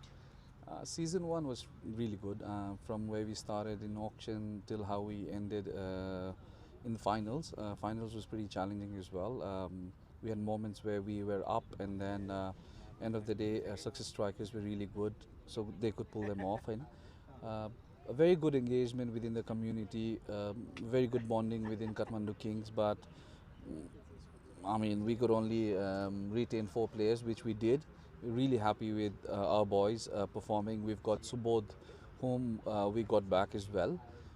So, राम्रो team बनेको छ. I think I'm very hopeful and very excited for this one. त्यतिकै लेभलको engagementहरु पनि बढेको छ. We could see a lot of new ambassadors and community people getting engaged to CNPL, which is a goodwill, Hahn? And I look forward that CNPL will continue to grow as we expect. More people engaging in days to come. As you say, continue to grow. मलाई एउटा एकदम interesting question सुन्न मन लाग्यो, and probably this question, especially the club I play in a club cricket, not in the franchise. यो एकदम हामीलाई चाहिँ सोध्ने question थियो र when you said grow, do you think at some point we can accommodate at least one foreign player to make this league more competitive. And when I say foreign, it doesn't have to be just one nation. You know, you've got a big community here, and it's at the end of the day franchise cricket, right? So when you say quality, when you say competition, do you reckon it's at some point we are in that phase where we want to bring an X and X player, maybe just one in the playing 11, not more, giving our boys more opportunity, but then, you know, like maybe purchase two and then play one, you reckon? Your question saying, I think we started pondering about this from season 1 itself. Interstate player लिएर आउने कि नलिएर आउने कि and then कतिको value addition हुन्छ भन्ने हिसाबले the way it's going right now, we're definitely looking forward to have that addition coming up. I don't know, CNPL team or the management has definitely been eyeing on it, होइन? It would be lovely to have new players join in from interstate, त्यही लेभलको एक्सपोजरहरू पनि पाउने हुँदाखेरि चाहिँ I think we definitely are looking forward to it. I just want to add one other thing. यसमा चाहिँ अस्ति भर्खर I think WA मा पनि तिम्रो यस्तै खालको एउटा WA को आफ्नै प्रिमियर लिग एउटा सुरु फ्रेन्चाइज लिग सुरु भएको थियो, and they actually had approached us as well, which was really good. They were aware of it, and then they actually brought in the idea of getting interstate players, which we also have it in Sydney. So Canberra ko CNPL league, I think we'll definitely be looking at it. म अझ interstate पनि गइनँ होइन, जस्तो म नेपालमा थिएँ, I was following this NPL in Sydney, where I could see, you know, like I think if I'm not wrong, was the Australian player? Yeah, Australian. Harjas. Yeah, he played there, right? Yeah. And Sandeep, of course, he's Nepalese. I'm not. म चाहिँ Mohammad Irfan. म चाहिँ तपाईँको interstate पनि गइनँ कि. We've got a good pool of Pakistani, Indian, Bangladeshi players as well. होइन, you think we can accommodate them in our league? The reason I'm saying one is because we want to give more exposure to our boys. But then when we see competition and franchise league, do you reckon that, you know, if we can mix those, say, why not, even if Australian comes to an auction and if he's got a good record and then he grabs the attention of the owners. So I'm still sticking to Canberra, probably one more year from my point of view, but from an owner's perspective. That's a wicket gone there. Nice catch and bowl from Praveen. I think that's Deepak Dhungana departing. Just to come back to your point, Nitish, definitely there are a lot of players out here in Canberra whom we can definitely look into. Having those sort of addition would be really good, but we also need to check and balance about how we are operating as well, our foundations here in CNPL, which definitely is going north. So I'm very hopeful the idea of getting players from interstate or accommodating local players in Canberra would be a fantastic idea in days to come. Yeah, I think just from an outsider perspective, you know, it looks more in terms of making it competitive, and it has grabbed a lot of attention because I play with a lot of Indian boys, Pakistani boys, and you know, them coming to me and asking why can't we play, and me having to explain proudly, and them following of our cricket has you know, definitely made an impact to the other community as well, which is good for us.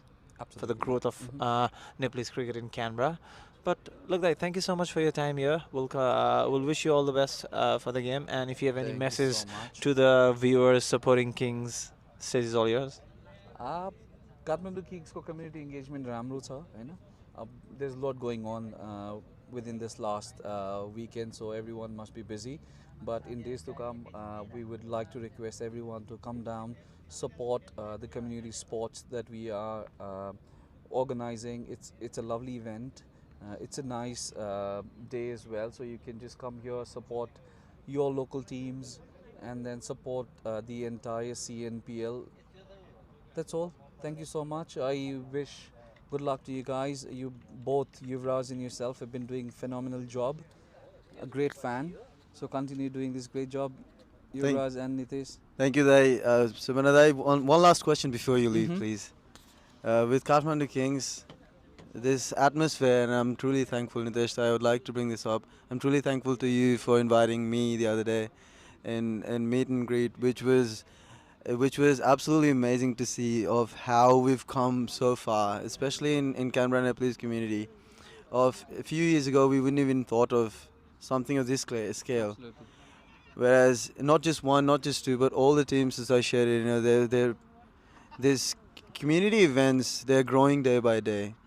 They're sitting together, and apart from cricket, they're doing everything else, which is so important, pivotal for development of any organization, given organization. How do you see this involvement outside of cricket? How do you see this progress in the Nepalese diaspora in Canberra? Uh, from where I see from 2019, the diaspora has definitely gone really big. There's a lot of community events. Talk about cricket, football, or any other sports, or even for community organizations like NRNA or ANFS. They've been hosting a lot of events. We pretty much don't miss out on any occasions to host any events. Thanks to all these organization and voluntary organizations who've been doing phenomenal job. The involvement in sports and anything else has been really good. Um, I'm very thankful to all the volunteers who have been involved themselves or through different organizations in various different forms. Um, like how we see Dipta has taken a very different profession for himself as well. So diaspora is definitely growing in all different angles, and it's really good to see that happening. Absolutely. When you mentioned Dipta, this is quite wholesome because I remember a few years back, if we were to organize something of this scale, we would have had to ask Cricket Australia or whatever. We would have to officiate this sort of tournament. We would need international umpires. Whereas if we have someone from our community who is well established in this, this is always a bonus. It's always a plus point for us. Absolutely. With the number of games going on within the Nepalese cricket community, I'm sure there's more umpires we could accommodate, and then the guys could look up to that profession as well. Certainly, Dai. Well, thank you so much for your time. Thank you so much for coming. Thank you so much for having me, boys. Continue doing the great job, and I'll see you in some time. Thanks so much and good luck, Dai. Thank you so much. Thank you. Thank you, Dai. Well, Nitesh Dai, bringing us back to this live situation. I mean, all the viewers would be clearly checking their scores, and this was definitely the fourth over for Pravin Thapa when he did go a bit expensive for the last boundary of the last delivery of how he bowled short, and Sanjay capitalized on that. Of the overs that has now been bowled, 12 overs, 106 for 4. Is it too early in the game to project the score? I mean, the projected score is 177, which is exactly the same as the previous game. What do you think will be a decent total? Keeping in mind for how the last game, overcast conditions and all that sort of stuff coming into play. But what do you think would be a very good total with Kathmandu Kings having a good batting lineup? I think, I still would stick to somewhere between 175 to 180 would be a very defendable total. I'm saying that looking at the bowling lineup of Success Strikers, I think this year they're going really heavy with bowling, and their bowling unit looks really well. But having said that, they've got two really good spinners. I don't know if both of them are playing today or not, but definitely Divas, who's bowled really well in the NCA tournaments, and I think who single-handedly won the finals for them this year for his team. And he's bowled brilliantly. I've seen him pick 4 wickets back-to-back in a couple of games. So their spin strength is really well. So if you ask me, I think somewhere between 175 to 180 would be a decent total. But they want to get as much as runs they could from here on, and Kings bowlers have really done their job here. Now it's up to their bowlers who's bowling in depth, and I'm really interested to see what would be the next change here, because Pravin is bowled his 4. I think this is Subodh's 4th over, if I'm not wrong. So where does this go from here? And they've sent Ashish, who's a good hitter. There you go. It's up, and 6. This is what I've been telling you, Raz, is the fact that you're letting Sanjay settle down. And once he settles, he is too good of a player to throw his wicket. Yeah, he's a force to reckon. And this is Sanjay Bhatta we're talking about. In the last 3 or 4 years, if he was to sell some of the runs that he's accumulated, he would be a millionaire by now. Jokes apart, Sanjay Bhatta is definitely a name. He's a name in the community, everyone knows him. And he's now freeing his arms a bit. The second boundary for him, the first scored of Praveen in the last over, and now this flourishing 6. Subodh Sapkota, bowling 4th on the trot, has bowled very decent. 3.3 overs, 23 for 1. 3.4 overs, 23 for 1, with an economy of 6.29. Praveen was a tad expensive when it came to his final over. Would have conceded more than 10 odd runs. He's conceded 35 in the 4 overs that he's bowled. Now the score, which interestingly suggests that success strikers have still managed to score at a very consistent and decent rate. They're still over 9 and over, and this is going to take them 180 if Sanjay is still there, more than 180. I think Sanjay should be doing what he's doing and let the other batters bat around him, which I think... Oh, he's attacked now. This is up in the air. Catcher is the call. Now the fielder couldn't make it. 1 bounce and 4. So he is living out dangerously now. I think probably needs to strategize his ideas here and what he has to do next. But coming back to what I was saying is, I still believe that Sanjay is playing his role really well, and he should keep doing what he's doing. And other batters coming in, because Ashish, he strikes really well as well. And to his team, he's a opening batsman, so he's batting in the middle order. He's got a good hitting ability. So I think still this is a good gameplay by Success. I would still think that they want Sanjay to stay till the 18th over, and if he does that, probably 200 looks in card. Yeah, an interesting change by Praveen Thapa. Sandeep Dhakal has now been introduced for the first time in this innings. Vastly experienced, is a very handy candidate when it comes to bowling and batting. He's a good all-rounder. Ashish Lamsal, and this is a crucial partnership to break for. That's right in the block hole, driven down the ground. An easy single should not have been the case. This is what I have felt about Kathmandu Kings fielding, especially in particular. The complacency, like I said, they've been very lazy, and it's not. You don't give away these singles if you have 30-yard protection, you know. Definitely. Now, this should always been avoided. This is what they've managed to comprehend so far, success strikers, especially with Sanjay on the crease and Ashish Lamsal. They both have played together for a very long time, and they know each other. One single call is all it takes to take these singles. So it's very important for Kathmandu Kings to break this, to put a pause to this. And that's all about what experience brings, Yuvraj. Because you see, you're absolutely on point when you say that Kings have been giving away singles pretty easily, which they have. I'm just doing a very lame math calculation. 4 singles in 4 ball, 1 bad ball, you go for a 6, you're getting 10 and over. And you still got 1 more ball, and even if you take 2 there, you're getting 12 and over. So those things does matter. And when you have a set batsman, that adds on to the batting side as well. But Sandeep is a handy bowler. He is not as quick as Prashanth, but I mean he mixes up really well. I would have loved to see one more spinner coming and play, but maybe, I don't know what would be the next change. It would be keen to see that. That's a wide delivery. And I'm understanding what the ploy is here. They are trying to bowl away from batsmen and asking them to go and hit on them and maybe get in the hand of the fielders. But I mean, when a batsman is as set as Sanjay is, who's now striking over 100, that makes a bit harder for the bowling side, and he makes look it just makes that he makes look batting so easy when I see him bat. So we were talking about him striking at 50, and now he's striking at over 105. So he's getting there. Certainly, he's a master of his art, Sanjay. But when it comes to converting singles and doubles, oh my God, he's brilliant. He's absolutely brilliant. And most of the youngsters watching this game, they would obviously look forward to learning from how he operates. The operational standard that he possesses, his presentation, especially on the field, is doing the job for the team. And that's what the owner says they've paid the money for. They want their team to perform. They want these players, especially the big players, to come up and set a standard for the youngsters or the lesser sort of experienced players from the team to look forward to that. But like I said, it was when Sandeep was bowling away from, it was this defensive mindset, which was a forced error.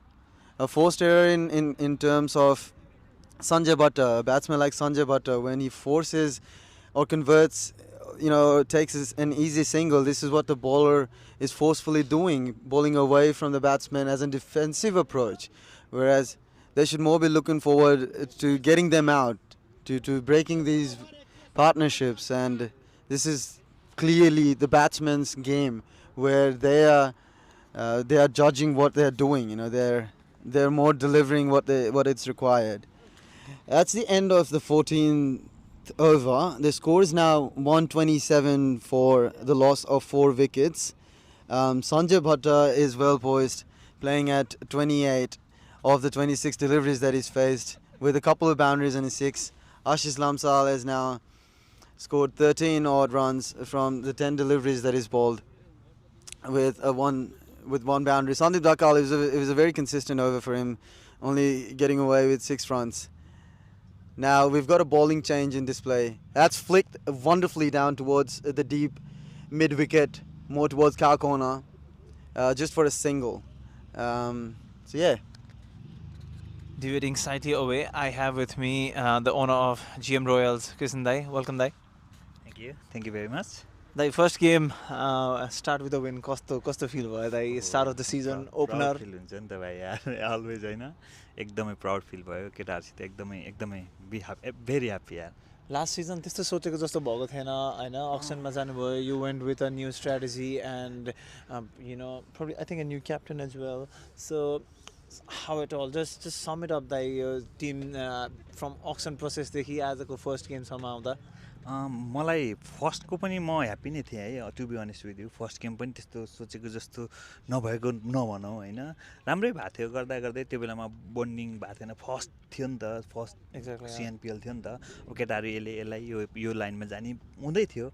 अब first इयरबाट हामीले learn गरेर second इयरमा आइयो नि त. Second इयरमा आउँदाखेरि नि अब हामीलाई चाहिँ हाम्रो क्याप्टेन हाम्रो सौरभ हामीले रिटेन गऱ्यौँ होइन.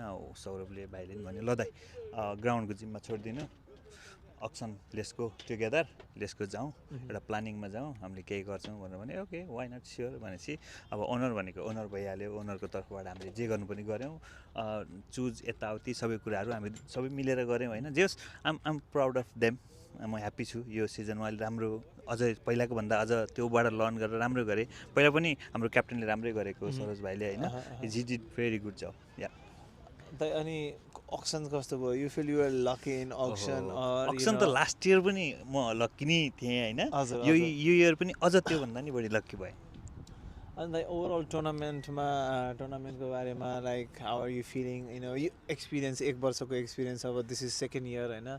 How are we growing as a team, as in a community होइन? तपाईको thought raw with your presence in community होइन, I've seen you in all games as well. You get involved with the team as well and with the other teams as well. So what's your take? Where are we here in second year? Any goods, bad, where need to improve? मलाई चाहिँ है to be honest with you, सुरुमा यो CNPL start गर्नुभन्दा पहिला नै सुमित भाइहरूले होइन मलाई लदा हामी यस्तो प्लान छ यो गरौँ भन्थे. किनकि तिनीहरूले देखेको थिएँ म, आदर्श सरहरू, हामी सुवर्ण भाइहरू, हामी सबै इन्ट्रेस्टेड थियौँ नि त. त्यो बेला पहिलेदेखि नै कुरा चाहिँ गरेको थिएँ होइन, अफिसियली त भएको थिएन. म चाहिँ पहिलेदेखि CNCC फर्स्ट एउटा जुन टिम मात्र थियो नि त यहाँ, त्यो बेलामा म चाहिँ हाम्रो अनिल सर, हाम्रो बसन्त भाइहरूले ल नि त जाउँ त यसो भन्दाखेरि मलाई इन्ट्रेस्ट मान्छे भएको भएर मलाई क्रिकेटमा लास्ट इन्ट्रेस्ट, खेल्न नभए नि हेर्न पनि इन्ट्रेस्ट लाग्छ क्या मलाई होइन. म इभन प्र्याक्टिस म्याच पनि हेर्छु कि होइन, जस्ट वार्मअप म्याचहरू पनि हेरिदिन्छु कि. अनि चाहिँ राम्रो ग्रोइङ भएको छ अहिले हाम्रो कम्युनिटीमा यो क्रिकेट चाहिँ एकदमै. अनि त्यो CNPL त झन् वान अफ द बेस्ट भएको छ कि यार. जियो CNCले राम्रो काम गर्यो, NC फर्म भयो, राम्रो काम गर्यो. लास्ट इयर झन् बबाल भएको थियो. यो इयर अलिकति बिचमा चाहिँ सेलायो कि भन्ने भएको थियो होइन, पछि फेरि आयो ब्याक टु नर्मल होइन. अनि त्यसपछि अहिले जुन पहिलाको वर्षभन्दा अहिलेको वर्षमा 4वटै टिममा छ नि, एकदमै राम्रो ब्यालेन्स छ क्या मैले देखेअनुसार होइन. कुन दिन कसको दिन आउँछ थाहा हुँदैन कि, त्यस्तो छ सबै 4 टिमको. एभ्री वान स्ट्रङ छ होइन. अब त्यही स्ट्रङ हेरेर अब आफूभन्दा अब विपक्षीलाई अलिकति कमजोर नसोचिकन खेल्यो भने चाहिँ गेम चाहिँ बाल दमदारै हुन्छ जस्तो लाग्छ है मलाई चाहिँ. अनि मैले यो क्वेसन अघि सुबन्दालाई पनि सोधेको थिएँ क्या, बिकज युआर अ ओनर होइन. आई वान्टेड टु सी तपाईँको पर्सपेक्टिभ कस्तो हुन्छ भनेर. किनभने हामी चाहिँ क्वालिटी क्रिकेटको कुरा गरिरहेको छौँ, कम्युनिटीमा क्रिकेट ग्रो गर्ने कुरा गरिरहेको छौँ होइन. मैले के क्वेसन सोध्न चाहेँ भने what are your thoughts as an honor to have one overseas player in your playing 11? And when I say overseas, तपाईँको इन्टरस्टेटबाट पनि हुनसक्छ, maybe different community, not just Nepalese. एकजना हाम्रो मेन टार्गेट भनेको चाहिँ we are trying to give exposure to our player, but meanwhile एउटा त्यस्तो जसले चाहिँ एउटा हुन्छ नि quality of cricket or standard of cricket हाम्रो कम्युनिटीमा बढाउँछ. तपाईँको थट चाहिँ के हो एज एन ओनर? ल म त्यो चाहिँ एकदम मलाई चाहिँ एउटा कुरो के लाग्छ भने हो आउटसाइड प्लेयर द्याट्स गुड होइन, बाहिरबाट ल्याउनु पनि राम्रो हो. तर मैले देखेको यो CNPL क्यानबेरा नेप्लिज प्रिमियर लिग भइसकेपछि सायद आफ्नो कम्युनिटीभन्दा अरूबाट ल्याउन सायद उचित हुँदैन कि जस्तो मेरो पर्सनल फिलिङ हो है.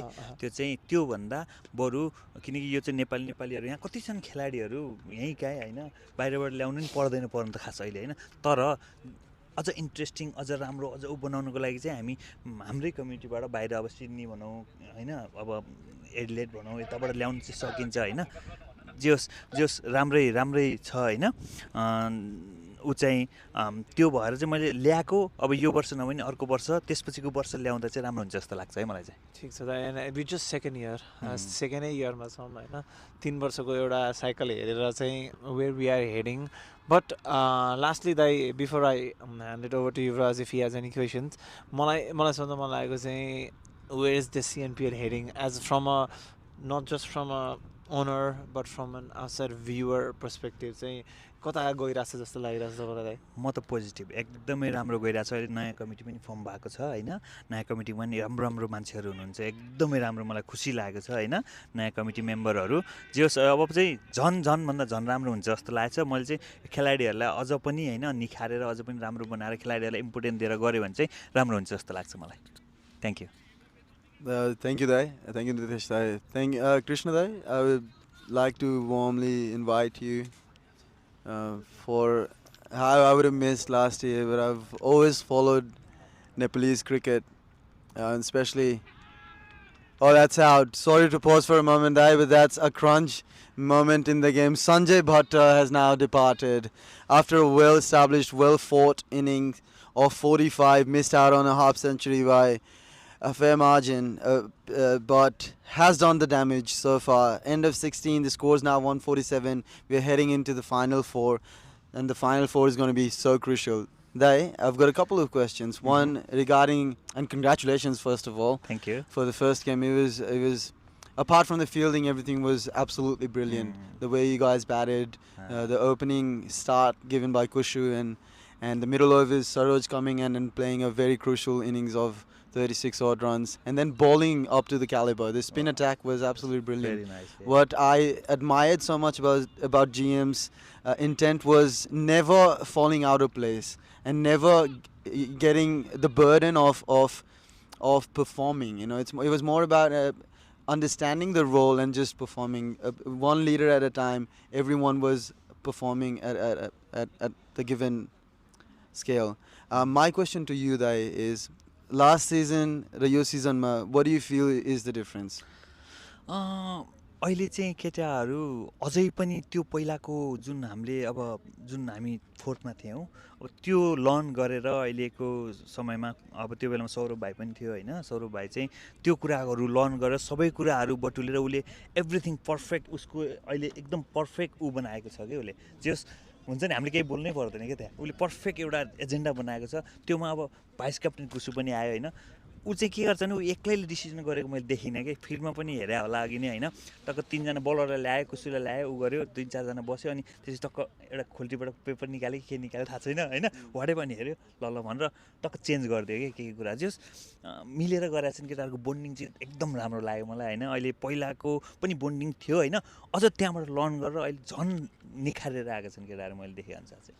त्यहीँनिर कुरा गरेको दाइ, हजुरको पनि क्रिकेट तपाईँले भन्नु इन्थुसियाजम त छ, वार्मअप गेमहरू पनि हेर्नु, त्यसमा चाहिँ त्यो आउने रहेछ, एउटा इन्टेलेक्ट आउने रहेछ कि अब तपाईँले एउटा यङ लिडरलाई ट्रस्ट गर्नु भएन सबैजना जाने भनेको प्रायःले के सोच्थ्यो होइन एउटा त्यसलाई दिन म छोड एक्सपिरियन्सलाई हजुरले एउटा यङ लिडरलाई ट्रस्ट गर्नुभयो एउटा ग्रुम गर्नुभयो उसलाई इस्टाब्लिस हुन दिनुभयो आफ्नो खुट्टामा जमिने अहिले आएर सर अब सेकेन्ड फेजमा छ हुन्छ नि एउटा प्युपाबाट अब बटरफ्लाई बन्ने फेजमा छ सो योपालि तपाईँ अझै होपफुल हुनुहुन्छ र योभन्दा अगाडि त झन् राम्रो हुने होला भन्ने आशावादी होइन एकदम एकदम मलाई लाग्छ केटाहरूले होपफुल्ली अझ राम्रो गर्छन् यो आजको गेमभन्दा नि अझ राम्रो गर्छन् जे होस् होइन अब छन् हाम्रो लाइनअपहरू कस्तो राम्रो राम्रो केटाहरू छन् अझ अरूको गेम देख्नै पाइएको छैन होइन उनीहरूले नि अब चान्स लिँदैछन् हेर्दैछन् अब त्यही त हो नि बलिङ कसरी गर्छन् यसले यो बलर यस्तो गर्छ भनेर उनीहरूले आफूले हेरिरहेछन् नि त होइन जे होस् मलाई लाग्छ केटाहरूले राम्रो गर्छन् जस्तो लाग्छ क्या मलाई अब एक दुईवटा सानोतिनो क्याचहरू मिसिङ हुने यो हुने त्यो हुने त भइहाल्छ नि त्यसलाई कसरी बााउन्स ब्याक गर्छन् त्यसमा चाहिँ मेन ठुलो कुरा हो कि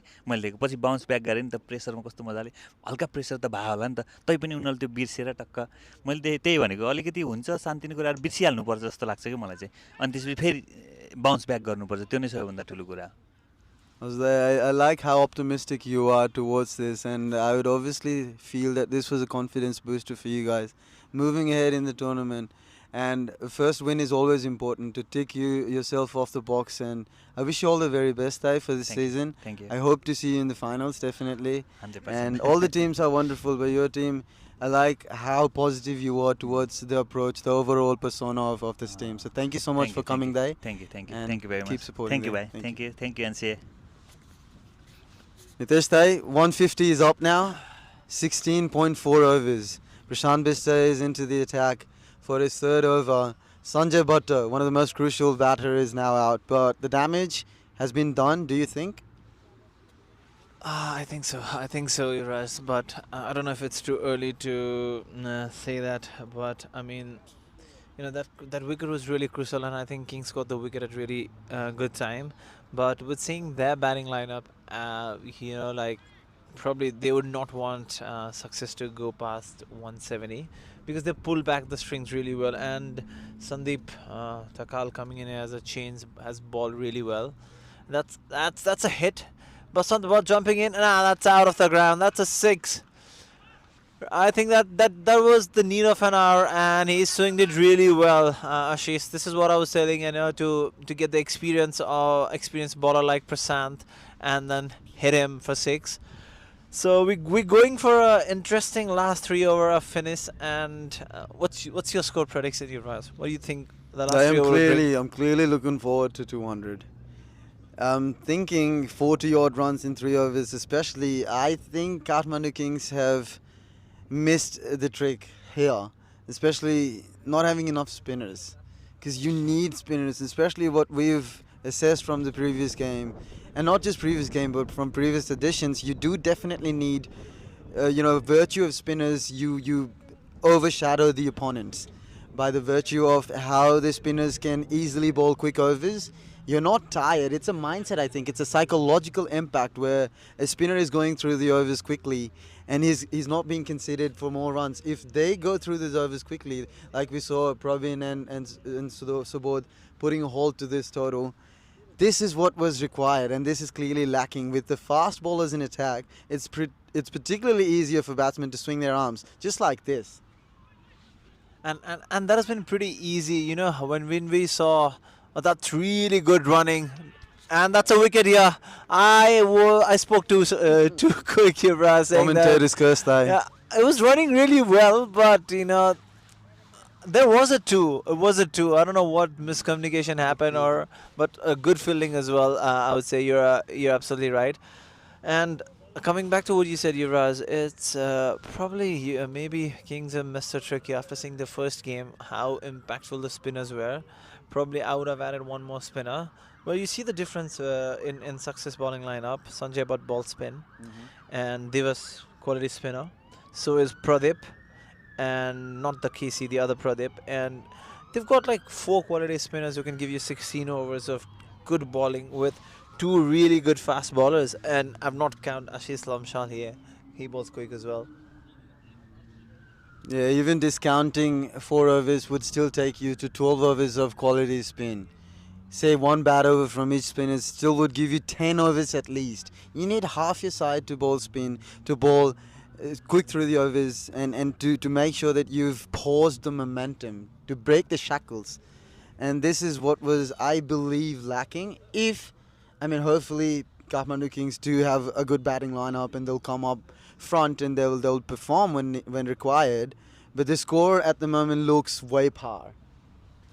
And I think RC Slumsad would be slamming his head in the walls when he goes to Fablian, because the stage was set for him to hit big. And as you said rightly, when fast bowlers are operating, you could throw your arm freely and get those single, double, and easily get 10 and over from here. But I think he'd bang his head. That was a blunder of a run out, and a good piece of fielding there in the deep. Oh, a massive wicket there, massive wicket. Keeping in mind the context of the game. Was that an edge? Is that a drop opportunity? The fielding has not been up to the standards. Even the first game's drop catches, even this. But I suppose it's the pressure, it's the intensity of the institution that surpasses your limits. You're exceeding your limits most of the time, and that can prove fatal when it comes to performance itself. You brought back a interesting point, Yuvraj, with fielding. Even in the first game, GM Royals, regardless of their drop catches, they were able to, go across the line. And even with Dajubhai, with just one drop catch, but then the intensity in the field, or like the overthrows. And what I always believe that bringing in right intensity, talking in the field, cheering up your bowlers is really important. Yes, their body language it's all about body language. Like you can see, even with Kathmandu Kings, they're not engaged. It's about engagement. It's about running up to them. It's about motivating your bowlers into, and I suppose it's more to do with who your keeper plays a vital and very crucial role in how you're motivating. And chirping behind the ears, sledging and all that sort of stuff comes afterwards. But before that is the body language. Oh, that's a good catch. Brilliant catch. Brilliant the catch of the day, Dai. What a catch. I think we were talking about the fielding a lot, stressing a lot, and they've heard us. That's a brilliant catch by the keeper, and Sandeep is turned out to be a man with a golden arm here. Second wicket for him. He's bowled really well, especially this over. His ball to the plan, his stick to the captain's plan, and it was, as you said, it was inevitable because they had to go for runs. They were trying to score because they've got a decent score already, and they want to add up as much as they can. And from Kings' perspective now, they want to go for a kill, get the 3 wickets, and get success all out, and have that mental edge before they come to bat. Absolutely, that mental edge is very important. If they had to take these 3 wickets, if they had to bowl them out, regardless if it's 19.5, if it's the 20th, the final ball of the innings, it gives them the mental sort of edge to go across, and the aftermath of the situation is what they can assess with. Crucial wicket at this point of time, you reckon, they? Very crucial, very, very, very crucial. Because I think Sumit was sent to go and slog or go and throw his bat at everything, and I believe what he did was what the doctor ordered, and it was edge and brilliantly taken. But from here on, the idea for success would be to play all the 12 balls and get as much as they can. And if I'm not wrong, is he a left-handed batsman? I think so. The first left-hander for success strikers on the crease. This left-right Pradeep combination. Belbase, it is. This left-right combination probably will see few extra runs coming in. I always fancy left-handers when they come and bat. They look really good when they bat. It's your relatability, that it's how you can relate with someone so close to your ideology. But yeah, you're a left-hander yourself. You're a classy batsman yourself, eh? I wish I was as good as anyone here, but I mean, they can add on a lot, and it looks really, from an outsider who's watching a game, left-hand batsman, fancy one. I always fancy Saurav Ganguly, and I see him come bat on, with a flamboyance on him, with that attitude, or be it Sana Jayasuriya or Matthew Hedden. So they've always dominated. Even. Oh yeah, 100%. Coming back, Prasant into his last over. His ball 3 overs for 30 and picked up a crucial wicket over Seastep Kota. Can he finish well? Missed out completely. Played on the full. Could not judge the dip of the ball. Prashant Bistow would obviously, he's a smart candidate. He would like to bowl Yorkers and slower deliveries, not so much bouncer, because he's gone for plenty in the first 3 overs, so he would be very tactical or calculated more on how he wants to operate. So I suppose it's more Yorkers and slower deliveries. A tight call denied by the non-striker. And field placement from Kings have been spot on. They know that what success is intentions are, and they put their right fielder at the right place, which is restricting them from getting those extra, converting one into two. But coming back to what you said, Prashant, and he mixes up really well as well. He's got this knuckleball that he balls, and that's a wide delivery. This is what happens that when you're overcompensating. Prashant Bista, when he sees a change in batsman, this is overcompensation at its very best, and that's what forces you for a forced error. He could have easily bowled block holes, but he wanted to go short instead. But he will go back to block hole again. And when you ball full, you get a wicket. That's it. And that's what his experience brings in. And Prashant, with his all these years of experience and what he's done, is produce a wicket here.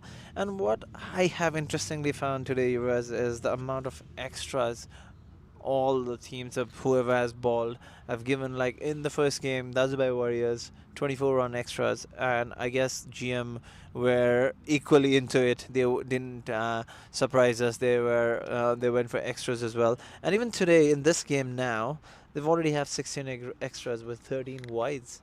You reckon it's wind playing its part, or it's just the control that bowler are not having?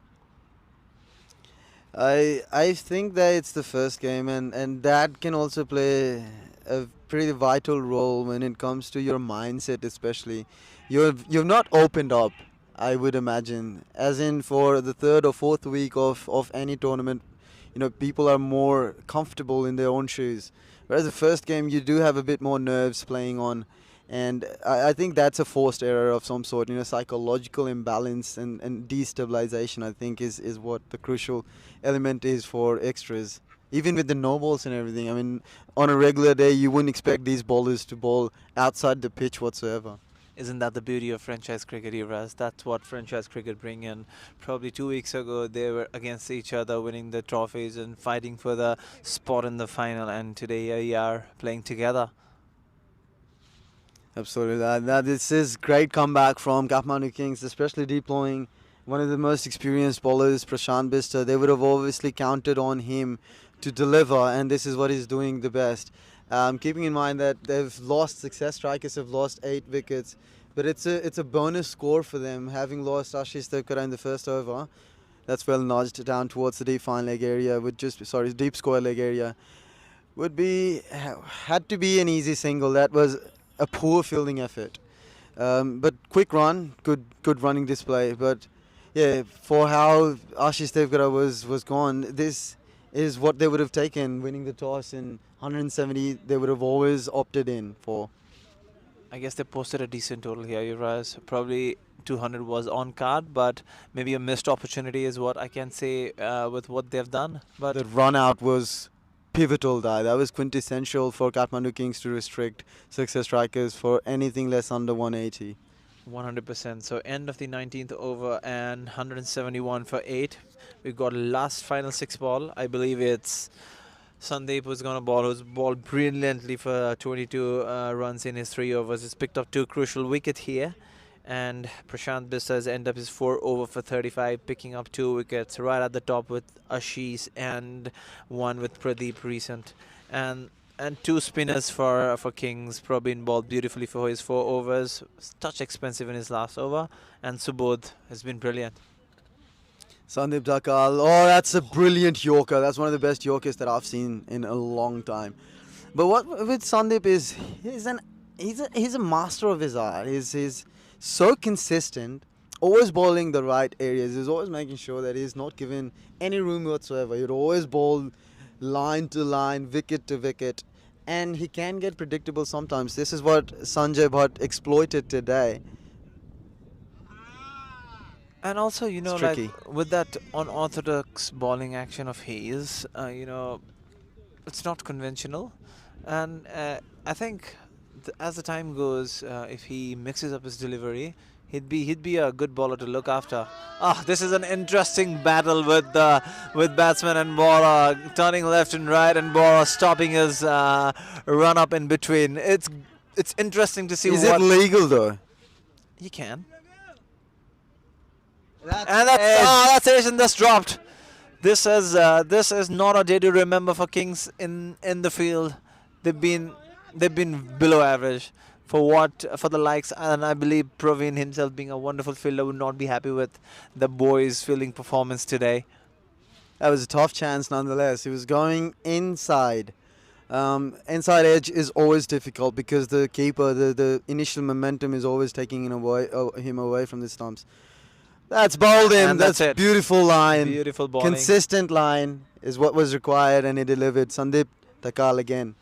And also from a batsman perspective, he's bowling completely the same delivery again and again.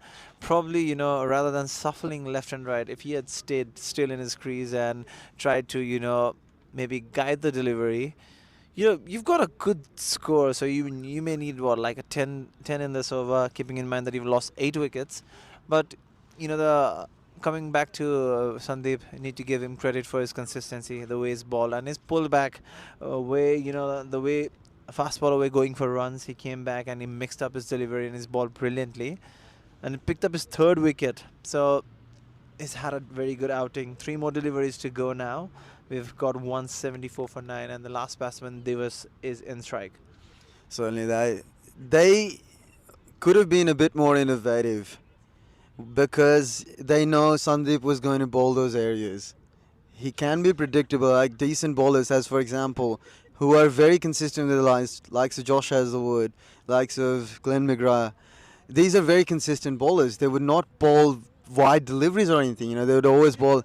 With modern day cricket, people have experience, but look at Sandeep. Even now, more so often, to the tail enders, it's a right call, bowling right, stumps to stumps. But for a batsman, if they are to assess this situation, they could have easily been innovative. They could have. And his ball according to his failure, so he's got 3 fielders deep down in the leg, and he's bowling stump to stump. That's what it was needed, and I think that's what experience brings, Yuvraj. And we've got 2 more deliveries to come. Advances down the wicket, misses out completely. We've got the last delivery of the innings. 175 is what GM Royals has scored, 176. Can they get 1 more to top the total, or maybe 2 more? I think there's a wicket in this ball. Maybe I might be wrong, but I sense a wicket in this ball. Certainly that we had predicted. Even if it's the last delivery of this innings, an all-out is an all-out to give that mental edge.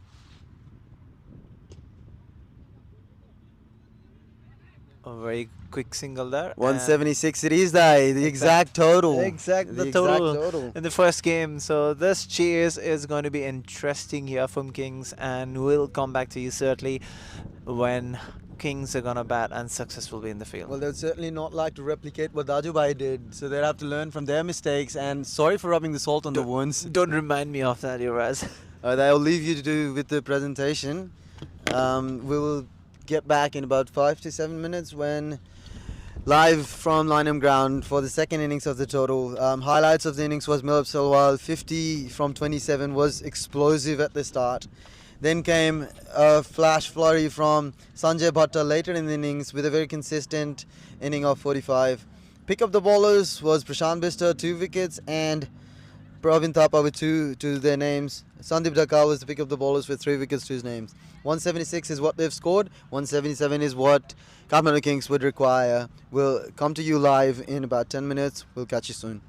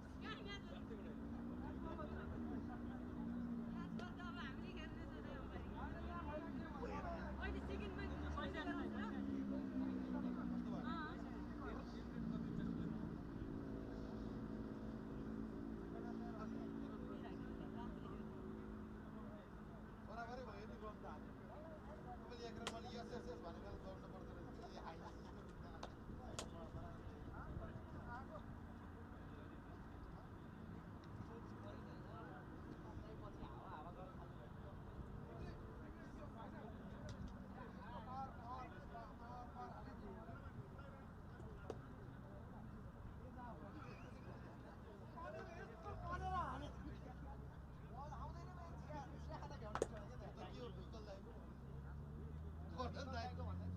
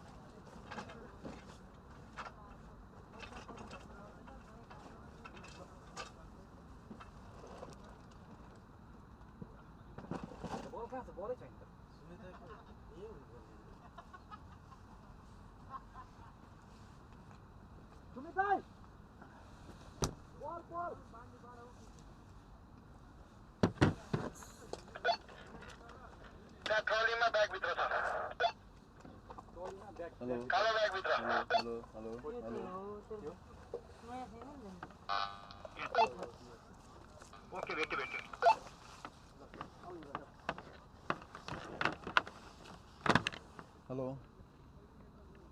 Hello.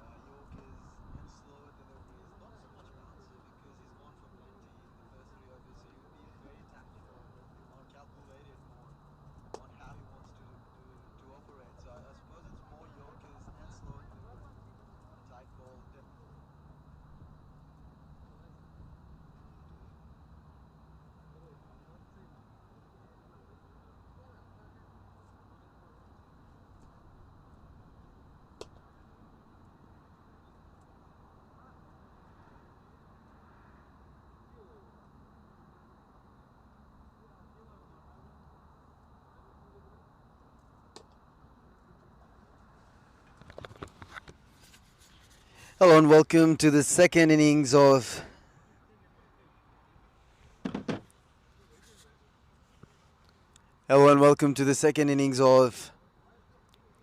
the first week of Canberra Nepalese Premier League, powered by SBA.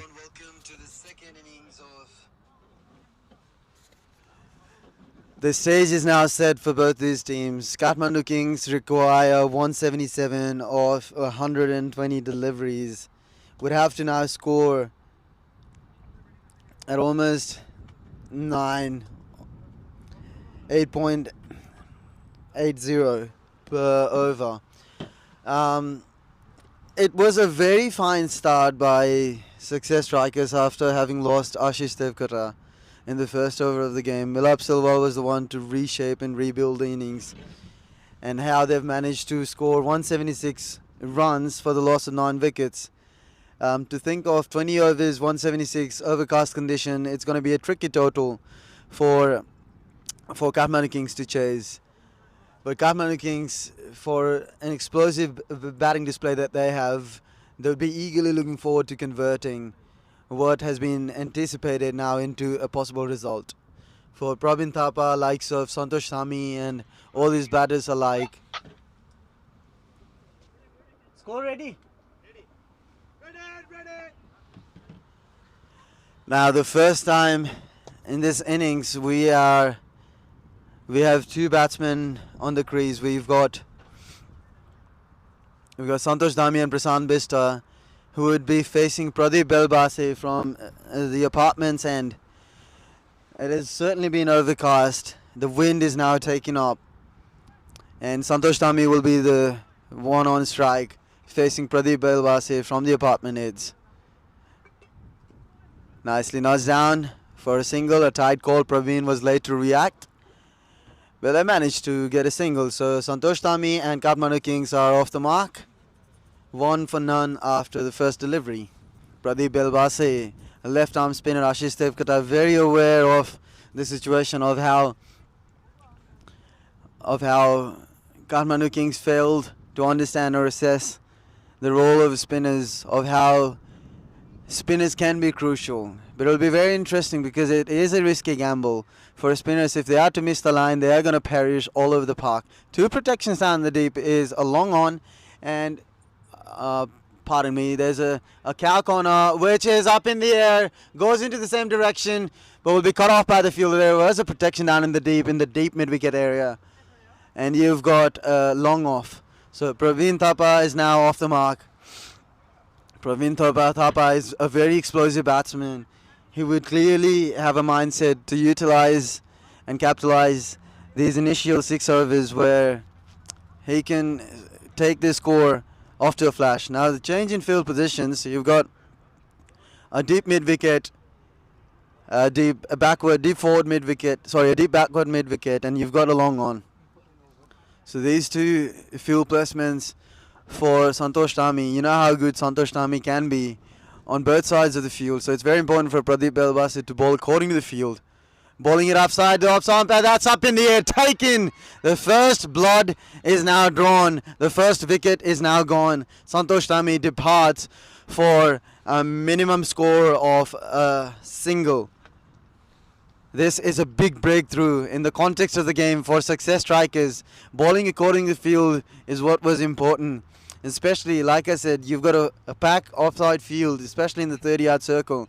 You bowl slow through the air, give it a bit of a flight, and wait for the batsman to make the mistake. Success strikers have the first nail in the coffin. This is what they wanted, and this is definitely not what Kathmandu Kings would have wanted.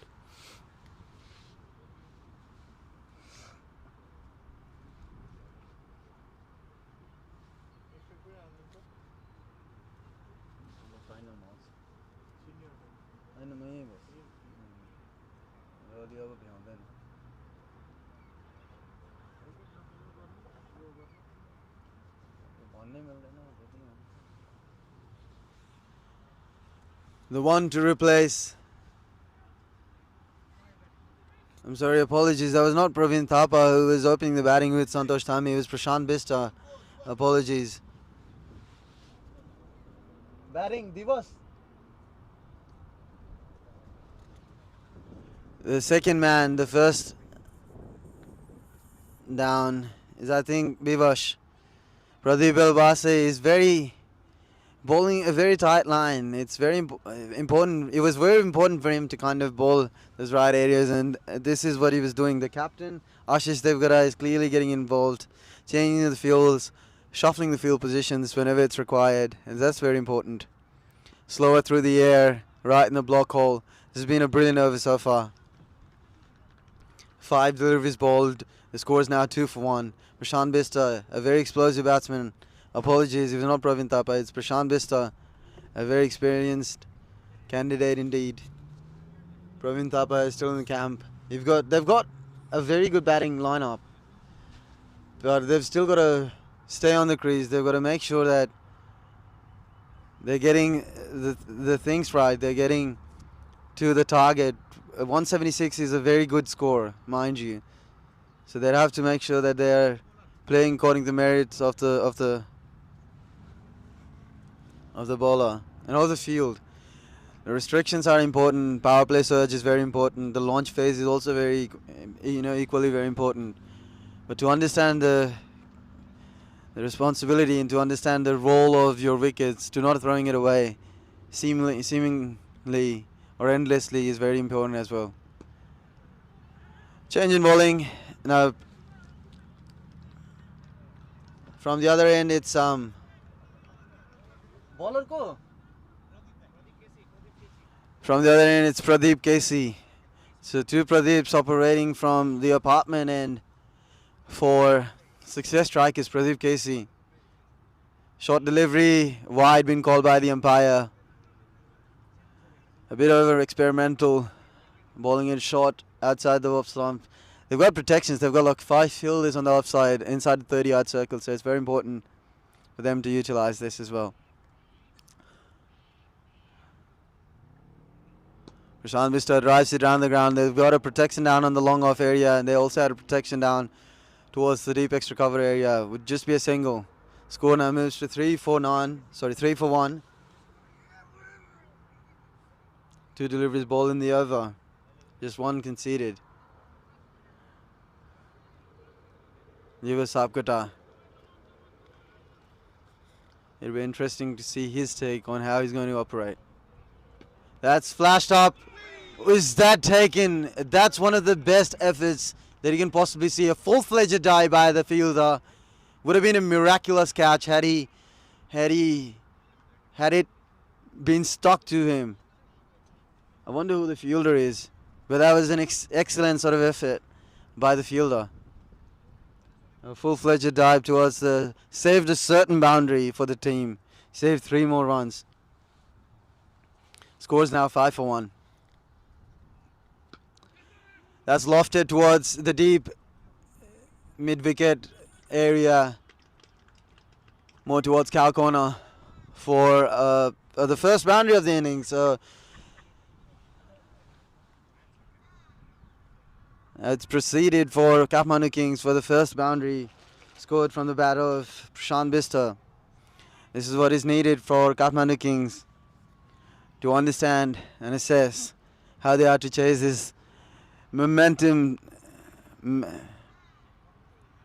magnanimous target of 170 odd.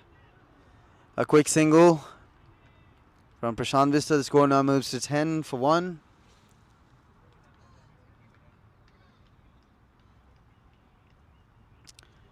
From a fair perspective, these bowlers, they're well aware of the situation. This is what happens when you've got a decent total on the board. You know what you're defending, and they know how to bowl. You know they have to bowl the good areas. It's always about the shift in momentum. Diva Sapkota trying to slash it with a flashy drive towards extra cover, but missed out on it completely. Inside edge, could have gone anywhere. Lucky enough to not give away the wicket. So the score is now 10 for 1. After 2 overs, this is a very consistent start from Success Strikers for the way they've operated. 2 bowlers bowling from both ends, bowling from the same ends. Pradeep Belbase, I think, is continuing from the same end, bowling his second over of the spell. Very interesting. Pradeep Belbase to Prashant Vista was looking to give some room to himself to free his arms. They've got a couple of protections down, and he's bowling it so nicely. Pradeep Belbase does definitely know his areas where he should be bowling, where he should be looking forward to. He's got a deep, packed offside, and now you've got 2 fielders out. You've got a deep extra cover, and you've got a cow corner. That's good bowling. That's very good bowling. That's well bowled. Slower through the air, making sure that the batsman has to generate that power, and any miss hit would make him perish. So he's bowling according to the field. He's bowling brilliantly. And it's a nice deploy of field. It's nice captaincy, a nice game altogether. That's up in the cow corner area. That's up in the air. Fell short of the fielder. Has not been able to connect both of these batsmen, and they are trying to find the gaps. They have got so many gaps that they could exploit. But this is smart bowling, very smart bowling play by Pradeep Belbase. Knowing where to bowl, knowing the good areas, knowing exactly where he should be bowling. Pradeep Belbase to Diva Sapkota. Sorry, Prashant Vista, and I think that fell short. A couple of inches short of the boundary. Second boundary for Prashant Vista for how he's pierced the gap beautifully down in the long on area. Now Pradeep Belbase has conceded 6 runs in this over, 4 balls bowled. Kathmandu Kings are now striking at 6 per over, 2 protections down in the deep, both on the leg side, 1 long on, a cow corner. The offside is well left. That's up in the air, and that's a soft dismissal. Prashant Vista was as soon as the field restrictions had been brought back from the deep extra cover, he was looking for an extra lofted cover drive towards long off. Could only manage to find that fielder which had recently come in. So this is good captaincy and a brilliant bowling display. Kathmandu Kings in all sorts of trouble for how they lost a quick couple of wickets, and Prashant Bista, one of the most crucial batters for them, is now gone. Prashant Bista departs. The score is now 16 for 2 after 2.5. Success Strikers truly on top of the game.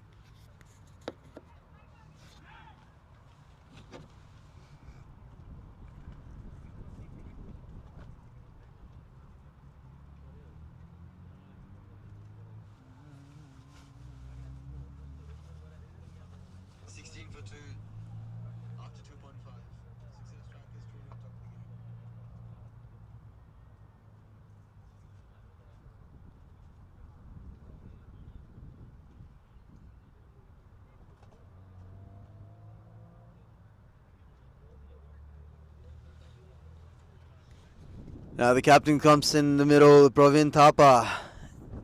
Everything is on his shoulders at this point of time, especially him being one of the most experienced batters in the camp. They've got to rely on his standard, on the class that he possesses. It's very important for him to stay on the crease, stay in the middle for as long as he can, to see it through. For Kathmandu Kings. Now that's up in the air, top edge. Falls short of the fielder. This was tricky. 3 overs are now being bowled. This is a brilliant over from Pradeep Belbase. A good comeback after being hit for a boundary by Prashant Bista. After the end of 3, Kathmandu Kings are truly on the back foot. 16 for 2 is now the score. And now they've got to understand, they've got to assess the situation really well. They can't be exploiting the fields whenever it's required. Whenever there's a bad delivery, they can always possibly enhance their caliber, their tactic. Whereas when it comes to being sensible, you've got to really understand what is required of you. Because at this point of time, Sanjay Bhatta has been brought into the attack for the first time. Sanjay Bhatta is a very smart bowler. He bowls carom balls and whatnot. He's got so many deliveries in his arsenal, and his philosophy is quite clear. The way he disposes his balls, deliveries, that's a short delivery, will be cut off by the fielder. So his belief system, his way of thinking, his approach, his perspective and outlook towards how he wants to take this momentum forward and take one more wicket. This is clearly under pressure. Kathmandu Kings are clearly under pressure. Now their protocol is quite simple. Traditionally you would have exploited the boundaries in the first 6 overs, but because you don't have, that's a wide call down the leg, and they'll run an extra single, so there'll be 2 extra runs. But traditionally, like I said, the ritualistic sort of way is to explode in these first 6 overs. But if you've lost a couple of wickets, then the officiality and the customized sort of approach then has to now change. It has to be shifted. You don't have any leverage whatsoever to take advantage of. You cannot exploit or benefit from the start that was given to you. So now, in order to maximize the first 6 overs, you've got to turn to advantage and understand how you're going to. That's a half-hearted appeal from the bowler. The keeper is more excited, more interested. Now the compulsion for Kathmandu strikers is to force and demand this change, the change in tactics from them, to force an error from success strikers and to stress less. It's very annoying and irritating. It's aggravating for these players to not be able to cross the line. But like I said, to overcorrect and exaggerate is to overreact. So you've got to make sure that you're disciplined, you're confident, you're very steady, and that could be match defining. That'll be accurate and smart deploy of your skill set. Fearless game is what's important. Is that bat? I think the umpire it will be stopped and cut off by the fielder. But I think that's bat given by the umpire. So that's 2 runs for Praveen Thapa. But like I said, it's about being relentless is also important, but being calm and patient will allow you to be dynamic. Would allow you to be magnificent and flawless in your approach. Success strikers at the moment they've been resilient, they've been consistent, they've been very precise and strategic. They've been dominant in the field, they've been clinical, and this is what was important. This is what, success strikers were looking forward to. The reward is now there. It's been an outstanding bowling display from them. It's been very pleasing to watch the captain changing his fields, and this is gratifying. Like I said, it's delightful for the crowd, success strikers in particular. But whereas from Kathmandu Kings' perspective, you'd have to understand that it is disheartening and frustrating, and it is underwhelming of sort, discouraging in a way that it is regrettable for how they would have lost a couple of wickets. It's a letdown in some way or the other. So you got to make sure that you understand your assessment and then re-improve and focus particularly on regrouping, repoising and reshaping, reutilizing. Now for the first time, that's driven down the ground. Is it taken? That would have been dropped. I think that's a half-hearted chance. It has been dropped. It has been dropped, but still a single taken. That's a single taken. The score now moves to, I suppose, 17 odd runs. That's up in the air, that's flashed hard, takes the top edge, has been chased by Sanjay, but I think he managed to cut it off. That's a brilliant fielding display. And apologies. The score is now 22 for the loss of 2 wickets, 4.2 overs. Nitesh Thai, what's your assessment of these first 4 overs? They're clearly on the back foot, replicating the same mistakes that was done by Dajubhai Warriors. Have not learned from their mistakes. What do you make of these situations? That's up in the air, against the wind, against the tide. Oh my God, is that dropped? That's a massive opportunity drop, Nitesh Thai. And again, coming back to the fielding, but it was, I think, a tough chance, giving in mind the playing against the wind, and I think the wind was pushing the ball towards the fielder, but he did well to get there. He should have taken at this level, and especially with the quality fielder he is. And coming back to power plays, which I think is a game changer, which I can see is happening here. 23 for 2 in 4.3. They ball really well. You know how that's a no ball. Ball again, and it's a bit of noise from the supporter here, but that's a big no ball there. Not from the front foot, but what we've seen, this is, I think, the 4th no ball outside the pitch. And it's a free hit, free chance, a bit of chance to cycle down. Davis is in strike. How we emphasize the importance of spin bowling, but you see, even the fast bowlers of success, I think they bowled with the motive, with the plan, and they look lethal. I mean, big appeal. That's a free hit. I think that's just a mistake. That was an appeal from Ashish, not realizing that it was a free hit. I think it's putting the umpire under the pressure of the next delivery. If they had to appeal next, hey, better give me out. Yeah, I mean, you never know. He's master of his strategy. He plays with the mind of not just a fielder but umpire. But I mean, as long as you are appealing. That's a good shot in the gap, but there is a protection down in the deep extra cover area. Will be cut off just for a single. But like I said, when it comes to power play, it's you miss, I hit. If the bowling team is not up to the target, then the batting team will obviously capitalize and reutilize on whatever is given to them. Whereas it's the other way around. The retrospect of the whole situation is, if the batting team fails to do so, the bowling team is just going to gobble you up and it's going to digest you. It's exactly how you term as risks versus the reward situation. If you are confident enough and take risk, that's what rewards you. And coming to success bowlers, especially Pradeep Belvas, he bowled brilliantly. I was just having my lunch and watching him bowl.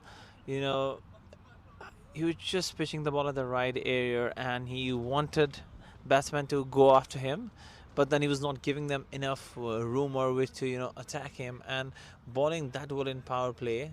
It's always a gamble to bring in a spinner, which you get reward at the same time. But he bowled brilliantly, just 2 overs for 8 runs. He picked up 2 wickets, and he was well supported by Sanjay there. Just gave 4, and they all ball under in the power play within 6 overs. And Sanjay Bhatt coming with the last over of the power play, with the power surge. You've still got a protection down there. You know what I've admired about both these spinners, Sanjay Bhatt and Pradeep Belwas, is them bowling according to their field. They know where their fielders are, and especially when Santosh Dhami got out, he had those 2 protections down on the leg side. But, that's driven down the ground. That's up in the air. That's taken. That's another wicket. That's a soft dismissal. You know what are they doing? This is a carbon copy, a replication of sort of Dajubhai Warriors and how they collapsed. And this was the same score that they were up to in 5 overs. Yeah, and I think they were slightly better in terms of scores in power play. But having said that, this is just thrown his wicket. I mean, I can't explain what that sort looked like. I mean, it looked ugly when he had it, and it was a good catch taken there.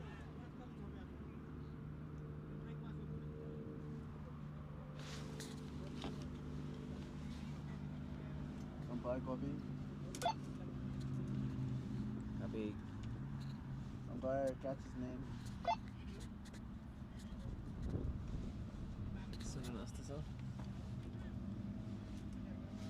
दीप्त भाइ catch कसले पक्रेको check check दीप्त भाइ catch कसले पक्रेको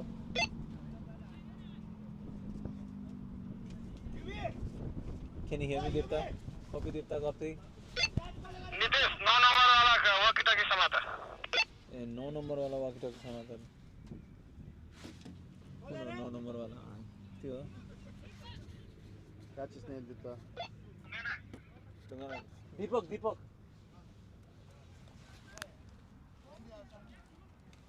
Nitish side now, they're clearly on the back foot. Kathmandu Kings having lost 3 wickets in 5.1. But Sanjay Bhatt, how good has he been, Absolutely brilliant with his bowling display. 1.2, 5 for 1, and so is Pradeep Belwas. But this is what's important, bowling spinners in the power play. We talk so much with when it comes to batsmen and the partnership they build on. But I think, even bowling, if you bowl in good partnerships, you can see the results. Pradeep bowling really well with his spin, and then backed up by Sanjay.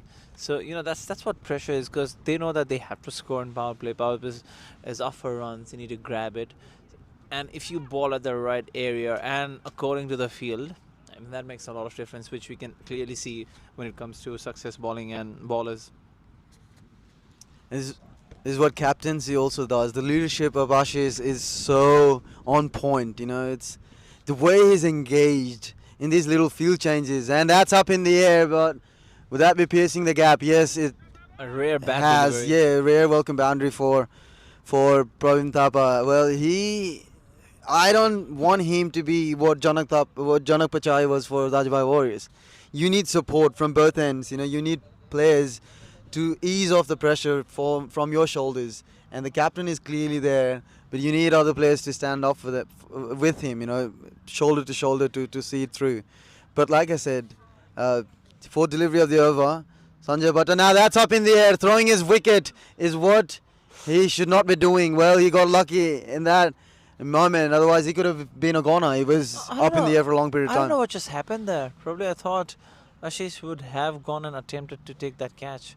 Because you're clearly on top. I mean, yes, I understand there is a option of saving boundary or going for catch, but with the filler of his caliber, I would have expected him to take that catch. Absolutely. That's what, even with Pravin Thapa, I saw in the first innings, they were not going for the catches. They're more for saving the runs and everything. Half-hearted appeal. That's the end of the over. The first power play. It looks as if success strikers have well and truly managed to pull off a magnificent power play. 6 overs, 34 for 3, restricting Kathmandu Kings well under 6 per over, and taking 3 wickets for Kathmandu Kings. Clearly, success strikers at the top at the moment, Yuvraj, with 3 big wickets. Maybe if it was 34 for none, I would have still given a bit of edge to Kings. But they've lost 3 crucial wickets, and 3 wickets who can change the game for them. And I've not seen much of Divas batting, but with what I've heard from a lot of people, he is a good hitter of the ball as well. But I think very crucial wicket was Prashant, because he was. I've always seen Prashant Vista coming in and making the most out of the power play, which is what was required, and that's where success has been able to do, is neutralize the Vista bomb, which I would say, because I remember his one of the innings where I was at fielding and he scored 66 odd runs of just 19 balls last year.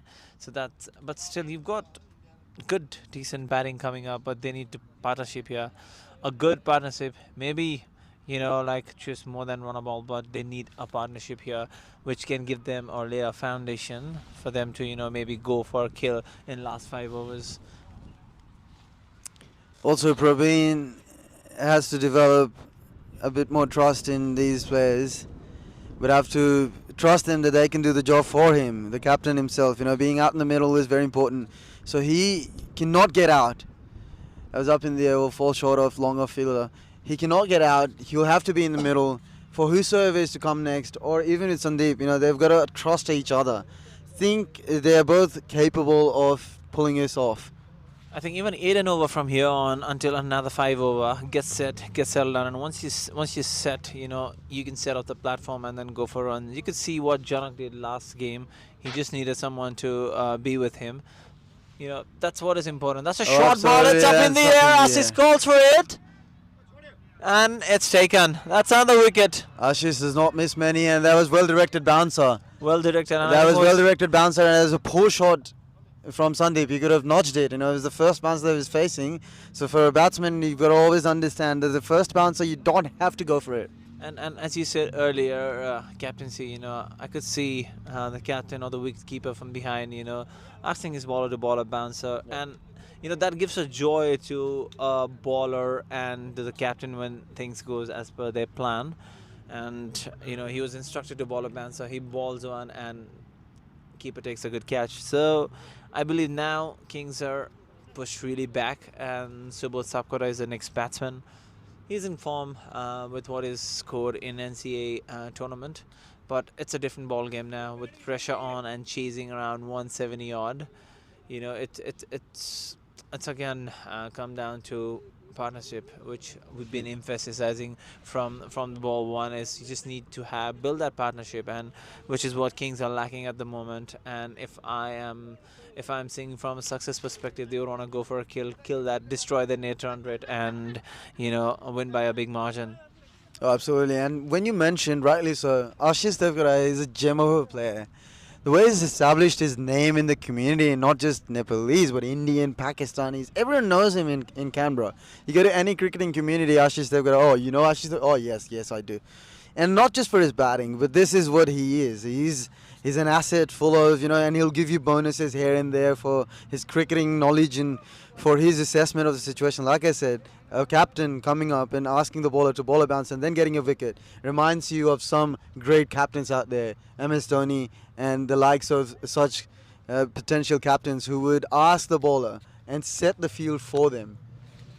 And it's more so of the mindset as well, and how we were talking earlier about attitude and mindset. That is so important. I mean, even if you come down and then your captain is motivating you and pushing you to have that right attitude, that changes the game altogether. That's a big hit. It's up in the air and taken. They are not missing any chances today. That one chance was what missed by Arjun Casey, but he's made up with 2 wickets here in the over, and that's a big wicket. Captain Probin goes, and Kings are slumping down here. I am seeing a big slump. A lot of wickets falling in, and in this way, they would not be playing 20 overs. Someone needs to take the ownership and come and build a partnership here. Well, half of the side back in the hut for a mere 36 on the board. Kathmandu Kings, they're clearly under pressure, and they took the pressure. They didn't sink in it, but they just went deep and deep, and now it looks seemingly impossible for them to come back from this, because of how they don't have a proper known batsman afterwards. After these two batsmen, after this pair, you would go into tail-enders, and this is where they've lost it. So technically, it's mere formality. It's for them, it will be a matter of, it's a matter of luck for them to kind of see a miraculous chase afterwards. And need to understand the importance when you're playing a league with 4 teams. I think net run rate is also a big thing when it comes to league games where the top 2 teams qualify for the finals. So if Kings need to think that as well and not get all out in before 20 overs. Oh, that's another one! Beautiful bowling, 3rd wicket in this over, and it just knocking them over, knocked the Milsom out of the ground. And he's on a hat-trick, mind you, Arjun KC. He's on a hat-trick now. Basant Bhatt is out. And now 6 down for 36. Basant Bhatt just came in and got out. So he's on a roll. Success bowler is on a roll, and this is a big wicket. That's an over hat-trick. Can we see 4 in the over? Can we see this hat-trick? Vivek Karel was the one who came so close to getting a hat-trick in the first game where he was bowling against Dajubhai Warriors. But here we have Arjun KC. And I don't think we have had a hat-trick in CNPL in past season as well. So this will be a momentum, a historic moment. Do we see any change in the field here, Raz? We can't possibly see. I would expect my captain to support me with bringing all the fielders in, and I'll go for Yorker. Knowing Ashish Tepkara, probably he would not do that. He would not even bring a lot of fielders in. Okay. But well, I would have definitely gone for bouncer or Yorker. I would go for a slow one, yeah. Oh, that was a good ball. Maybe I would have targeted the stumps, but nevertheless, it's an excellent over. 3 wickets in an over, and I think it's the game-changing over here. Do you know what is the lowest total? The last total I remember was 53 last year, where Dajubhai lost with a massive margin against GM Royals.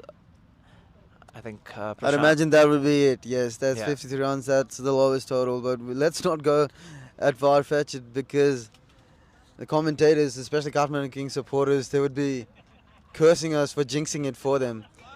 I think they're not adapting to the situation right absolutely here. Not. Absolutely not. From here on, probably it's just damage control for Kings, and maybe get your eyes set for the next matches to come in the tournament. Still going for the slog. Now this is very important for them to at least play the 13 overs to get as close to the target, because if your net run rate goes below Dajubhai Warriors, they lost the game by 53 odd runs, so you've got to get as close to them first, because you're competing with 4 teams in a single game. You're not just competing with your opponent.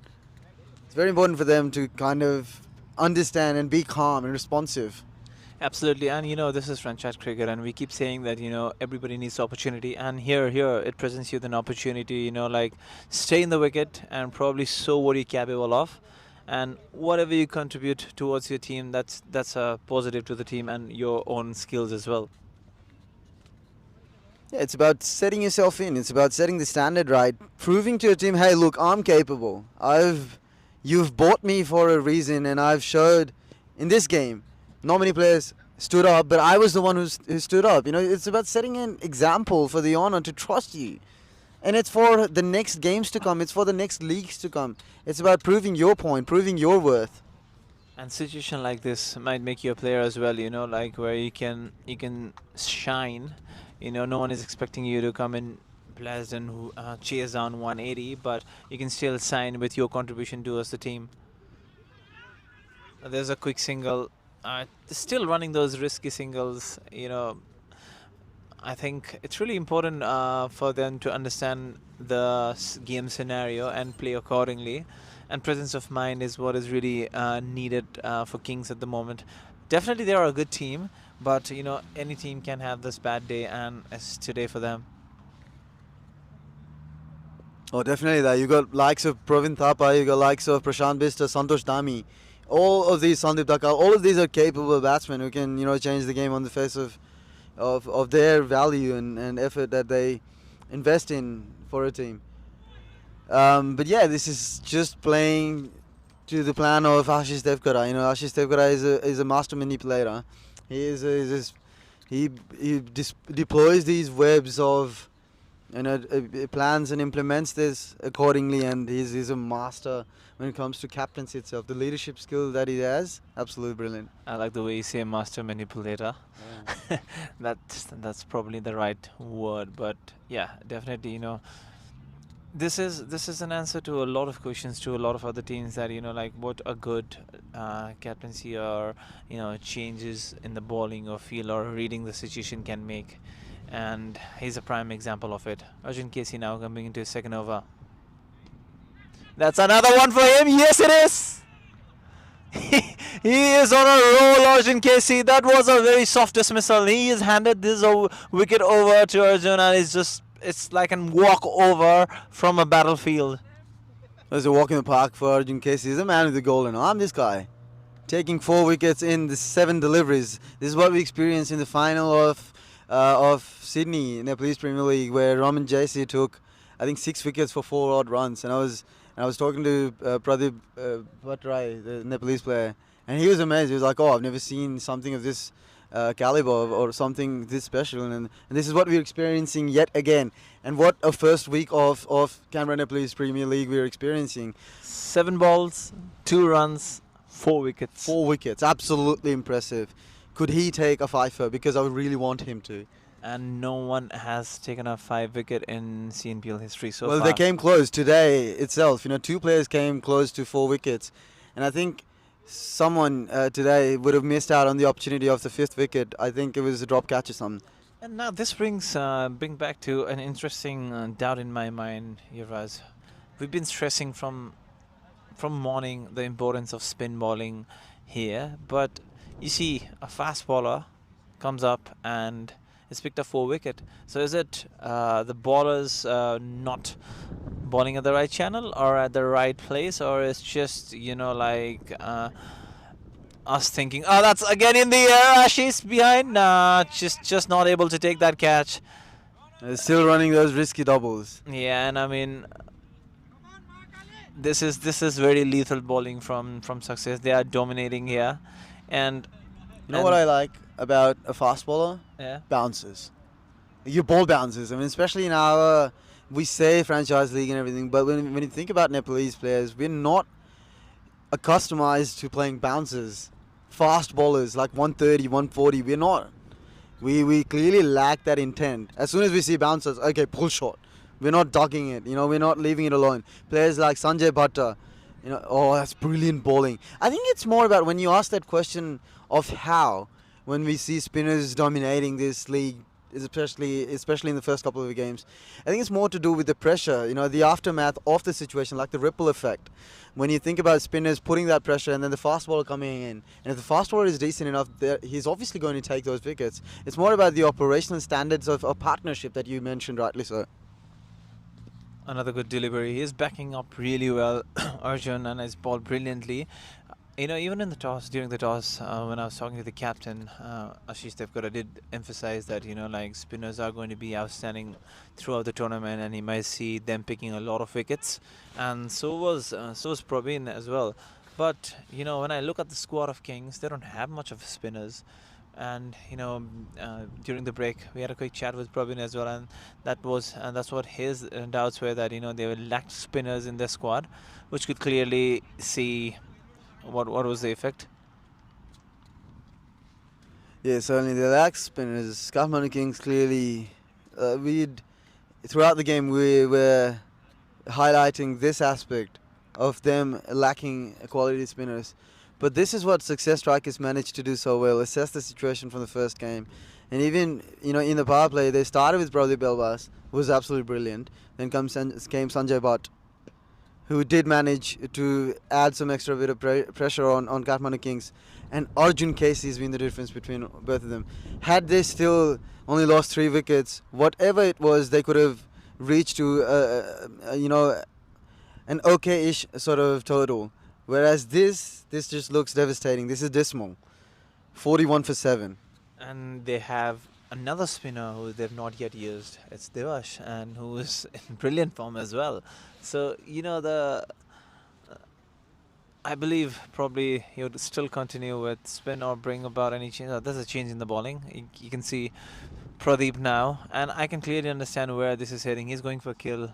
He's a very good bowler, Pradeep Casey, and he bowls really quick. So I can see the intentions here altogether from Success is they wanna wrap this as quick as possible. Oh, rightfully so. Rightfully so. I would have done the same. Anyone would have done the same. You've almost taken 7 wickets. You don't want them to settle down. You don't want them to score freebies. You don't want them to reach anywhere near your total. You want to squeeze them. I want to repeat this. How good of a figure this is. 2 over 4 runs and 4 wicket. And I too watch for a fast bowler. This is brilliant from Arjun. Slower delivery. Well played. But they're still running those risky singles, Yuvraj, and I really don't understand. Probably there was once in commentary when Sonal Gavaskar was yelling at Rishabh Pant, calling him stupid thrice. Yeah. It just relates to the similar sort of situation, that, your team is sinking. The idea here should have been, just play out 20 overs. Well, I think... Another in the air. This is disheartening to see. 100%. Short pitch deliveries, and you're not a good puller. Why are you still... It's disappointing to see. No, I would repeat that. Stupid. This is a stupid of a shot, and probably this is not what the team would want him to do. And this was an opportunity for someone to just stay in the crease, get that ice set, and maybe bring out something in the next game to come. But they've lost their 7th wicket, 8th wicket for just 40 odd runs, 42 for 8. So I might just be... This is devastating for Kathmandu Kings. 100%, and I might just be too quick to say, but this might be the lowest total in the history of CNPL. Oh, absolutely will be. They clearly got under the rubble success strikers. But the thing is, it's also a very good bowling display. These are tail-enders. You don't necessarily just have to go for Yorkers and everything. You can also...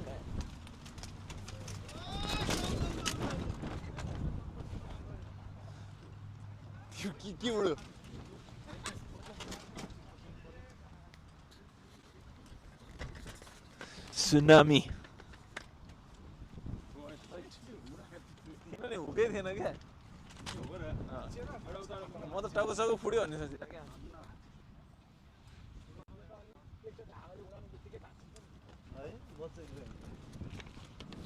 राख्नु पर्दैन होला हामी यता गर्दै गर्छ तपाईहरु गर्दै गर्छ हावा आउँछ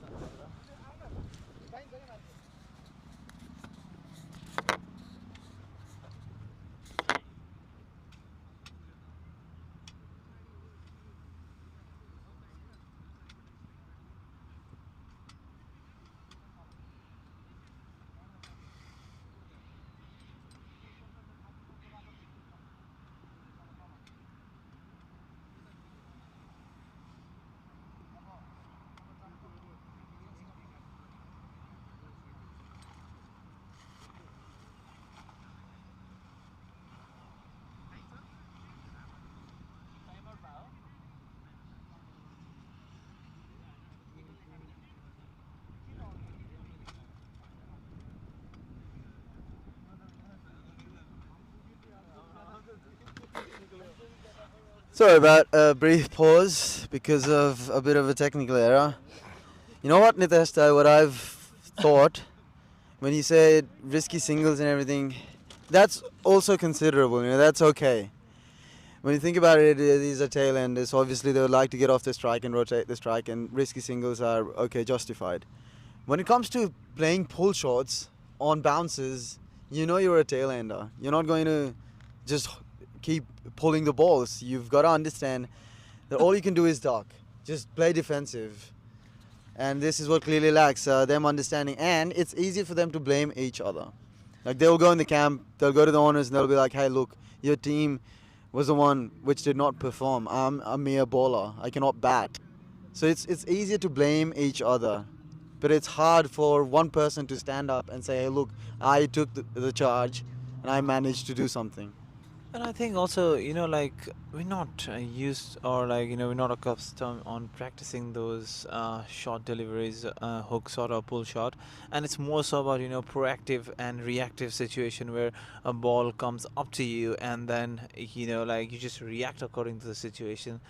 Because the fact that you're not a top order batsman and you don't come to this sort of situation much often, that just makes it like, a reaction to what the ball action is towards you, and you just swing your bat.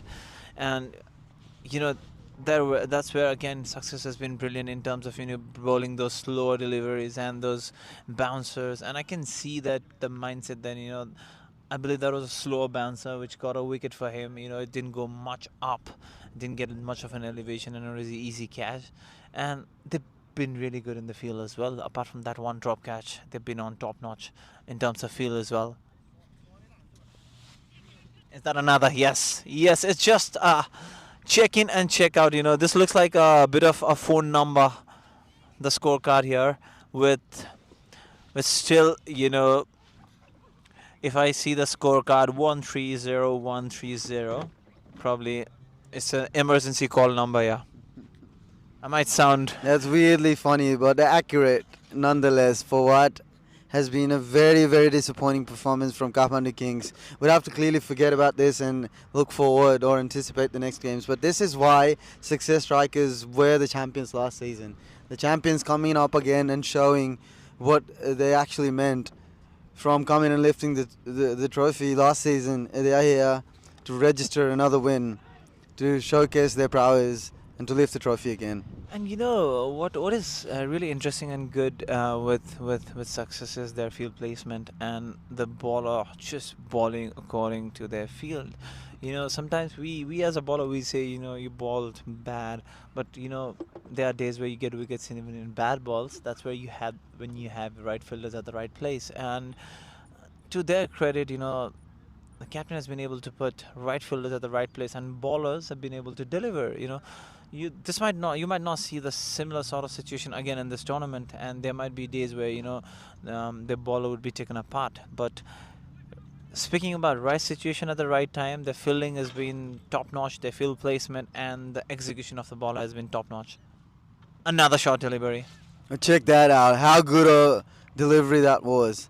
Arjun Casey, this boy has impressed me so much. So was that Arjun or Pradeep? Pradeep. He bowls quick, Pradeep Casey. Pardon me, but this is what I admire.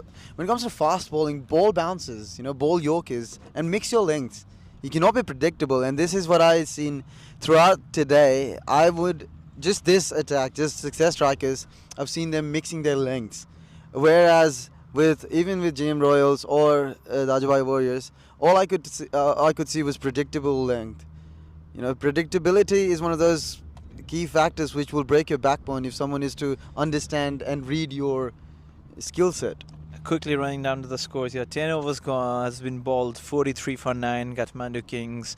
Top score of 12 from Prasant Bista, and bowling of Success has been top notch. Pradeep Elbas, who started the innings with 2 overs, 8 runs, 2 wickets, followed by Pradeep Casey, another good bowling spell there, 2 over, 10 runs, 2 wickets. Sanjay Bhatt, I think, would be bowling 3 overs, 14 and 1 wicket with 1 to go. And Sumit Rimal bowled 1 for 6. But the top of the bowler, or the pick of their bowler, is Arjun Keshi. 2 overs, 4 runs, 4 wickets. Is he being brought into the attack?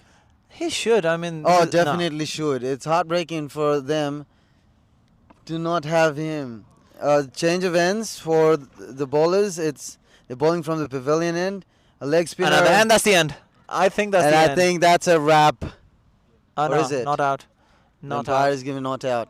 It looked close from where we are, but that's not out. Yeah, I thought Arjun would bowl this for his 5th.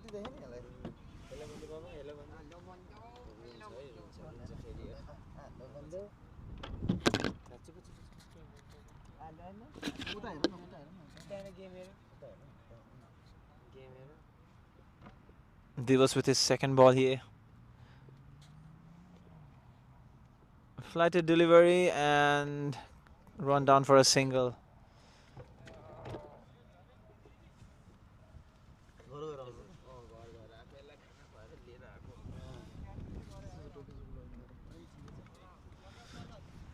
Divas has come down to ball for this is his first over. He's been in good form recently. That's a googly, I think, or a top spinner. Top I think spinner, I guess. Yeah. And he's balled that a lot. I've seen him ball that a lot, especially googlies and top spinners in the tournaments recently. And he's been picking wickets consistently. So he's another great purchase for success this year. Well, the success strikers playing with a champion mindset. This is what they've done previously, and this is what they're doing now. That's a great delivery. I think that was a lot of spin if you think about it. Bowling slower through the air, and I like him. I would definitely admire his leg spin bowling. There might be days that he might go for runs, but definitely he's your wicket taker. Oh, absolutely. With leg spinners, you have to count on them. If you are to invest in a leg spinner, this is what's important. Now, this is what was needed from previous batsmen. Just play through. Do not play any. Do not donate your wicket. Yeah, exactly. That's the right word, I would say. Donate your wicket. Off spinner. Changing it quite nicely, there was, but I would have really wished for Arjun to have continued. I think he should ball. It's like a batsman playing on 90 odd runs and you're keeping him out of strike just to see that the other batsman has now scored the winning runs. This is the question we might ask Ashish in his presentation. Well, I think the batsman wants Arjun to bowl to him. They're just playing it off. Just to donate one more wicket. Yeah, just to donate one more. If I was to donate one, I would have donated it to Arjun. I think he heard us. Ashish should have probably heard us. In comes Arjun. The change of the end for him. Will he bring some luck and get his 5 would be the first 5 wicket. I really hope so. I would really hope so because this has been a brilliant performance for him. Has been absolutely wonderful with his, and especially the bounces. Oh, that has been wonderful. A treat to watch. Today has been a good day outing for me. I've witnessed some great cricket. Both the games, the first games, GM Royals and Dajubhai Warriors was wonderful. And this game, well, one-sided indeed, but some good bowling display and some good batting display from Sanjay Bhatta and likes of Milap Silwal. Some wonderful cricket by success strikers in particular. If you look in papers, Success would have had a very shaky batting lineup, but in a very good bowling lineup. But then their batters did justice to their lineup. And they batted really well to get what they got, having lost their captain very early. But I mean, in papers, their bowling looks lethal. Now this is a statement win for success strikers. For Ashish Devkar to have only scored 6 or 7 runs, and to win it with such a margin, this will give them or boost their confidence in the long run by double the momentum for what they would have initiated with. Because if they had win with Ashish performing, they would have still continued to be reliable or to rely on Ashish from the next game onwards. But now more so often they've known they have batsmen who can possibly perform even if Ashish gets out. Absolutely, Raz. So what do you reckon would be the next plan for Kings after this game? Like, what would be the environment? Back your strength up, and definitely include a couple of quality spinners, because you need to have options. You need to have many alternatives where you can possibly cash on. I think that's something which they missed in the auction, because they don't have a big depth of spinners in the squad. Yes, they have Abhishek Ali Magar, who bowls a bit of spin, but he's not a regular spinner, more so is a medium fast bowler. But that's where they lack is in the squad, is another good spinner. Well, I suppose then pull your sleeves up for whatever you have in your arsenal. Just master the craft. Even for fast bowlers, I mean, don't get me wrong. If you have a good fast bowling attack, you've seen likes of South Africa, you've seen likes of Australia back in the days. Wherever they would have gone, they would have dominated with the fast bowling lineup.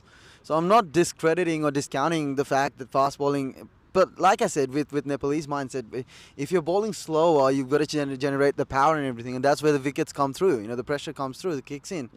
With modern day batting, we've now practiced more so often. Have started to practice fast bowling, even in the nets and everything, and the eyesight that the batsman possesses comes from the ability to maneuver the fast bowlers as compared. With spinners, you're still very skeptical and hectic, and you get tired, and that's where your complacency come into play, because you think with spinners you're easily adapting to them, whereas you're not. It's just the opposite. It's just the other way around. Exactly, and that's where like as you said, you need to back your strength, and I think they need to go back into the drawing boards and see where their strength lies. I still believe King's strength lies on their batting, and they need their firepower, their top order to score. I would love to see. I don't know if that makes a lot of difference, but I'd love to see Praveen batting at 3. Probably that settles their 1, 2, 3 much better than. Or even him. for him to open the batting. Last year he was opening the batting and he was explosive first up. Yeah, but with the likes of Prashant and Santosh who've opened throughout their careers, probably, and Praveen been batting at number 3 for his club, I think that looks more settled top order, and they would want Prashant to fire because he is a huge impact, and this kind of start he can provide to the team. And from there, it's just about building the innings. They've got good finisher, Basant, but experienced player. He's got 100 recently. So you've got everything. It's just that, maybe first game a bit rusty. And, you just need to go down to the drawing boards and think how they are going to move forward in the tournament. But this is definitely a setback for them. They were the finalists last season, and they're now struggling to get even 50-odd runs. Oh, definitely. It's just a bad day. It's just a bad day. You sleep on it, and 2 days later, or maybe a week or 2 later, in the next weeks, in the proceedings, you can always forget about it. It's just a bad day. Any team can be bowled out for a dismal total. India's been bowled out by South Africa in India for 30-odd runs or whatever. But, So coming back to that, it's just about the intent is what I'm trying to say. They didn't look like they were the finalists. The way they are batting, the intent was very, minimum. very minimum. And, you're not able to, you don't have to hit every ball. When you see that there's the word is recess and setback is what was needed. And it was similar with Dajubhai in the first game, where, we just saw a flurry of some hit by Janak and Amar at the end. If you remove those 2 innings, probably you would have been in the similar position where Kings are at the moment. So which was what Kings missed here. Yeah. So playing according to the situation and reassessing. When we were talking about Sanjay and Deepak, where they were just rotating the strikes and not hitting it really hard, in comparison to finishing with few flurry of 6s or 4. But when you sit down and reassess the situation and then reset your target, that's how you do chase. You know what you're chasing. I think chasing is more comfortable. I know it's pressure at the same time, but you know what target you want to get. Whereas when you bat first, your mind keeps running at what target you want to set. Will be a good total. Yeah, see, when you saw the first game 170, probably that was what would have been in mind of success as well. If we score 170, we could win. But if they have made a very good run in their power play, 6 overs for 40 or 50, probably that would have put success in the back foot as well, and would have compelled their bowler to make mistakes, which they didn't give any opportunity at all. And I'm surprised Arjun is not bowling again. His ball is 3 or 4. Yeah, He's bowled 3 overs. Yeah, he's got one more, and He could have clearly deserved another one. But anyway, this is what Ashish is, I think, applying, understanding that all these players definitely deserve a chance to showcase their skill set, and sharpening his skill set, sharpening his arsenal is also important. But yeah, like you clearly mentioned, it's not raining cat and dogs. This pitch doesn't do wonders. It's more your shortcomings. It's more your shortcomings being responsible for your downfall, for how they could have easily maneuvered the situation in their favor. Like, look at these players having played for 4 or 5 overs now. You should definitely be taking some credit for, taking some valuable lesson from these players to understand, hey, look, I've got to stay on the crease. Whatever it is, I've got to stay on the crease. And I think they've understood that, they can improve their game time by just playing up. And I'm liking the way these guys are approaching. Absolutely. Not trying to be silly, not trying to, throw their wickets or, as you say, donate the wickets. But, I mean, Frustrating them out, agitating them out, because this can get annoying. So imagine if they still had 5 or 6 wickets in their hands. This could have been annoying, and they would have tried extra and whatever, and they could have easily gotten to 130, 140, 150, which would have taken them a lot closer to what they are now. 50, they're trailing by 127. Now imagine the net run rate, which will go down for Kathmandu Kings if they are to bowl out now. exactly, and I think this is very sensible batting by these two guys, and I would want them to continue and maybe, make Success Bowler work hard for that one last wicket and give that team some sort of motivation getting out to the dugout. And they've been attacking in the stumps, Yuvraj. Like, they've been trying to. It's not that they're not trying to get wickets. Yeah, absolutely. They are going for wickets, and I don't think Assis would mind. Even if his bowler would go for a few runs here and there, Certainly. because they've got plenty to play. They just need one wicket, and then that's it.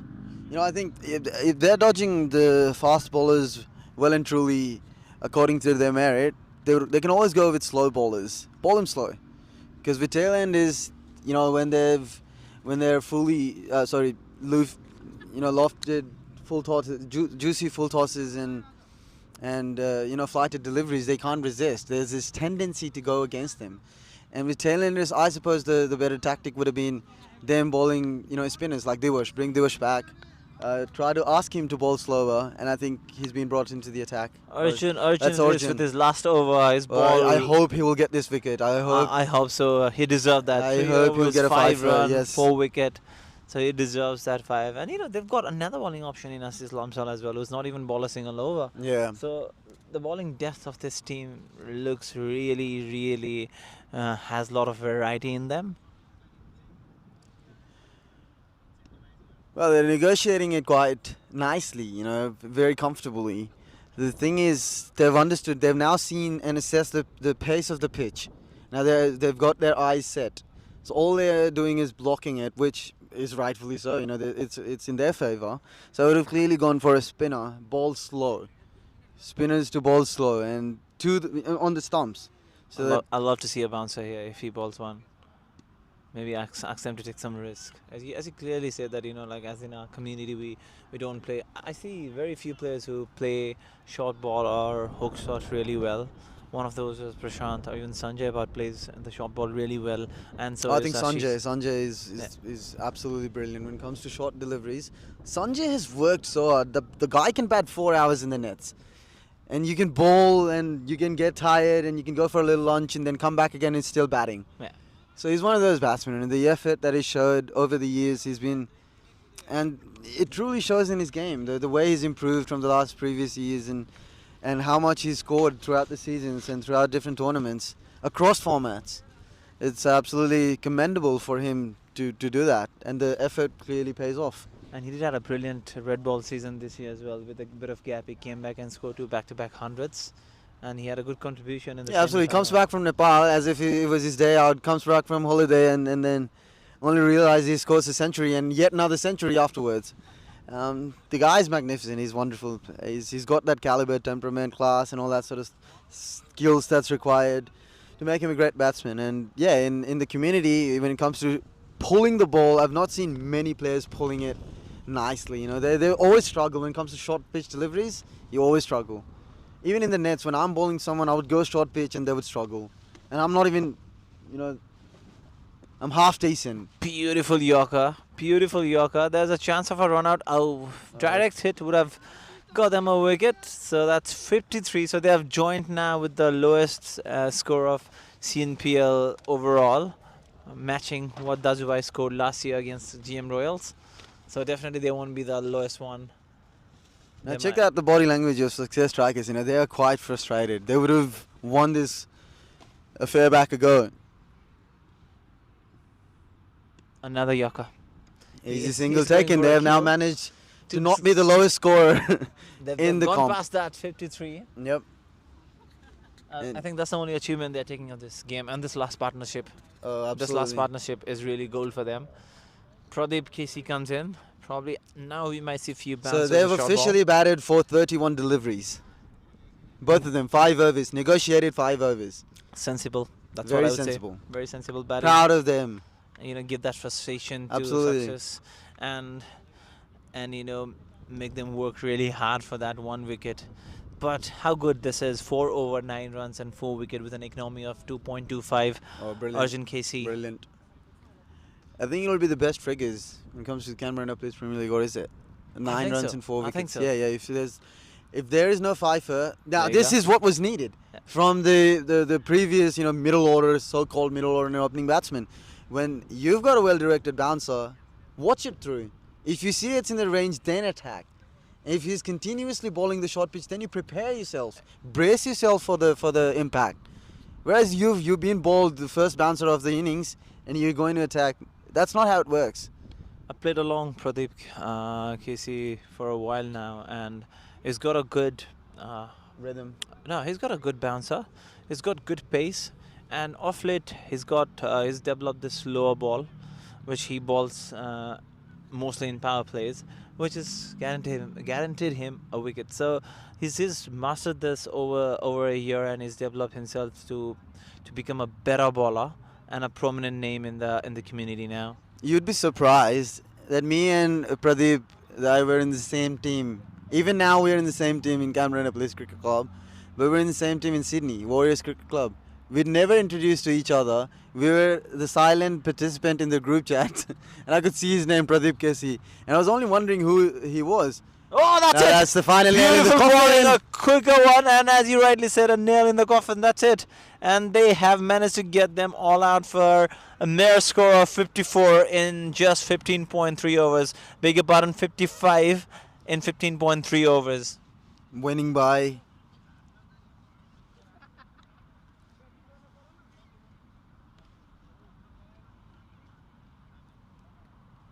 Success Striker won by 121 runs. That's Jeez, a massive total. big margin of win. With this, the red run rate has now moved to 6.050. That's a massive net run rate. And it'll be so hard for Kathmandu Kings to bounce back from this. A massive blow for them. Getting down -6. So That's a this- massive net run rate boost for Success Strikers. A good day in the office, out in the park for Success Strikers. And this, ladies and gentlemen, concludes today's proceedings from our Combox. We have me and Nitesh Thai bringing live streaming from Lynham Oval. Success Strikers has comprehensively won against Kathmandu Kings by 121 runs. We'll see you Nitesh Thai, your guys. take. We'll see you guys shortly in presentation. But before going to that, I think big win for Success. 121 runs. This was not something we would have expected from Kathmandu Kings, last year finalists. But I think they've got a lot to think in the tank when they go back and to the drawing board. But thank you everyone who was listening to us. We will come back shortly for the presentation. Thank you. म जानुपर्छ मेरो बुढलाई लिनु जानु छ presentation सकेर तपाईँ गर्नु नि त्यसो होइन मेरो बुढलाई लिनु छ पुरिरहेछ